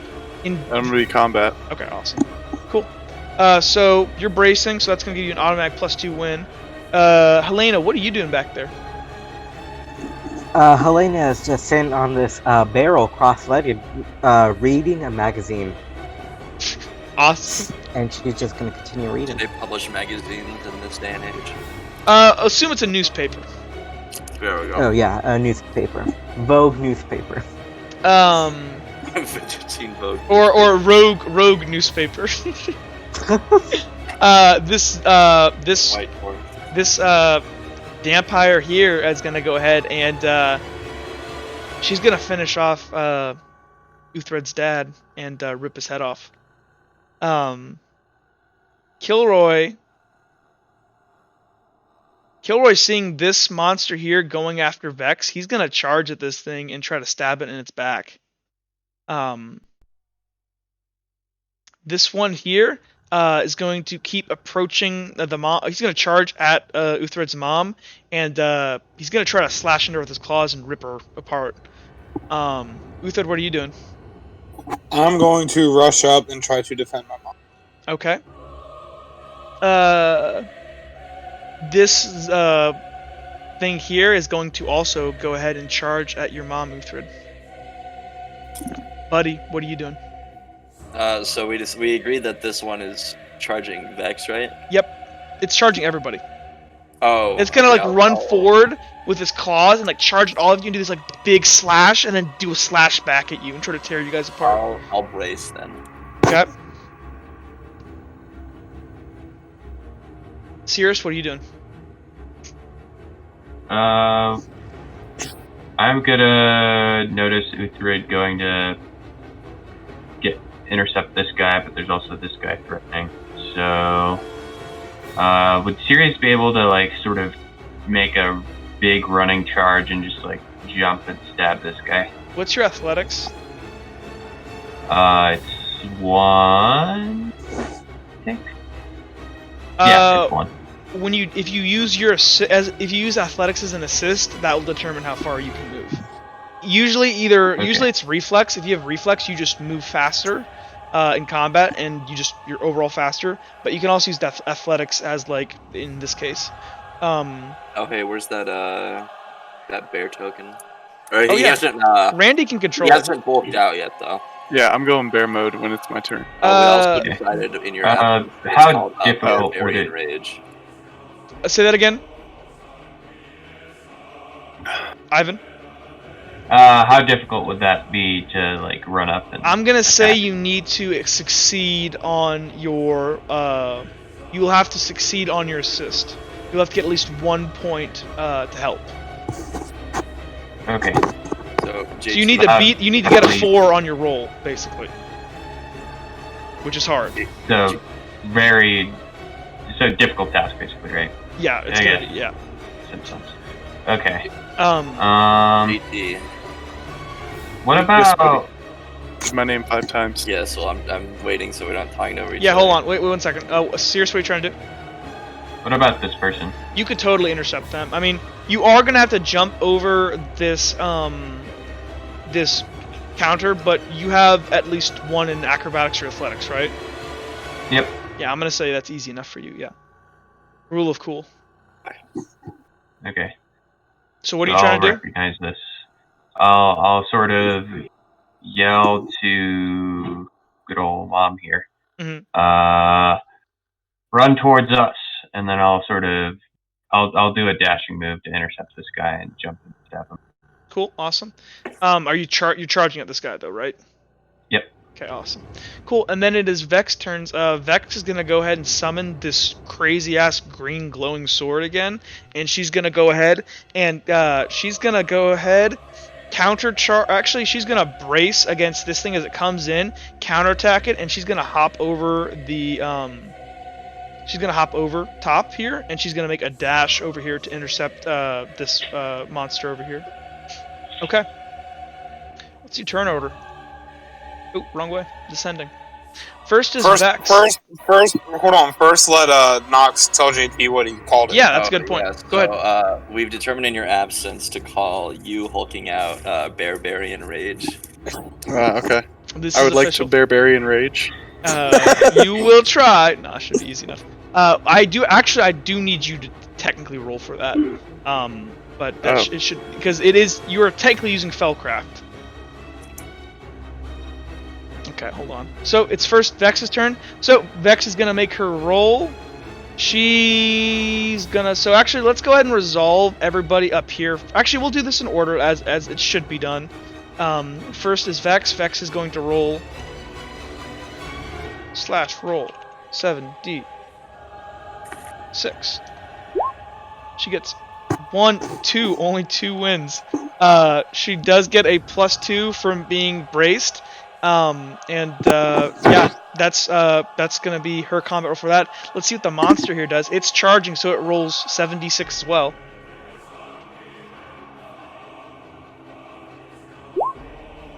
So it gets 1, 2, 3, 4, 5 wins versus Vex's 4 wins. So, what it's gonna do, it's gonna inflict a minor injury onto Vex. Actually, would it stagger her? Try to fucking kill her next round? Nah, it's probably. Actually, it might. They're beasts. They're beasts, though. Nah, it's gonna do. It would just do a minor injury. It's gonna do the smart. Well, these things aren't beasts. Or I mean, just because they look this way.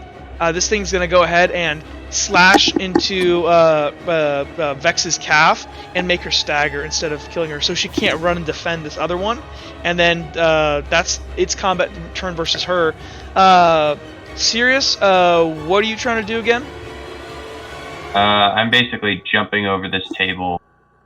Okay, make me your combat roll, and then on top of that, make me your assist roll to your combat roll. I want to see your assist more than anything, but I need to see both. That's my assist. My combat would be D6 probably. So your assist, you fail. So it's a level 3. You only scored a 2. You actually have a -1 from that assist.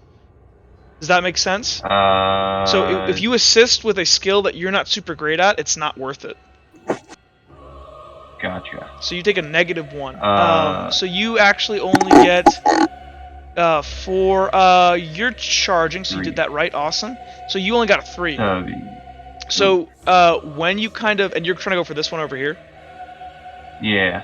So as you begin to kind of like try to do this like parkour move over the table here, you kind of end up kind of whacking your knee, and as one of your legs kind of trails behind on the edge of the counter, which kind of slows you. You have to kind of like shimmy your body over, and like then you're able to keep your momentum. This thing is slowly walking, so you're able to encounter it, but you match it here, and if you're in its way, it's charging, and you're engaging in combat, it's going to engage you in combat as well.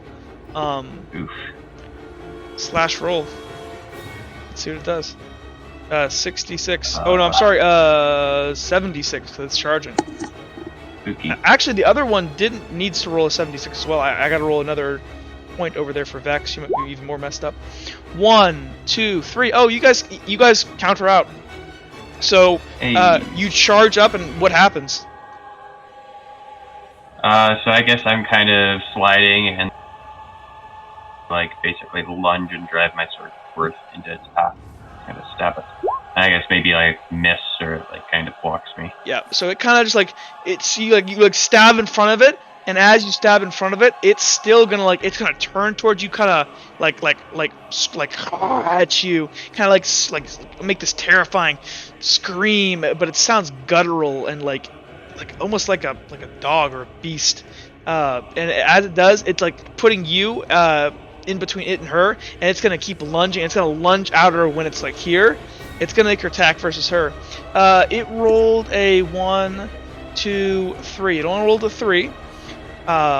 She's rolling 5d6 because she's defending with the dagger. 1, 2, 3. She matches it. So as this thing like slashes out of her, she manages to like poke out her dagger and like knock aside these claws before she's stabbed in the throat.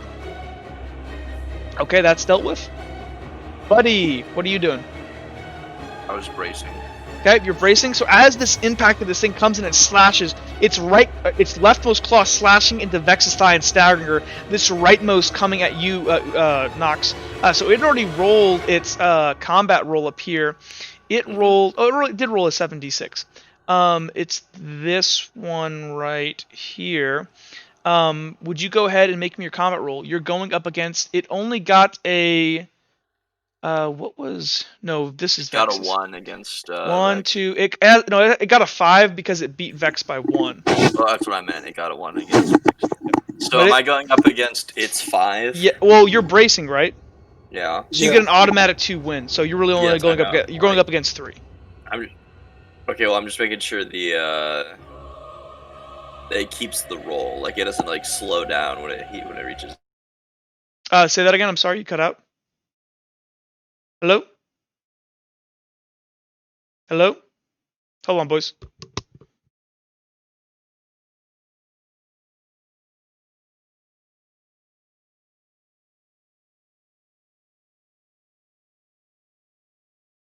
Hello? Here, 1 second, boys. Oh, what the heck? Something's going. Hold on 1 second.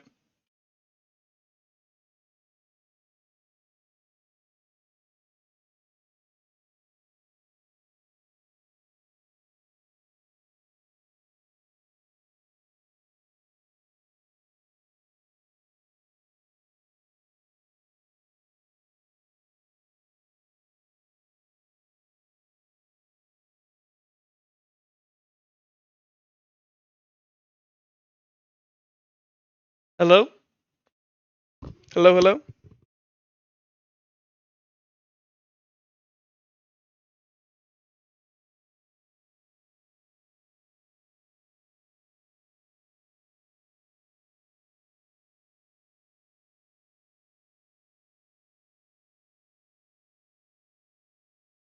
I'm back. Okay.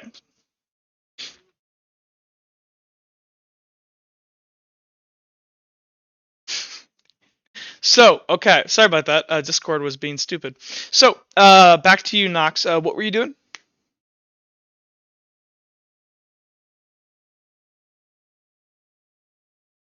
Sure, go ahead.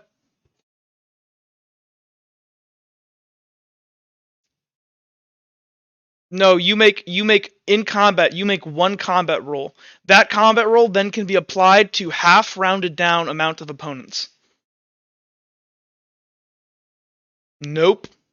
It's not a measure of like how powerful the attack you make is. It's a measure of how overall effective you are in combat for that 1 round. Oh. Well, it's gonna go at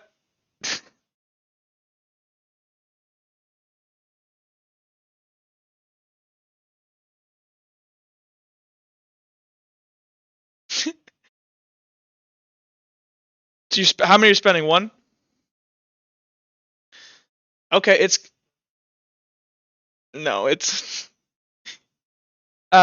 gonna go ahead and deal a level 2 injury to you.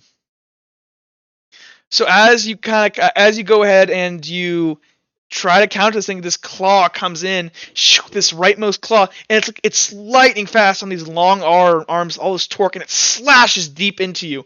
It's gonna go ahead and cut you across your chest and both your biceps as you feel like this blood begin to like spill down you. Every combat roll you make now is minus. Oh wait, hold on. Oh, we already accounted for the what's it called, didn't we?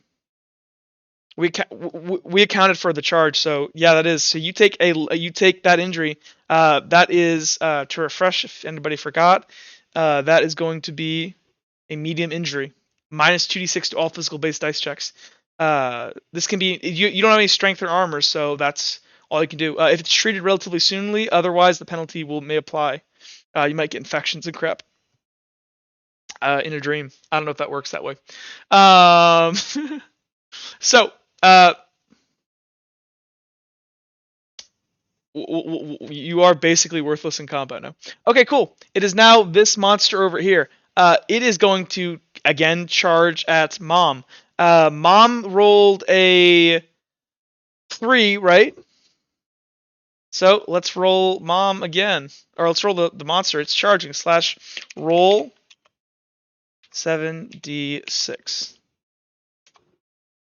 1, 2, 3, 4, 5, 6. It achieves a level 3 injury on her. So what it's gonna do? It's gonna trip her. So it walks up to her. It's gonna go. I know it is. I read everyone's backstory before. It's gonna go ahead and just under her feet. It's gonna like sneak up behind her, and she doesn't turn around fast enough to react with the knife. And it goes ahead and it just uses one of its long arms to thwack her in both of her legs, just going ahead and topsy turning her, and she spins out on the ground as she kind of is just there helpless on the ground. Uhtred?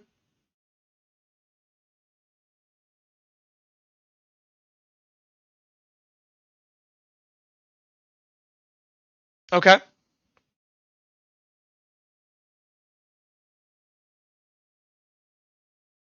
So first make your combat roll. It's good to see your combat roll first. Actually, you need to declare before. Never mind. So that is a 3 win versus... It got a 6. Remember that.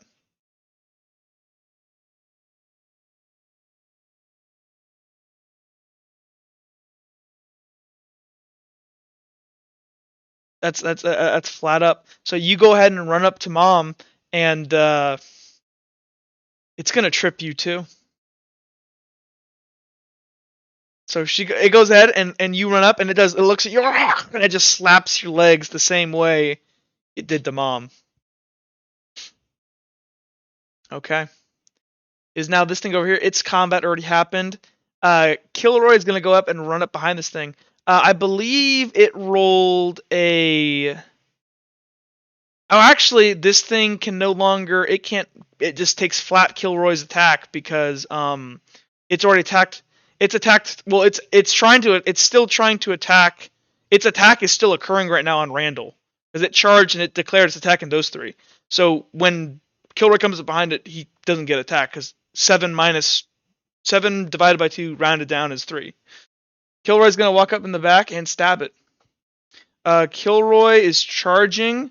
He's going to... That would... Whoa. He's got just a dagger. He just got his push dagger and he's charging. That's 46. / roll 4d6. Or 42 will be easier. Ooh, he only gets a 1. He's gonna be smart, and as he charges up with his dagger, he's gonna stab it, but put all of his weight into one of its legs, his meager kind of lean form, and he's gonna stagger this thing. He's not actually gonna inflict a minor injury. And this thing kind of wobbles off balance, and it's long. It's not stocky, and kind of this hit kind of tips it off balance. This one up here is going to kill Dad. I'm not even gonna make it. Well, I should make it roll, shouldn't I? Yeah. So this thing goes ahead and grabs Dad again and grabs him by his skull in his chest as Dad extends his arm. His head is bent towards Uhtred. He reaches his arm out to his son, and he's like, as he dies and his tears run down his face, you see joy in his face because he's seen his son. And that's right before this thing digs deeper into his throat, severing his spinal cord and ripping his head off.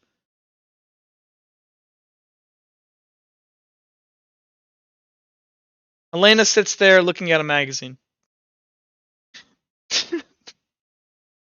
So now when this attack comes at you, I believe it rolled... Its initial roll was 4, right? I should write this down. No, I'm sorry, it was 5, because that's why it staggered. Yeah, it rolled really good. I'm going to go ahead. It staggers. It loses 2 points. You're rolling against a 3. big boy. And you do have athletics. Do not forget about that. That is like really powerful. Yep. Well, you can barbarian rage during this. That would count as your assist though to transform. Yeah. Yeah. So 46 first. So that's 2 successes plus your 2 wins that you got from what's called. So right now it's his 5 wins versus your 4 wins. Now go ahead and roll your athletics check.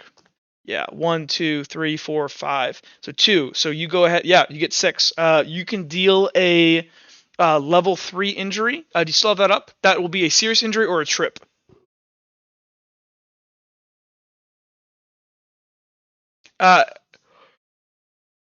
Yeah.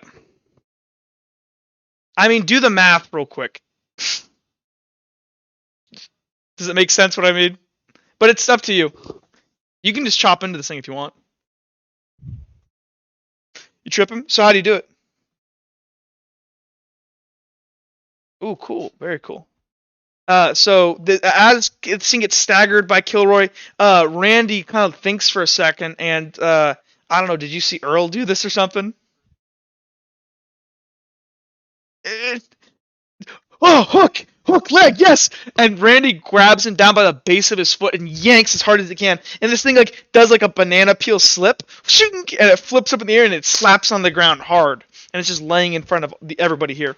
Okay. Now on to this thing. Well, its turn already happened because it already engaged with everybody. Okay, cool. Back to declaration phase. Cool. It's gonna go ahead and be its turn again. It's laying on the ground. It's gonna attempt to stand up, and it's gonna go ahead and slash. It's gonna slash at everybody except Nox.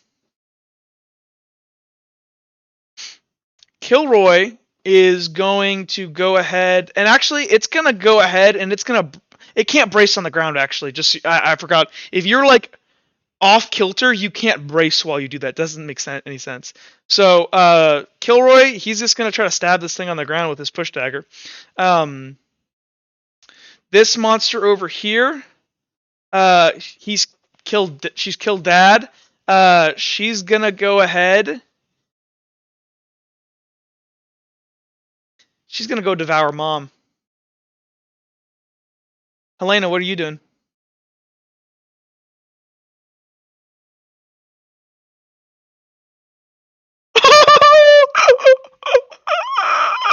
Oh my gosh! Oh my gosh! What are you doing, Randall? Hey, Jake, move it away from your mouth. Yep, you got this. You got this big vampire boy laying on the ground in front of you.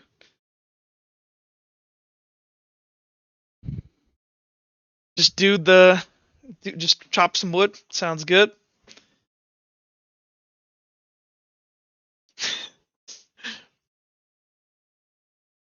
Okay, it is now the one that's next to Sirius, and it doesn't seem preoccupied with Mom anymore. It just wants Sirius, and it's gonna go ahead and begin. It's gonna try to slash into you and attack you, Sirius.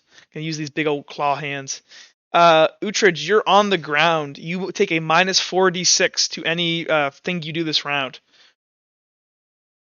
You can. The smart move would be to just defend, because you're not gonna win, and you can add 2 more d6. And you have destiny points. Do not forget. Shoot. Well, that's too bad. Okay, so you're just defending. Okay. This one over here. It doesn't know that everybody's devouring Mom, and it is also going to try to devour Mom, and it is also going to try to slash at you, Jake, as you stand up, because it can attack 2 people. Buddy, what are you doing?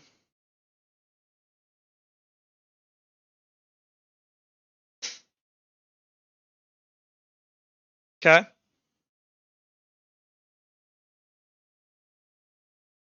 Oh yeah, well, just so you know, you already heard it. Like you saw that it's not going to attack you this round. It can't hurt you. But you'll only be rolling with 1d6. It could be good. You could kill it more.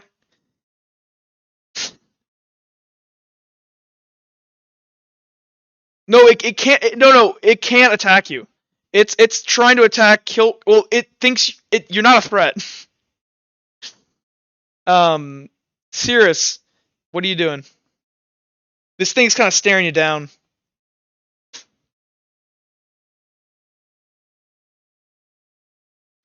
They're looking at Mom.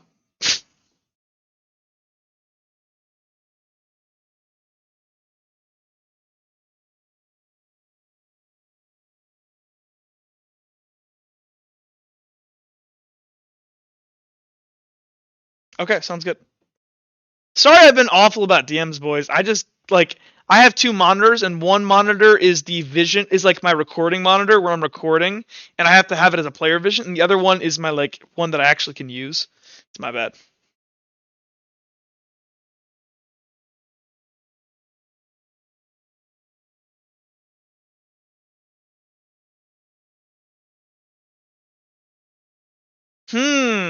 Okay, cool. Sounds good. You can do that.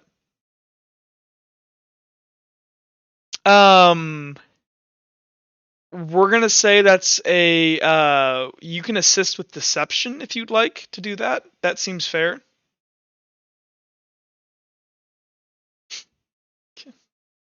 Later. Vex here, she's just gonna go ahead and freaking like two hands on the sword drive down into the sternum of this monster, and after that she's gonna get up and try to jump over this table and try to make her way to, how far away is she? She probably couldn't make it all the way over there. Yeah, and not in one turn. So she can probably make it halfway there to you and Mom. Okay. Now we go ahead and the chaos begins. So Vex goes first. She's going to go ahead and drive her sword down into this monster. She's rolling 66. Actually, she's going to go ahead and back up.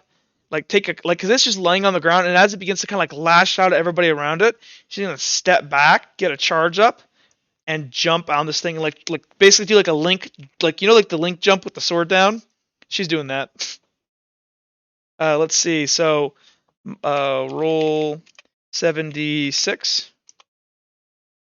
1, 2. Wow, it's awful. Oh wait, it's 8d6 for her. She gets to roll one more. Doesn't matter though. That's really bad. Wow, that was awful. She got a 2. Versus, it takes a minus. Well, she can't get hurt because it only rolls.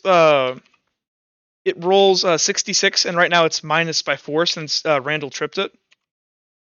So it's rolling 2d6. It gets 1 success, so she gets 1 injury on it. She's gonna go ahead and just kind of do this minor injury. So she like overestimates her hop, or underestimates her hop, and only stabs it right in its side, and twists her blade out away from this thing, and only like cuts open its side, but it doesn't look to be that bad. But it does have a permanent minus 1d6 right now. After that, she's gonna keep doing what she thought she was gonna do, and she's gonna try to jump across this table here, and she's gonna make it to right here. Actually, she'll make it to right here. That's fair. Okay, next is Sirius. Sirius, go ahead and make me that combat roll with that assist in deception. This thing is just going to slash roll 6d6. Nice. That's really good. You got a +2 from that. Oh no, I'm sorry, you got a +1 from that, so it succeeds. It rolled a 3 and wins right now. So you rolled your assist. Now go ahead and it'll be 7d6, correct? Because 3 base plus 1 from your proficiency with your sword, plus 1 from your sword, plus 2 from offhanding your dagger, because you're dual wielding and you have proficiency in a dagger. 1, 2, 3, 4. 4 plus 1 is 5 versus its 3. You can do a 2 to it, which is a medium injury. You can either disarm it or do a medium injury, which is a minus 2d6. Nope.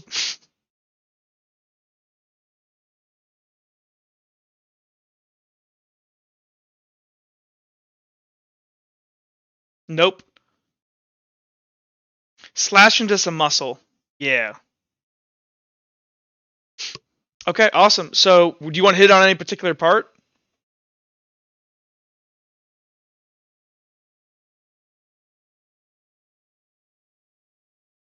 Okay, so you like going for like it's like what's that? Your delt? Awesome, sounds good. And it's pack. Sweet. So you go ahead and swing, and it kind of oversweeps over your head, and you like lean down and come up with an upstroke and slash it across his chest and its pec and its delt, and it kind of backs up. Its one arm is kind of limp right now. Its other arm is still out in front of it, ready to kill. And while it came in, if anybody was watching, its face, the reason why it's happened, it hesitated for a second for some reason. Okay, buddy, go ahead and roll me your 1d6. Oh, you could charge. You could still charge. You can back. Oh no, you didn't. Oh, you never said that. That's right. No, the smart thing would have been to back up a bit and charge. Yeah, you do a minor injury. Woo! Where are you stabbing him? It's got to be a minor injury. So like you can stab a hand or a stab. It shouldn't have underestimated you. So right now this thing has taken 2 minor injuries, by the way. It is now this thing up here's turn. So it's going for Mom first.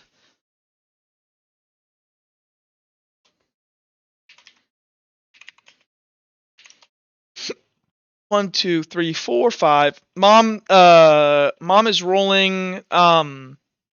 What is Mom rolling? Mom is rolling a defensive roll, 5d6. So she theoretically could. She's gonna get hurt this round probably. 1, 2, 3. Okay, Mom didn't do awful. So she didn't brace because she's on the ground. You can't brace on the ground. I know, but no. Oh no, it does. Defending doesn't give you automatic wins. It gives you 2 more d6s. So, because right now her flat roll is 3 because she's holding a knife, plus 2 from defense. So it rolled a 5 versus hers. Oh no, but that's very true. Good. Well, guess what, Jake? None of that applies because her win. Actually, I should have realized beforehand, but since I messed up and I want her to live, I will punish her. Jake, this thing goes ahead and swats aside your mom's knife, digs one of its claws deep into her right arm, grabs her skull, and just gently bites into her neck. And she's screaming as this thing begins to just suck blood. Huh? No, it's gonna. Actually, it technically has to. So once it has her head and it's sucking, it's gonna go ahead and look over its shoulder and with long, lanky ass arms, gonna swipe back across your face, trying to cut your eyes. Minus 46. Whatever your normal roll is, minus 46. Yep. So I think you should be rolling 8d6. But no, 8d6 minus 4 is 46. My bad. 2. 2 versus its 5. It's gonna go ahead and deal a serious injury to you. It's gonna slash across your face and like cut your nose, cut one of your like under one of your eyes and above, and there's blood dripping in your face. It slashes out part of your nose and part of your face, and your face like is now raked by this thing. But you are able to stand up. You are not dead. Okay, it is now. That was your turn. It is this thing with Cirrus. It already fought. Randy, you chopping? Roll me that thing, and if you're using athletics, go ahead and give it to me. It's rolling. You're rolling against its. What was its roll? Oh, it hasn't gone yet. Never mind. Oh no, it did. It must have gone because it attacked. It went versus Vex. Let me scroll up a bit.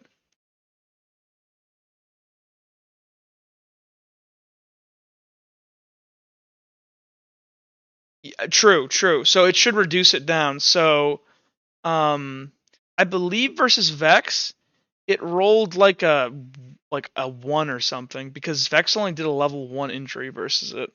I think she rolled a 2. So Randy, this will be a flat roll to damage.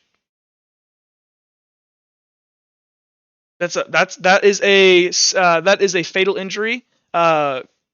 You can apply the so just so you guys know, dismember is the same thing as a fatal injury. It will still do minus 46, but dismemberment can only happen with a melee weapon.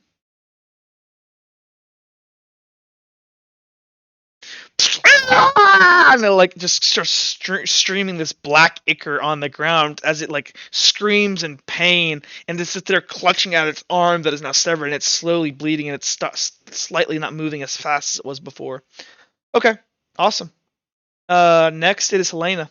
Helena, Mom is still alive but being suckled on. Do you want to get in on this?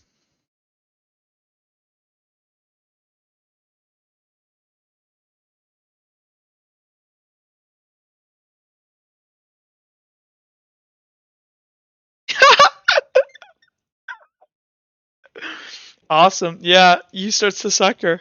Other vampire's turn. Runs up to Mom and grabs one of her legs and tears it from the joint in her socket with her claws and begins sucking it dry. And the blood actually begins to stop to like it doesn't drip from the leg. This thing just sucks it as its leg becomes gray. It's now Kilroy's turn. At this point, you've chopped off its arm. It's still technically alive on the ground, just like reeling in pain. I guess Kilroy will finish it off. Well, he can't do anything else because that's what he said. He has to do this. What's he rolling? Just 3d6, I believe. Yeah, he gets a level 1, so he just like stabs it like once in like its face, and it just kind of like just kind of like limply falls on the ground. It's given up the will to live.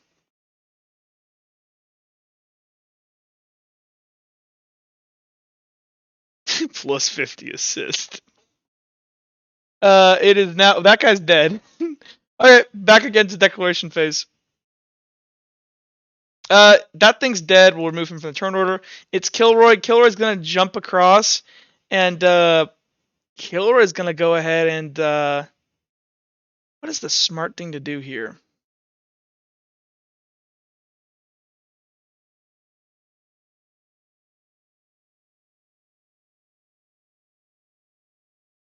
Yeah. Kilroy's gonna go ahead. What exactly is the status effect on this one right now? Is it trip? Or is it just, oh, you've done a serious injury, right?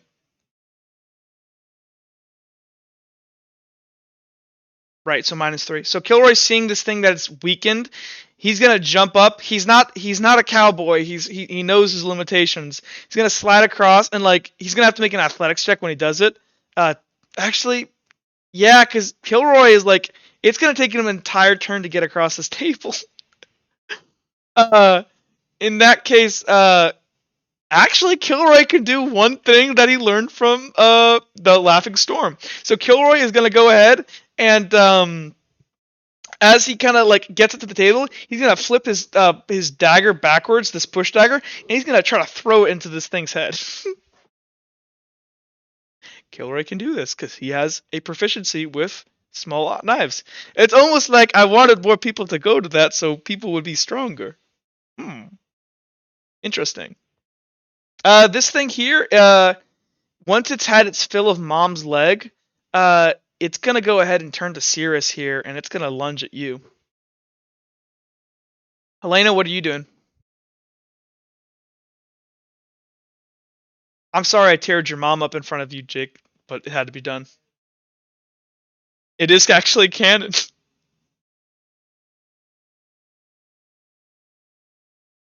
Sounds like a plan.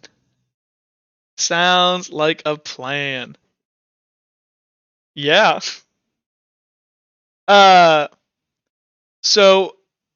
it's gonna be your turn, Randall. What are you doing?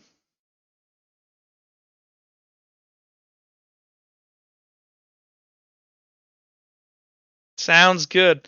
I'm not even gonna make you roll. I'm assuming you're gonna assist with athletics regardless, but you're gonna be able to vault it easily. So as Kilroy is like, he throws and like having to like hop up on this table, Randall just fucking like in a jump, just like I don't know, like track where they like jump over those like small things, just leaps over this thing, like. Argh! Okay. As for the one in front of you, Sirius, it is going to growl at you, and it is also going to go ahead and, in its one last vain attempt, it is going to back up against you, and it's easy to see it coming. It's going to try to leap at you and charge and attack you. Uhtred, what do you want to do? So you're using defend? Sounds like a plan. It is now. This thing is also going to go ahead and attack you, Uhtred. Yep. Buddy, what are you doing? Or Nox?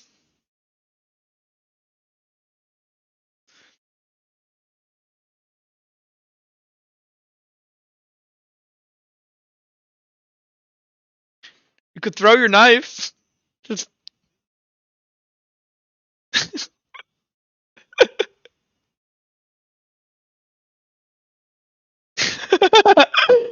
I got this, guys. Sirius, what are you doing?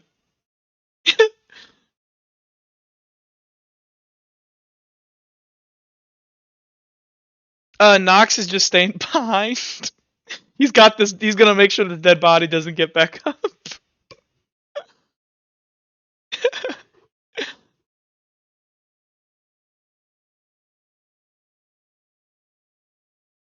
Yep.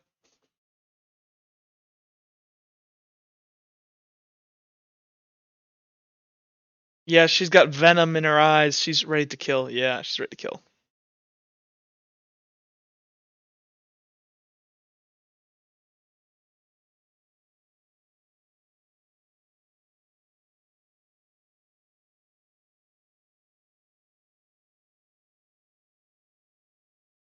That is up to This is party on party. So, are you trying to do what you did to the vampire before? Okay. Well, that would happen regardless. It would. We'll make that a roll. That will be your assist versus her. Her. I don't know. I guess that would be. I would guess that would just be an assist actually, because that makes logical sense. I'm gonna. You gotta DM me the specifics of it though.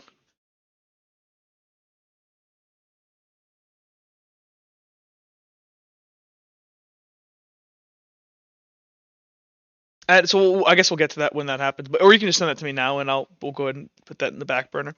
And Vex, seeing Uhtred is about to be slaughtered, she's gonna go ahead and just scream this fucking battle cry like "For Redguard!" and her sword is going to like surge, and all this like green like weeping energy is gonna like start flowing off of it, and it's like you can almost hear this like beautiful tune being played as these like this energy like wisps off of it. She's gonna charge in and she's gonna go ahead. I think she can attack everybody.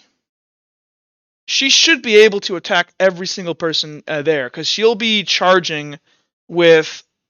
Yeah, she can kill. She can attack everybody. So she's gonna run in there and assist with a Fellcraft of hers. And so actually, anybody who sees her, actually, I'm sorry, it's not a Fellcraft, it's the sword. Never mind. It would technically be considered spellcraft, but she's gonna use an assist. Okay, cool. So it's gonna start with her. 1 second. Yep. Okay. So she's gonna roll 8d6. She's gonna attack everybody in front of her.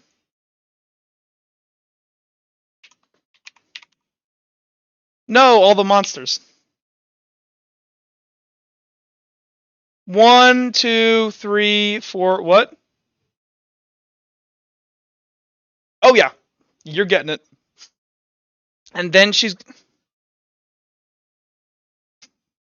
gonna go ahead and roll 7d6. Think about that on her assist. Moon magic. 1, 2, 3. Oh, it doesn't help. So she's rolling a flat 4. Helena, you first. Go ahead and roll. Okay. As she comes up to you, she can't really disarm you, so she's just gonna go ahead and as you come up, she's gonna go ahead and slash her arm like down, and it's gonna rake across your arm that's extending to Uhtred and like slash it up. You're bleeding profusely now. You have a medium injury. Every combat roll you make from now on will be minus 2d6.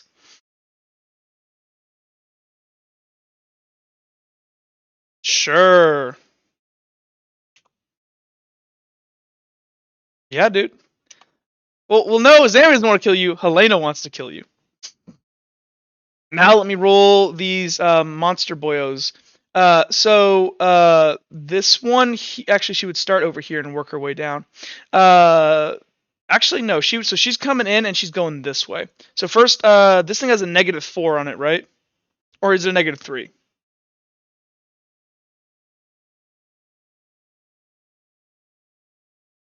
I think it's a -3. It's a -3, right? Because you did a serious injury to it, right? Serious. So actually, I could. Yeah, because you can't disarm it, right? Awesome. So it's got a -2 to it. So it's rolling 46.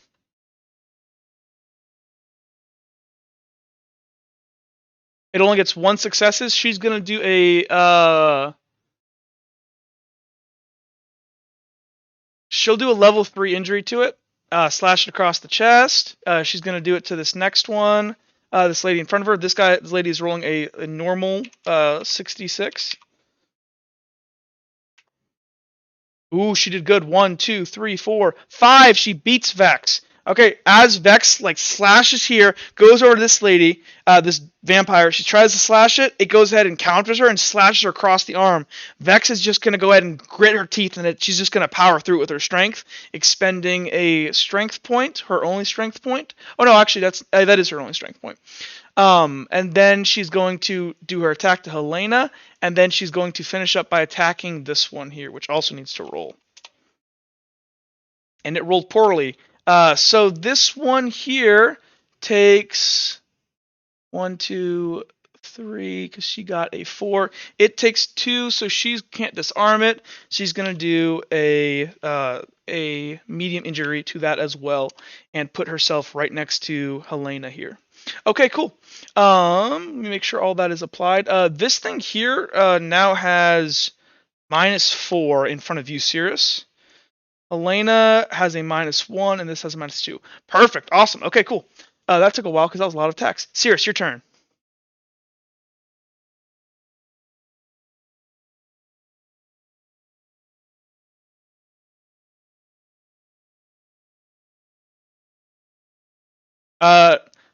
Helena, let me look at my DMs real quick before I. Oh, yeah. Let's go ahead and I'll grab you two and throw you guys in whispers.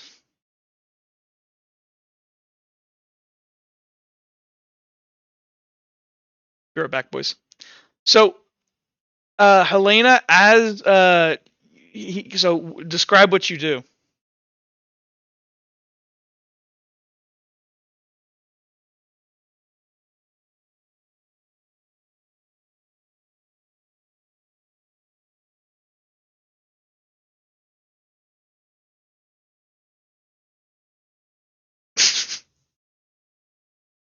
For a second. I'm assuming this would freak you out. Cool. Okay, that'll definitely count as an assist then. Okay, sounds good. You can use your deception on that. I'll move you guys back over.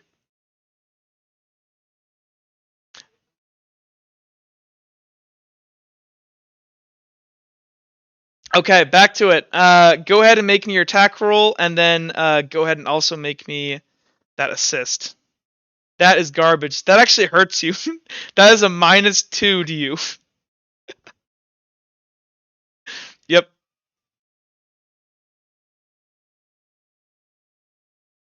Reduce her attack. Yeah. It was cool though. I liked it. It was fun.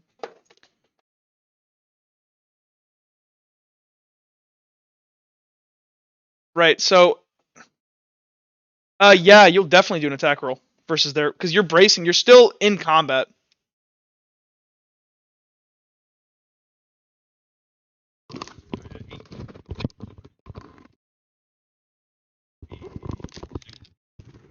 Sorry, guys. I had to plug in my headset. Did anything happen in the past 5 seconds? Okay. Awesome.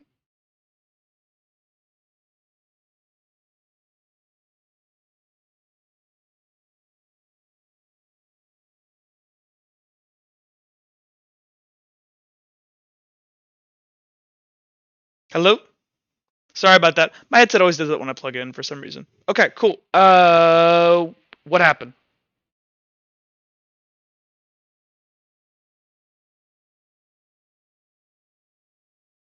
Hello? Hello? Sorry about that. My headset always does that whenever I plug.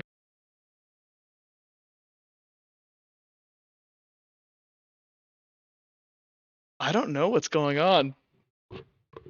You know what it is?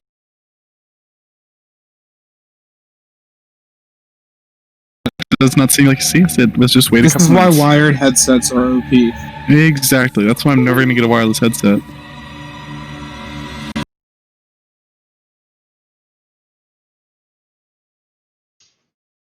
Okay. So back to the game. I'm back. Go ahead and make me. You made me that. We'll deal with what happens on your turn. Would you go ahead and make 76 2 automatic wins? 1, 2, 3, 5. So it's gonna go ahead and do. I think it's rolling 3d6. No, it's 3d6 plus 1 because it's charging. So it backs up and it jumps at. Oh, no, I'm sorry, it's -4 because she did level 2 injury. So it's only rolling. So slash roll.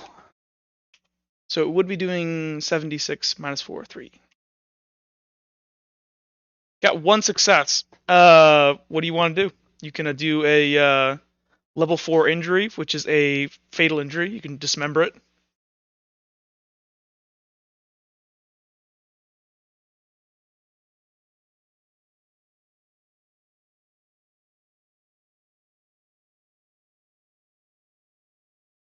It backs up, it like jumps back, and it's obvious to see it coming as it kind of like lunges up almost like a monkey attack where it's like its hands are out and it's trying to like wrap you up and like dig its fangs into your neck.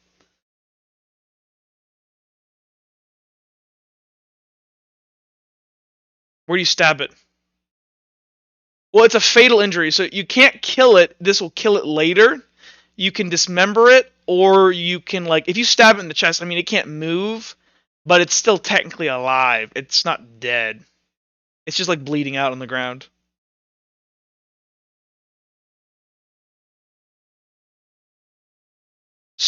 Like as it lands, it tries to catch its leg and it just tumbles and it just smashes its face into the wooden floor. And you hear a satisfying crunch as it spills out its teeth in its mouth. Okay. No, it's like just like heavingly breathing on the ground as the life is leaving it. Buddy, you got this guy over here? This thing comes back alive for a second and stab it.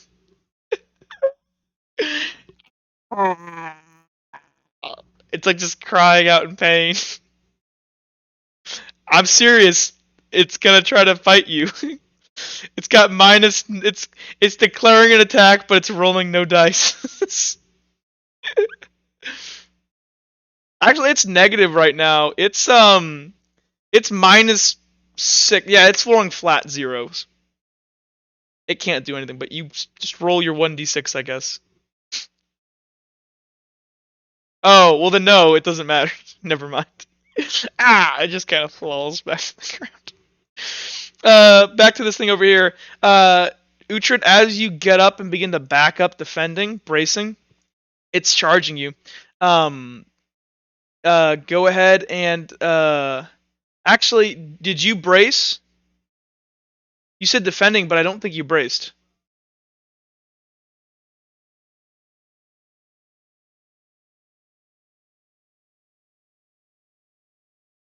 Did you ever say brace? Gotta be honest with me. Okay, I trust you. I just thought I heard you remember saying defending, but I trust you. So this thing is going to roll 5d6.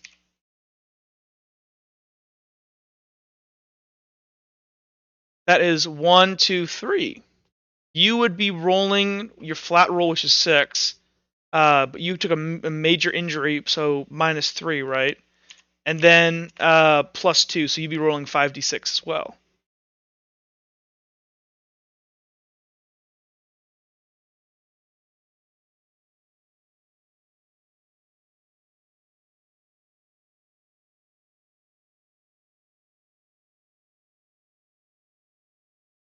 Oh, it only gets you only get a 2, but you get 2 automatic wins. Oh wait, hold on, no, wait, hold on. Actually, my bad. You should have only ever rolled 3d6 and then gotten 2 automatic wins. We should re-roll it. Now you're good.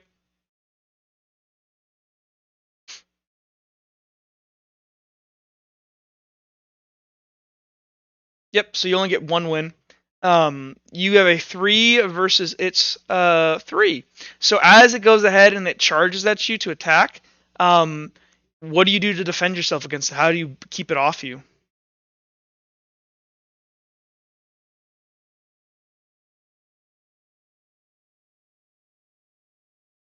Okay. Sounds good.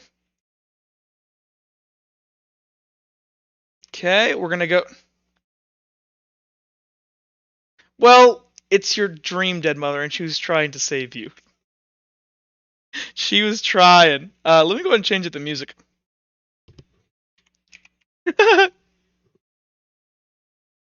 Sounds good. Okay, cool.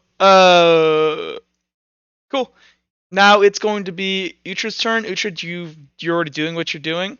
This thing's already pushed up on you. It will happen on your turn. It is now. I didn't mean to be snippy with that. My bad. I really didn't. I was just being like. No. I didn't. So this thing is on the other side of you now, Sirius. You moved up to the right, right? It's gonna just lay on the ground. For all intents and purposes, this thing is dead. Why can't I? Is this a? Oh, it's a drawing. Okay, well that's bad. It needs to be a token. It's dead. Cool. It is now your turn, Randall.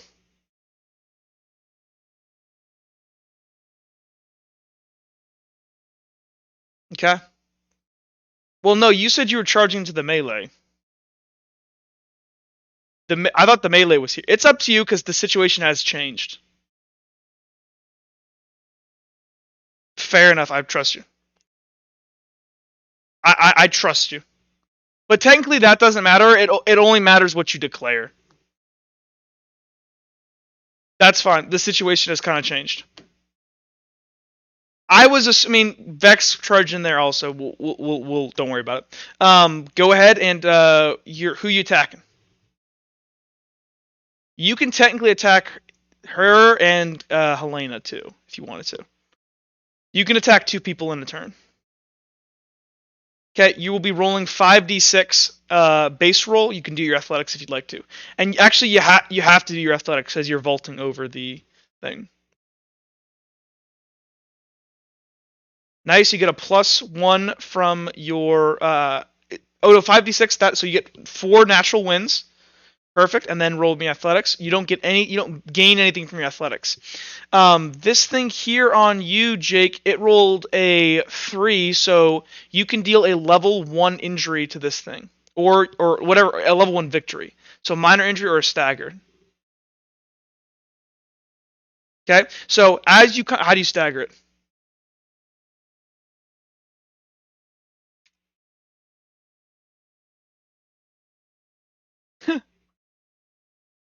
Okay, Helena, you are charging at Uthred, right? Oh, that's fine. Well, it would, okay, that doesn't help you. So, did you already roll your combat roll against Vex, right? So you're getting a level 2?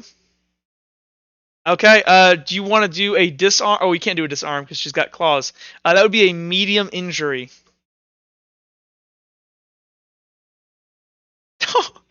Is it the same one that Vex attacked? Oh god, it's like this. Like your arm is your left arm, Elena, is messed up. It's like your bicep is hanging off of it, and like your arm is starting to go kind of limp on that side. The adrenaline's kind of wearing off. How do you react to this, Elena?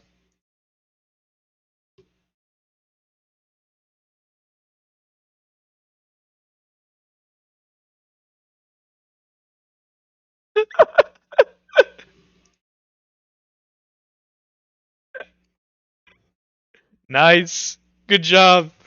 You did good, boy.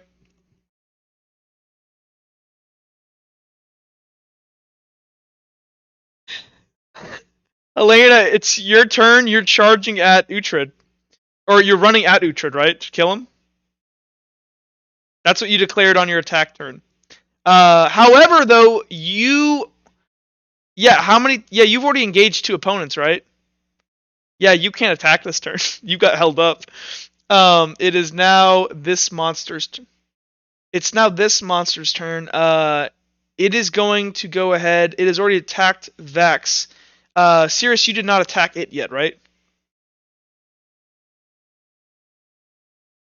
Okay, what was your combat roll for the round?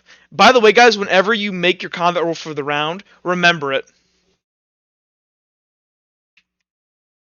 Okay, that sounds about right. It is going to roll 66. Actually, no, it was trying to charge at Uhtred, but it can't really now. I would say it can't charge for it. It's just fought 2 people in 1 turn. It can't just like run around.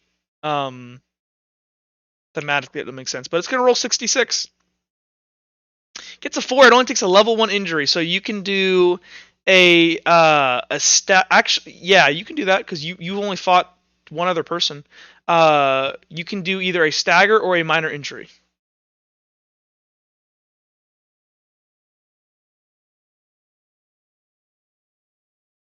Yep. See, you guys are learning. You guys are getting so much better. Does it make sense why you stagger now?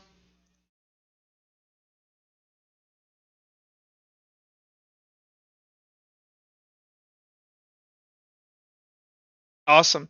Oh crap!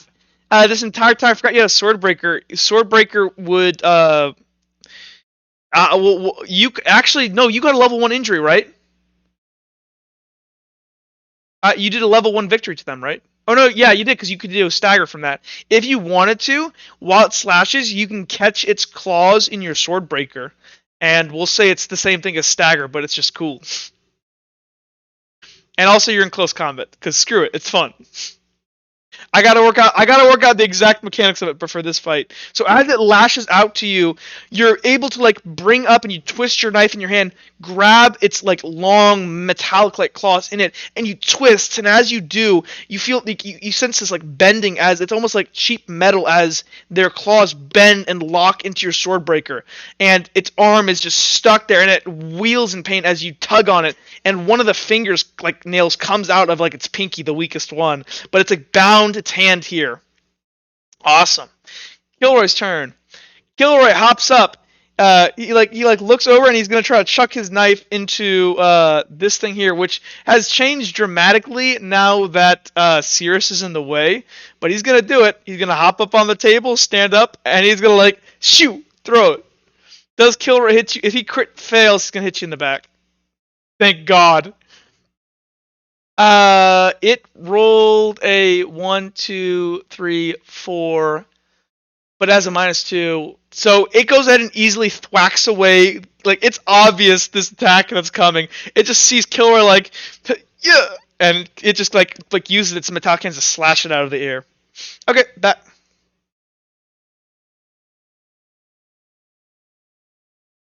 He is grabbed by the sword breaker, but he's got his other arm. Yeah. Back. So that was Kilroy's turn. That resets combat initiative. Back to Kilroy. Kilroy, he's gonna hop down off the table and he's gonna go over to the thing over here and he's gonna grab a shovel and try to wail on them because he doesn't have a weapon now. Randall, what are you trying to do this combat round?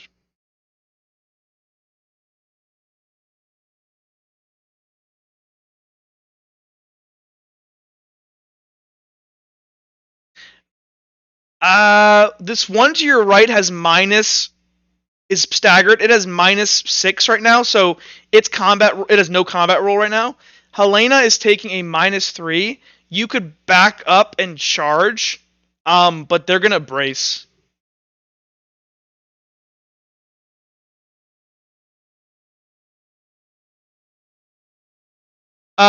I forgot about flank. So flank will occur. Actually, I should have given flank to Killer before. The rules as written on flank, if I recall, is that if they're so the way at least I like when I watched the video, if they are flanking occurs in combat when the thing you're trying to attack is either A, not engaged in combat or defense and is trying to do something else, or when, like, let's say if like 3 of my buddies gang up around you and you're rolling like 46, so you can only engage with 2 people, that third person that you don't attack, that you don't engage with, they would get flanking. So I actually messed up before. My bad. I gotta go over the combat modifiers. You would theoretically get flanking. Let me check the ruling, but that makes perfect sense to me.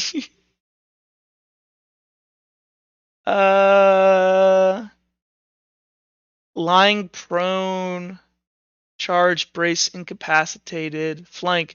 Bonus received when attacking opponent actively engaged in something else, i.e. attacking another player or picking a lock. It is technically not attacking anything else. I don't think you need combat modifiers on this guy, is my point. Helena, okay. Helena, what are you doing? You disappearing? You...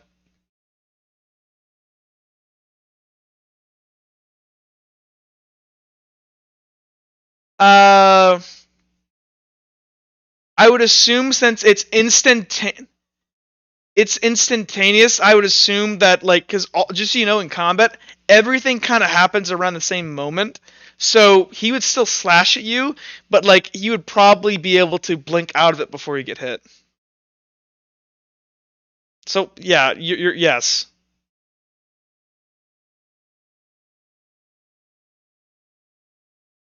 You should probably still take the defensive, but you probably just blink out.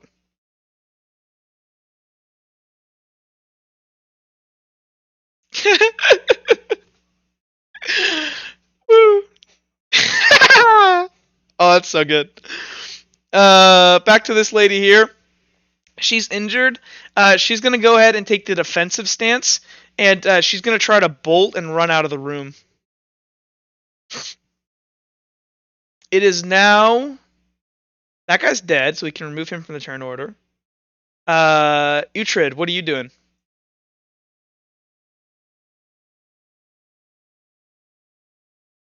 No, you should be taking -3 right now. If it's -4, that would be a fatal injury. You'd be dead. Okay, you'd be rolling with, and yeah, that's gonna be a kill. Then on to this guy. He can't do anything with his combat round. He's just injured. He's gonna go ahead and take the defensive stance and try to protect himself, but he's like bleeding profusely from where Randy oh no, he's staggered right now. I'm sorry. He's taken a bunch of slashes on the way over here, and he's staggered. So he's just gonna try to defend himself to the best of his abilities. Buddy, you just chilling?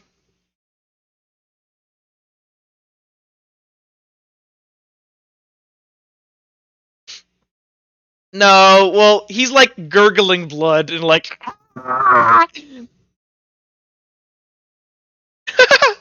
He doesn't really have pockets. He's like they're like wearing like these skin suits. They don't have genitalia or anything. It's like their bodies, but they're like these disgusting abominations. Okay.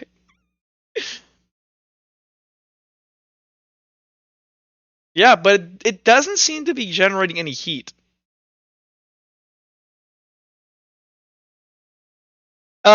It's just burning. It kind of seems to be stationary. It's odd.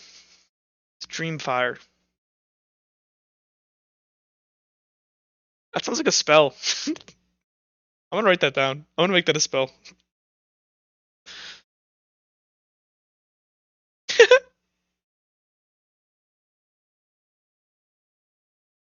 You're gonna like sit up on the desk and just watch. I mean, you do know this thing is running out though. Remember this one that's over here is trying to run out and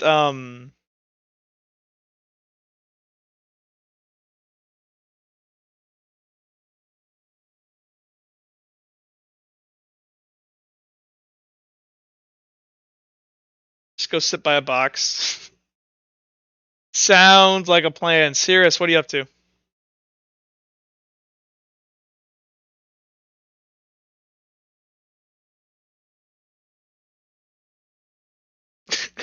Yes! You can do anything cool you want.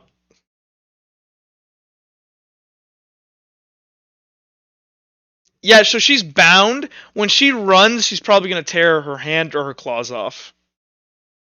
Actually, she's bound. We'll have to roll against that. I forgot about that. So she is grappled, actually. She can't run away, so she's only defending herself.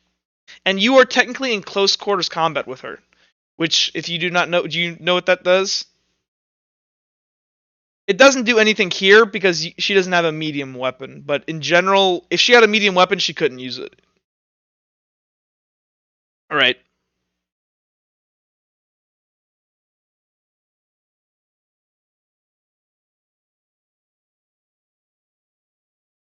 Yeah, she's just like staring at you with these doughy eyes.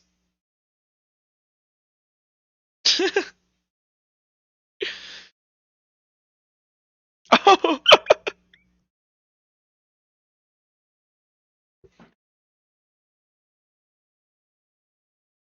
Except for this monster. Vex, she's gonna go ahead and she's gonna I forget, can she do that multiple times? She can only do it once per fight. Okay. So she's just gonna go ahead and make a normal attack. She's gonna stab this thing. Actually, she's just gonna look at Helena, and Helena, when you look into her eyes, this friend that you thought was sisterly, she looks like she has this hatred and disgust for you, and she's trying to drive the sword into your chest, into your heart. Okay. Oh, wrong way. I always mix them up. First she's gonna go ahead and try to slash down at you, Helena. You disappear. right?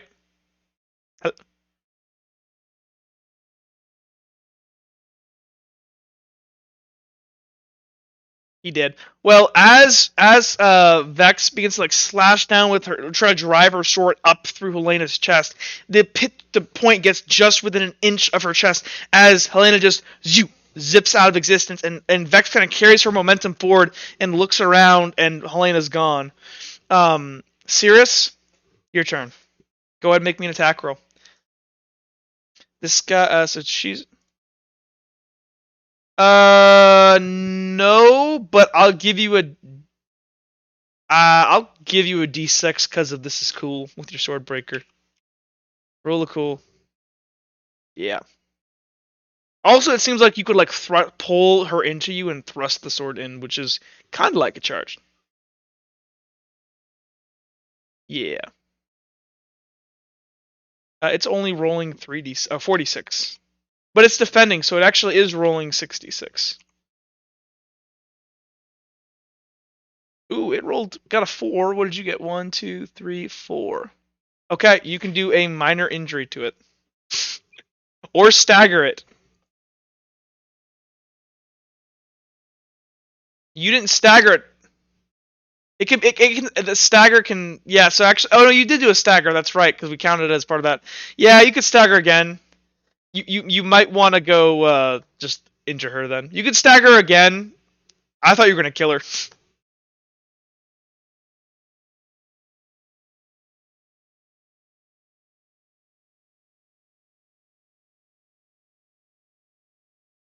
Yeah. Well, here, before that, because Vex probably should have, but let's say that Vex, with her attack, she also attacked, she missed Helena, and she could still multi-attack. She rolls 7d6, 1, 2, 3, 4. So reduce that by 4, so she got a 0 on her attack roll, actually. So, yeah, you got a 1, 2, 3, 4, 5. That's a death blow. Do what you want. This combat is it's snowballing. It's not gonna it's not gonna work for them. Yep.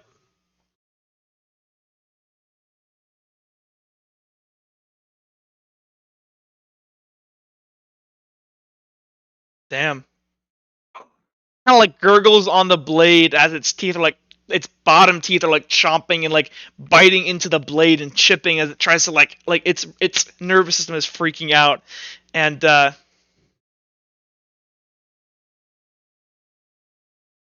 nice. Yes, you get these like wrapped up like almost like razor blades tied around your sword breaker now.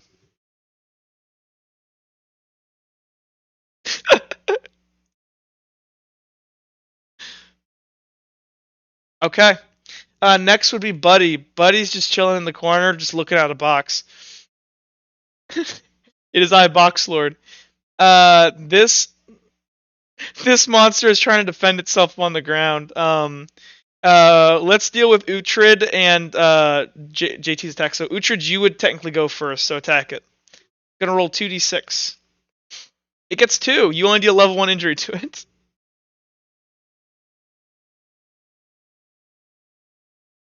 Yep.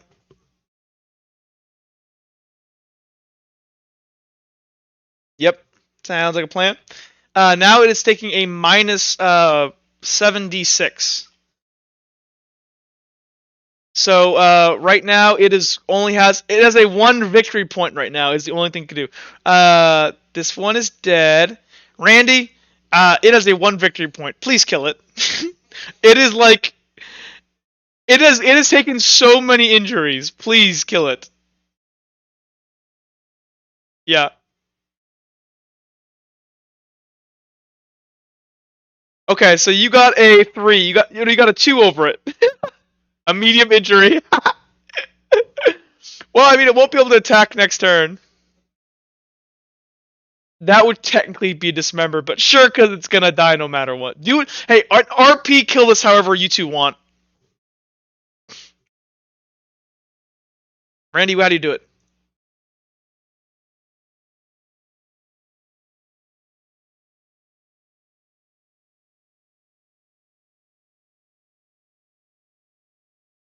Sounds good. As it kind of just limply falls to the ground. Kilroy is gonna run over here and grab a shovel and go, "For Redguard!" and begin smacking this vampire that's on the ground. And he like looks, and he's actually gonna go ahead and use the shovel and like put the like shovel on its neck and like stomp his foot on the like the ridge of the shovel and like sever its head. And Kilroy's like he's gonna reach down and like look around. His like push knife like was flung back over here. Yeah, let me change the music real quick. Awesome.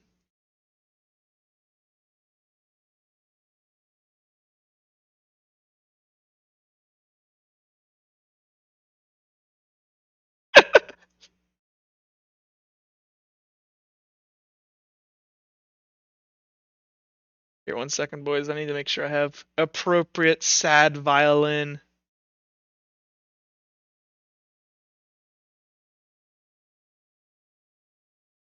Oh my gosh, I have the perfect. Hold on 1 second. If anybody can, I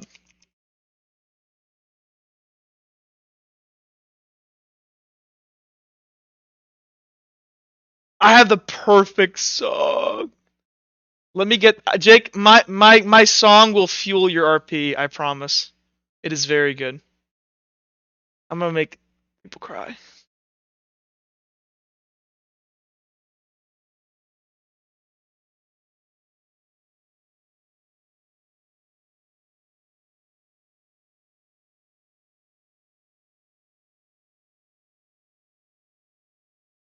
I think he understands in his own way.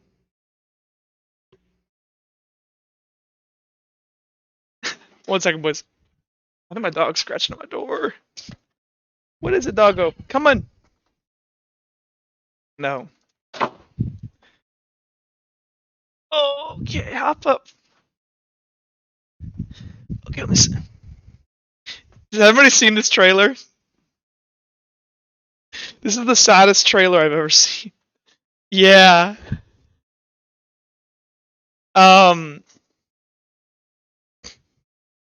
A while. So, to keep with the emotions, Uhtred, you're well, let me describe. So, everyone's like panting and people are beginning to like go around and everything for you right now, Uhtred, is moving in slow motion. You see Sirius and Nox like rummaging around. These flames now are beginning to increase and burn around. You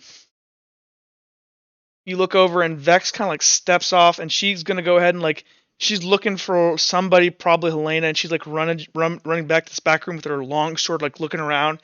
And Kilroy is just kind of like looking around on the floor for his push dagger. You see, well, you can crawl if you want. So, go ahead. You take it away.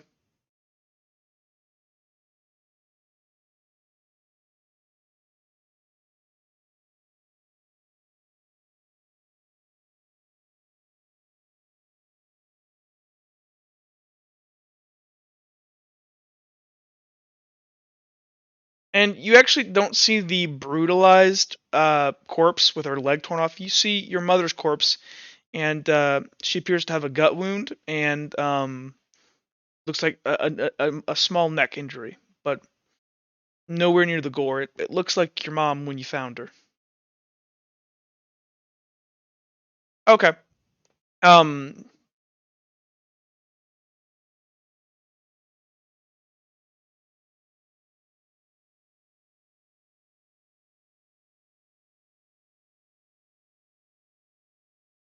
Well, no. So when you look at her now, you don't see what just occurred. You see your actual mom, the way you found her.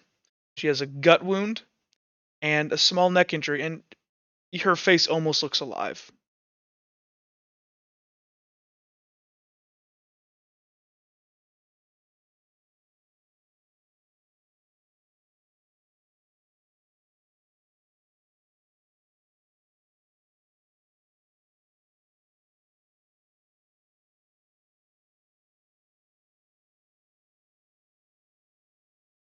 Mm-hmm.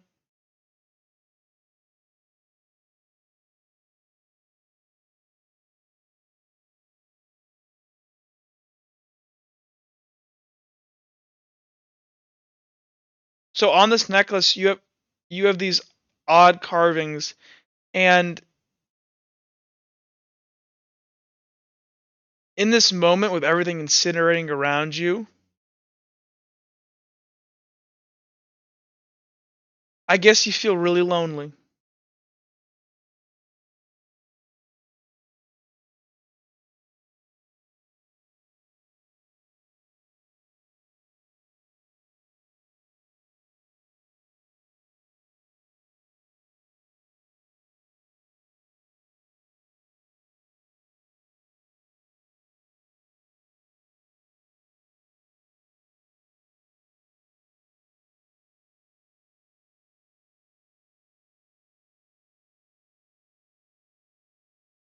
As you say that, you start to feel the heat of the flames, like you did when you were a kid.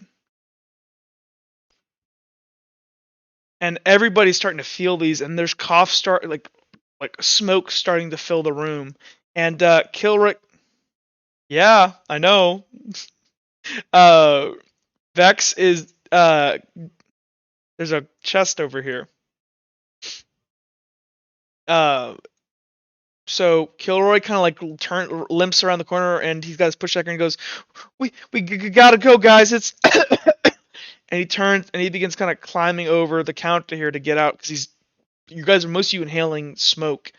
Um, Vex kind of like flicks her hand and the sword disappears as she kind of pulls up her red scarf that Kilroy doesn't have anymore. Um, he's not wearing it. He had it when you guys went to sleep. And she pulls it up instinctively and realizes it's there for a second, which is odd. And she's gonna go ahead and walk over here to you, Uhtred, and kind of kneel down to you and go. Actually, she's gonna put her arm out and put her hand on your shoulder, and she's gonna go. Let the dead rest, Uhtred. You gotta live. Well, she's gonna go ahead and point to Randy and point to Uhtred and says, "Grab him. We gotta, we gotta get out of here." And she's gonna go ahead and move around. Randall, are you grabbing Uhtred? There it is.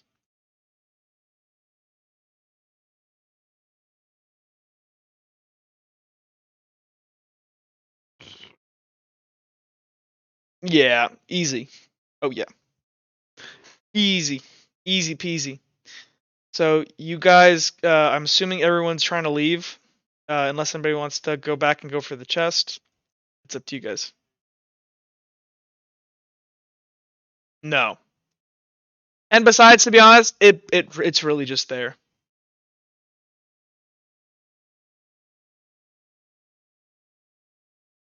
You want to grab candles? Yeah, you can grab candles. You can add 5 candles to your pouch.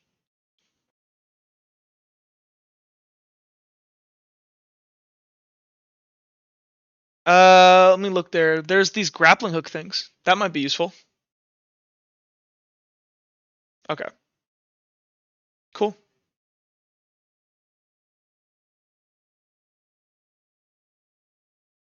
A one big retarded family.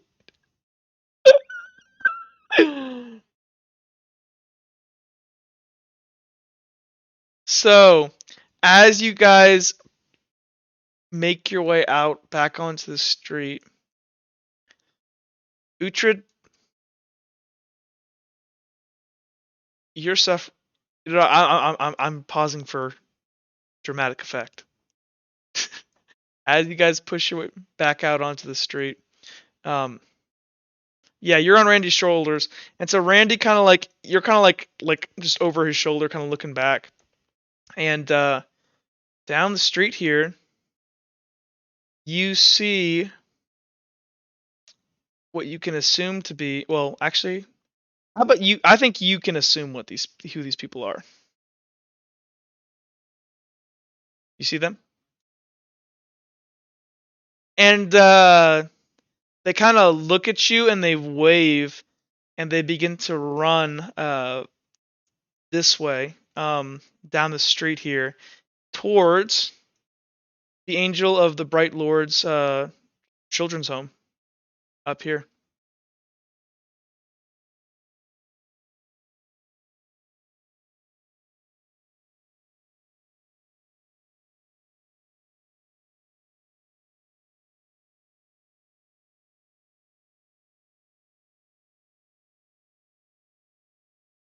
So these guys, they don't wait for you. They just run on inside, and you hear, "Come on, Uhtred, let's play." Uhtred,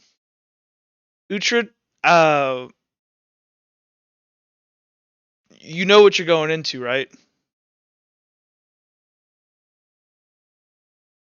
Are you going inside or not?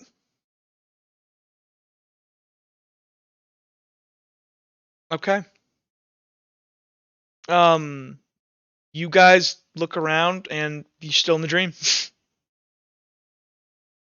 You don't get a choice. Does anybody follow him? Not if you want to leave.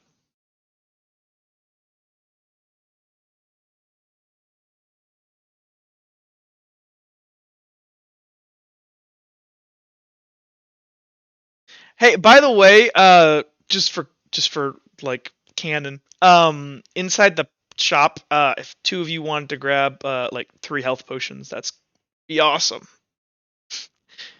You found 3 health potions. Huh? You can, but you need a lot more time. But those are the only ones I'm gonna give you guys. So you'll have 1 spare. So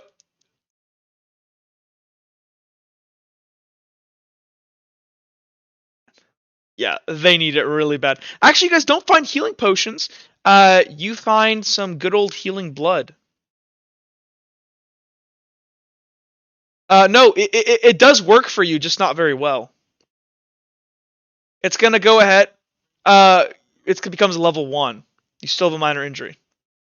Your face kind of begins to like stitch itself back together, and like the scar tissue kind of begins to form on your face. But yeah, you're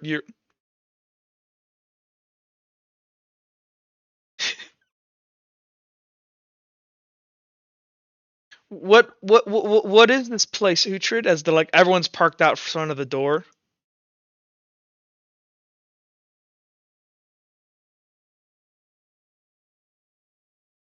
Do you go inside?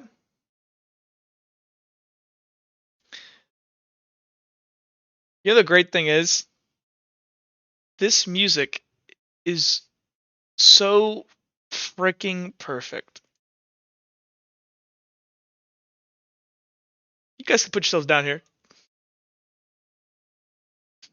Yep. This is correct though, right? We're gonna so drag your tokens out. We're gonna go ahead and pick this up next time.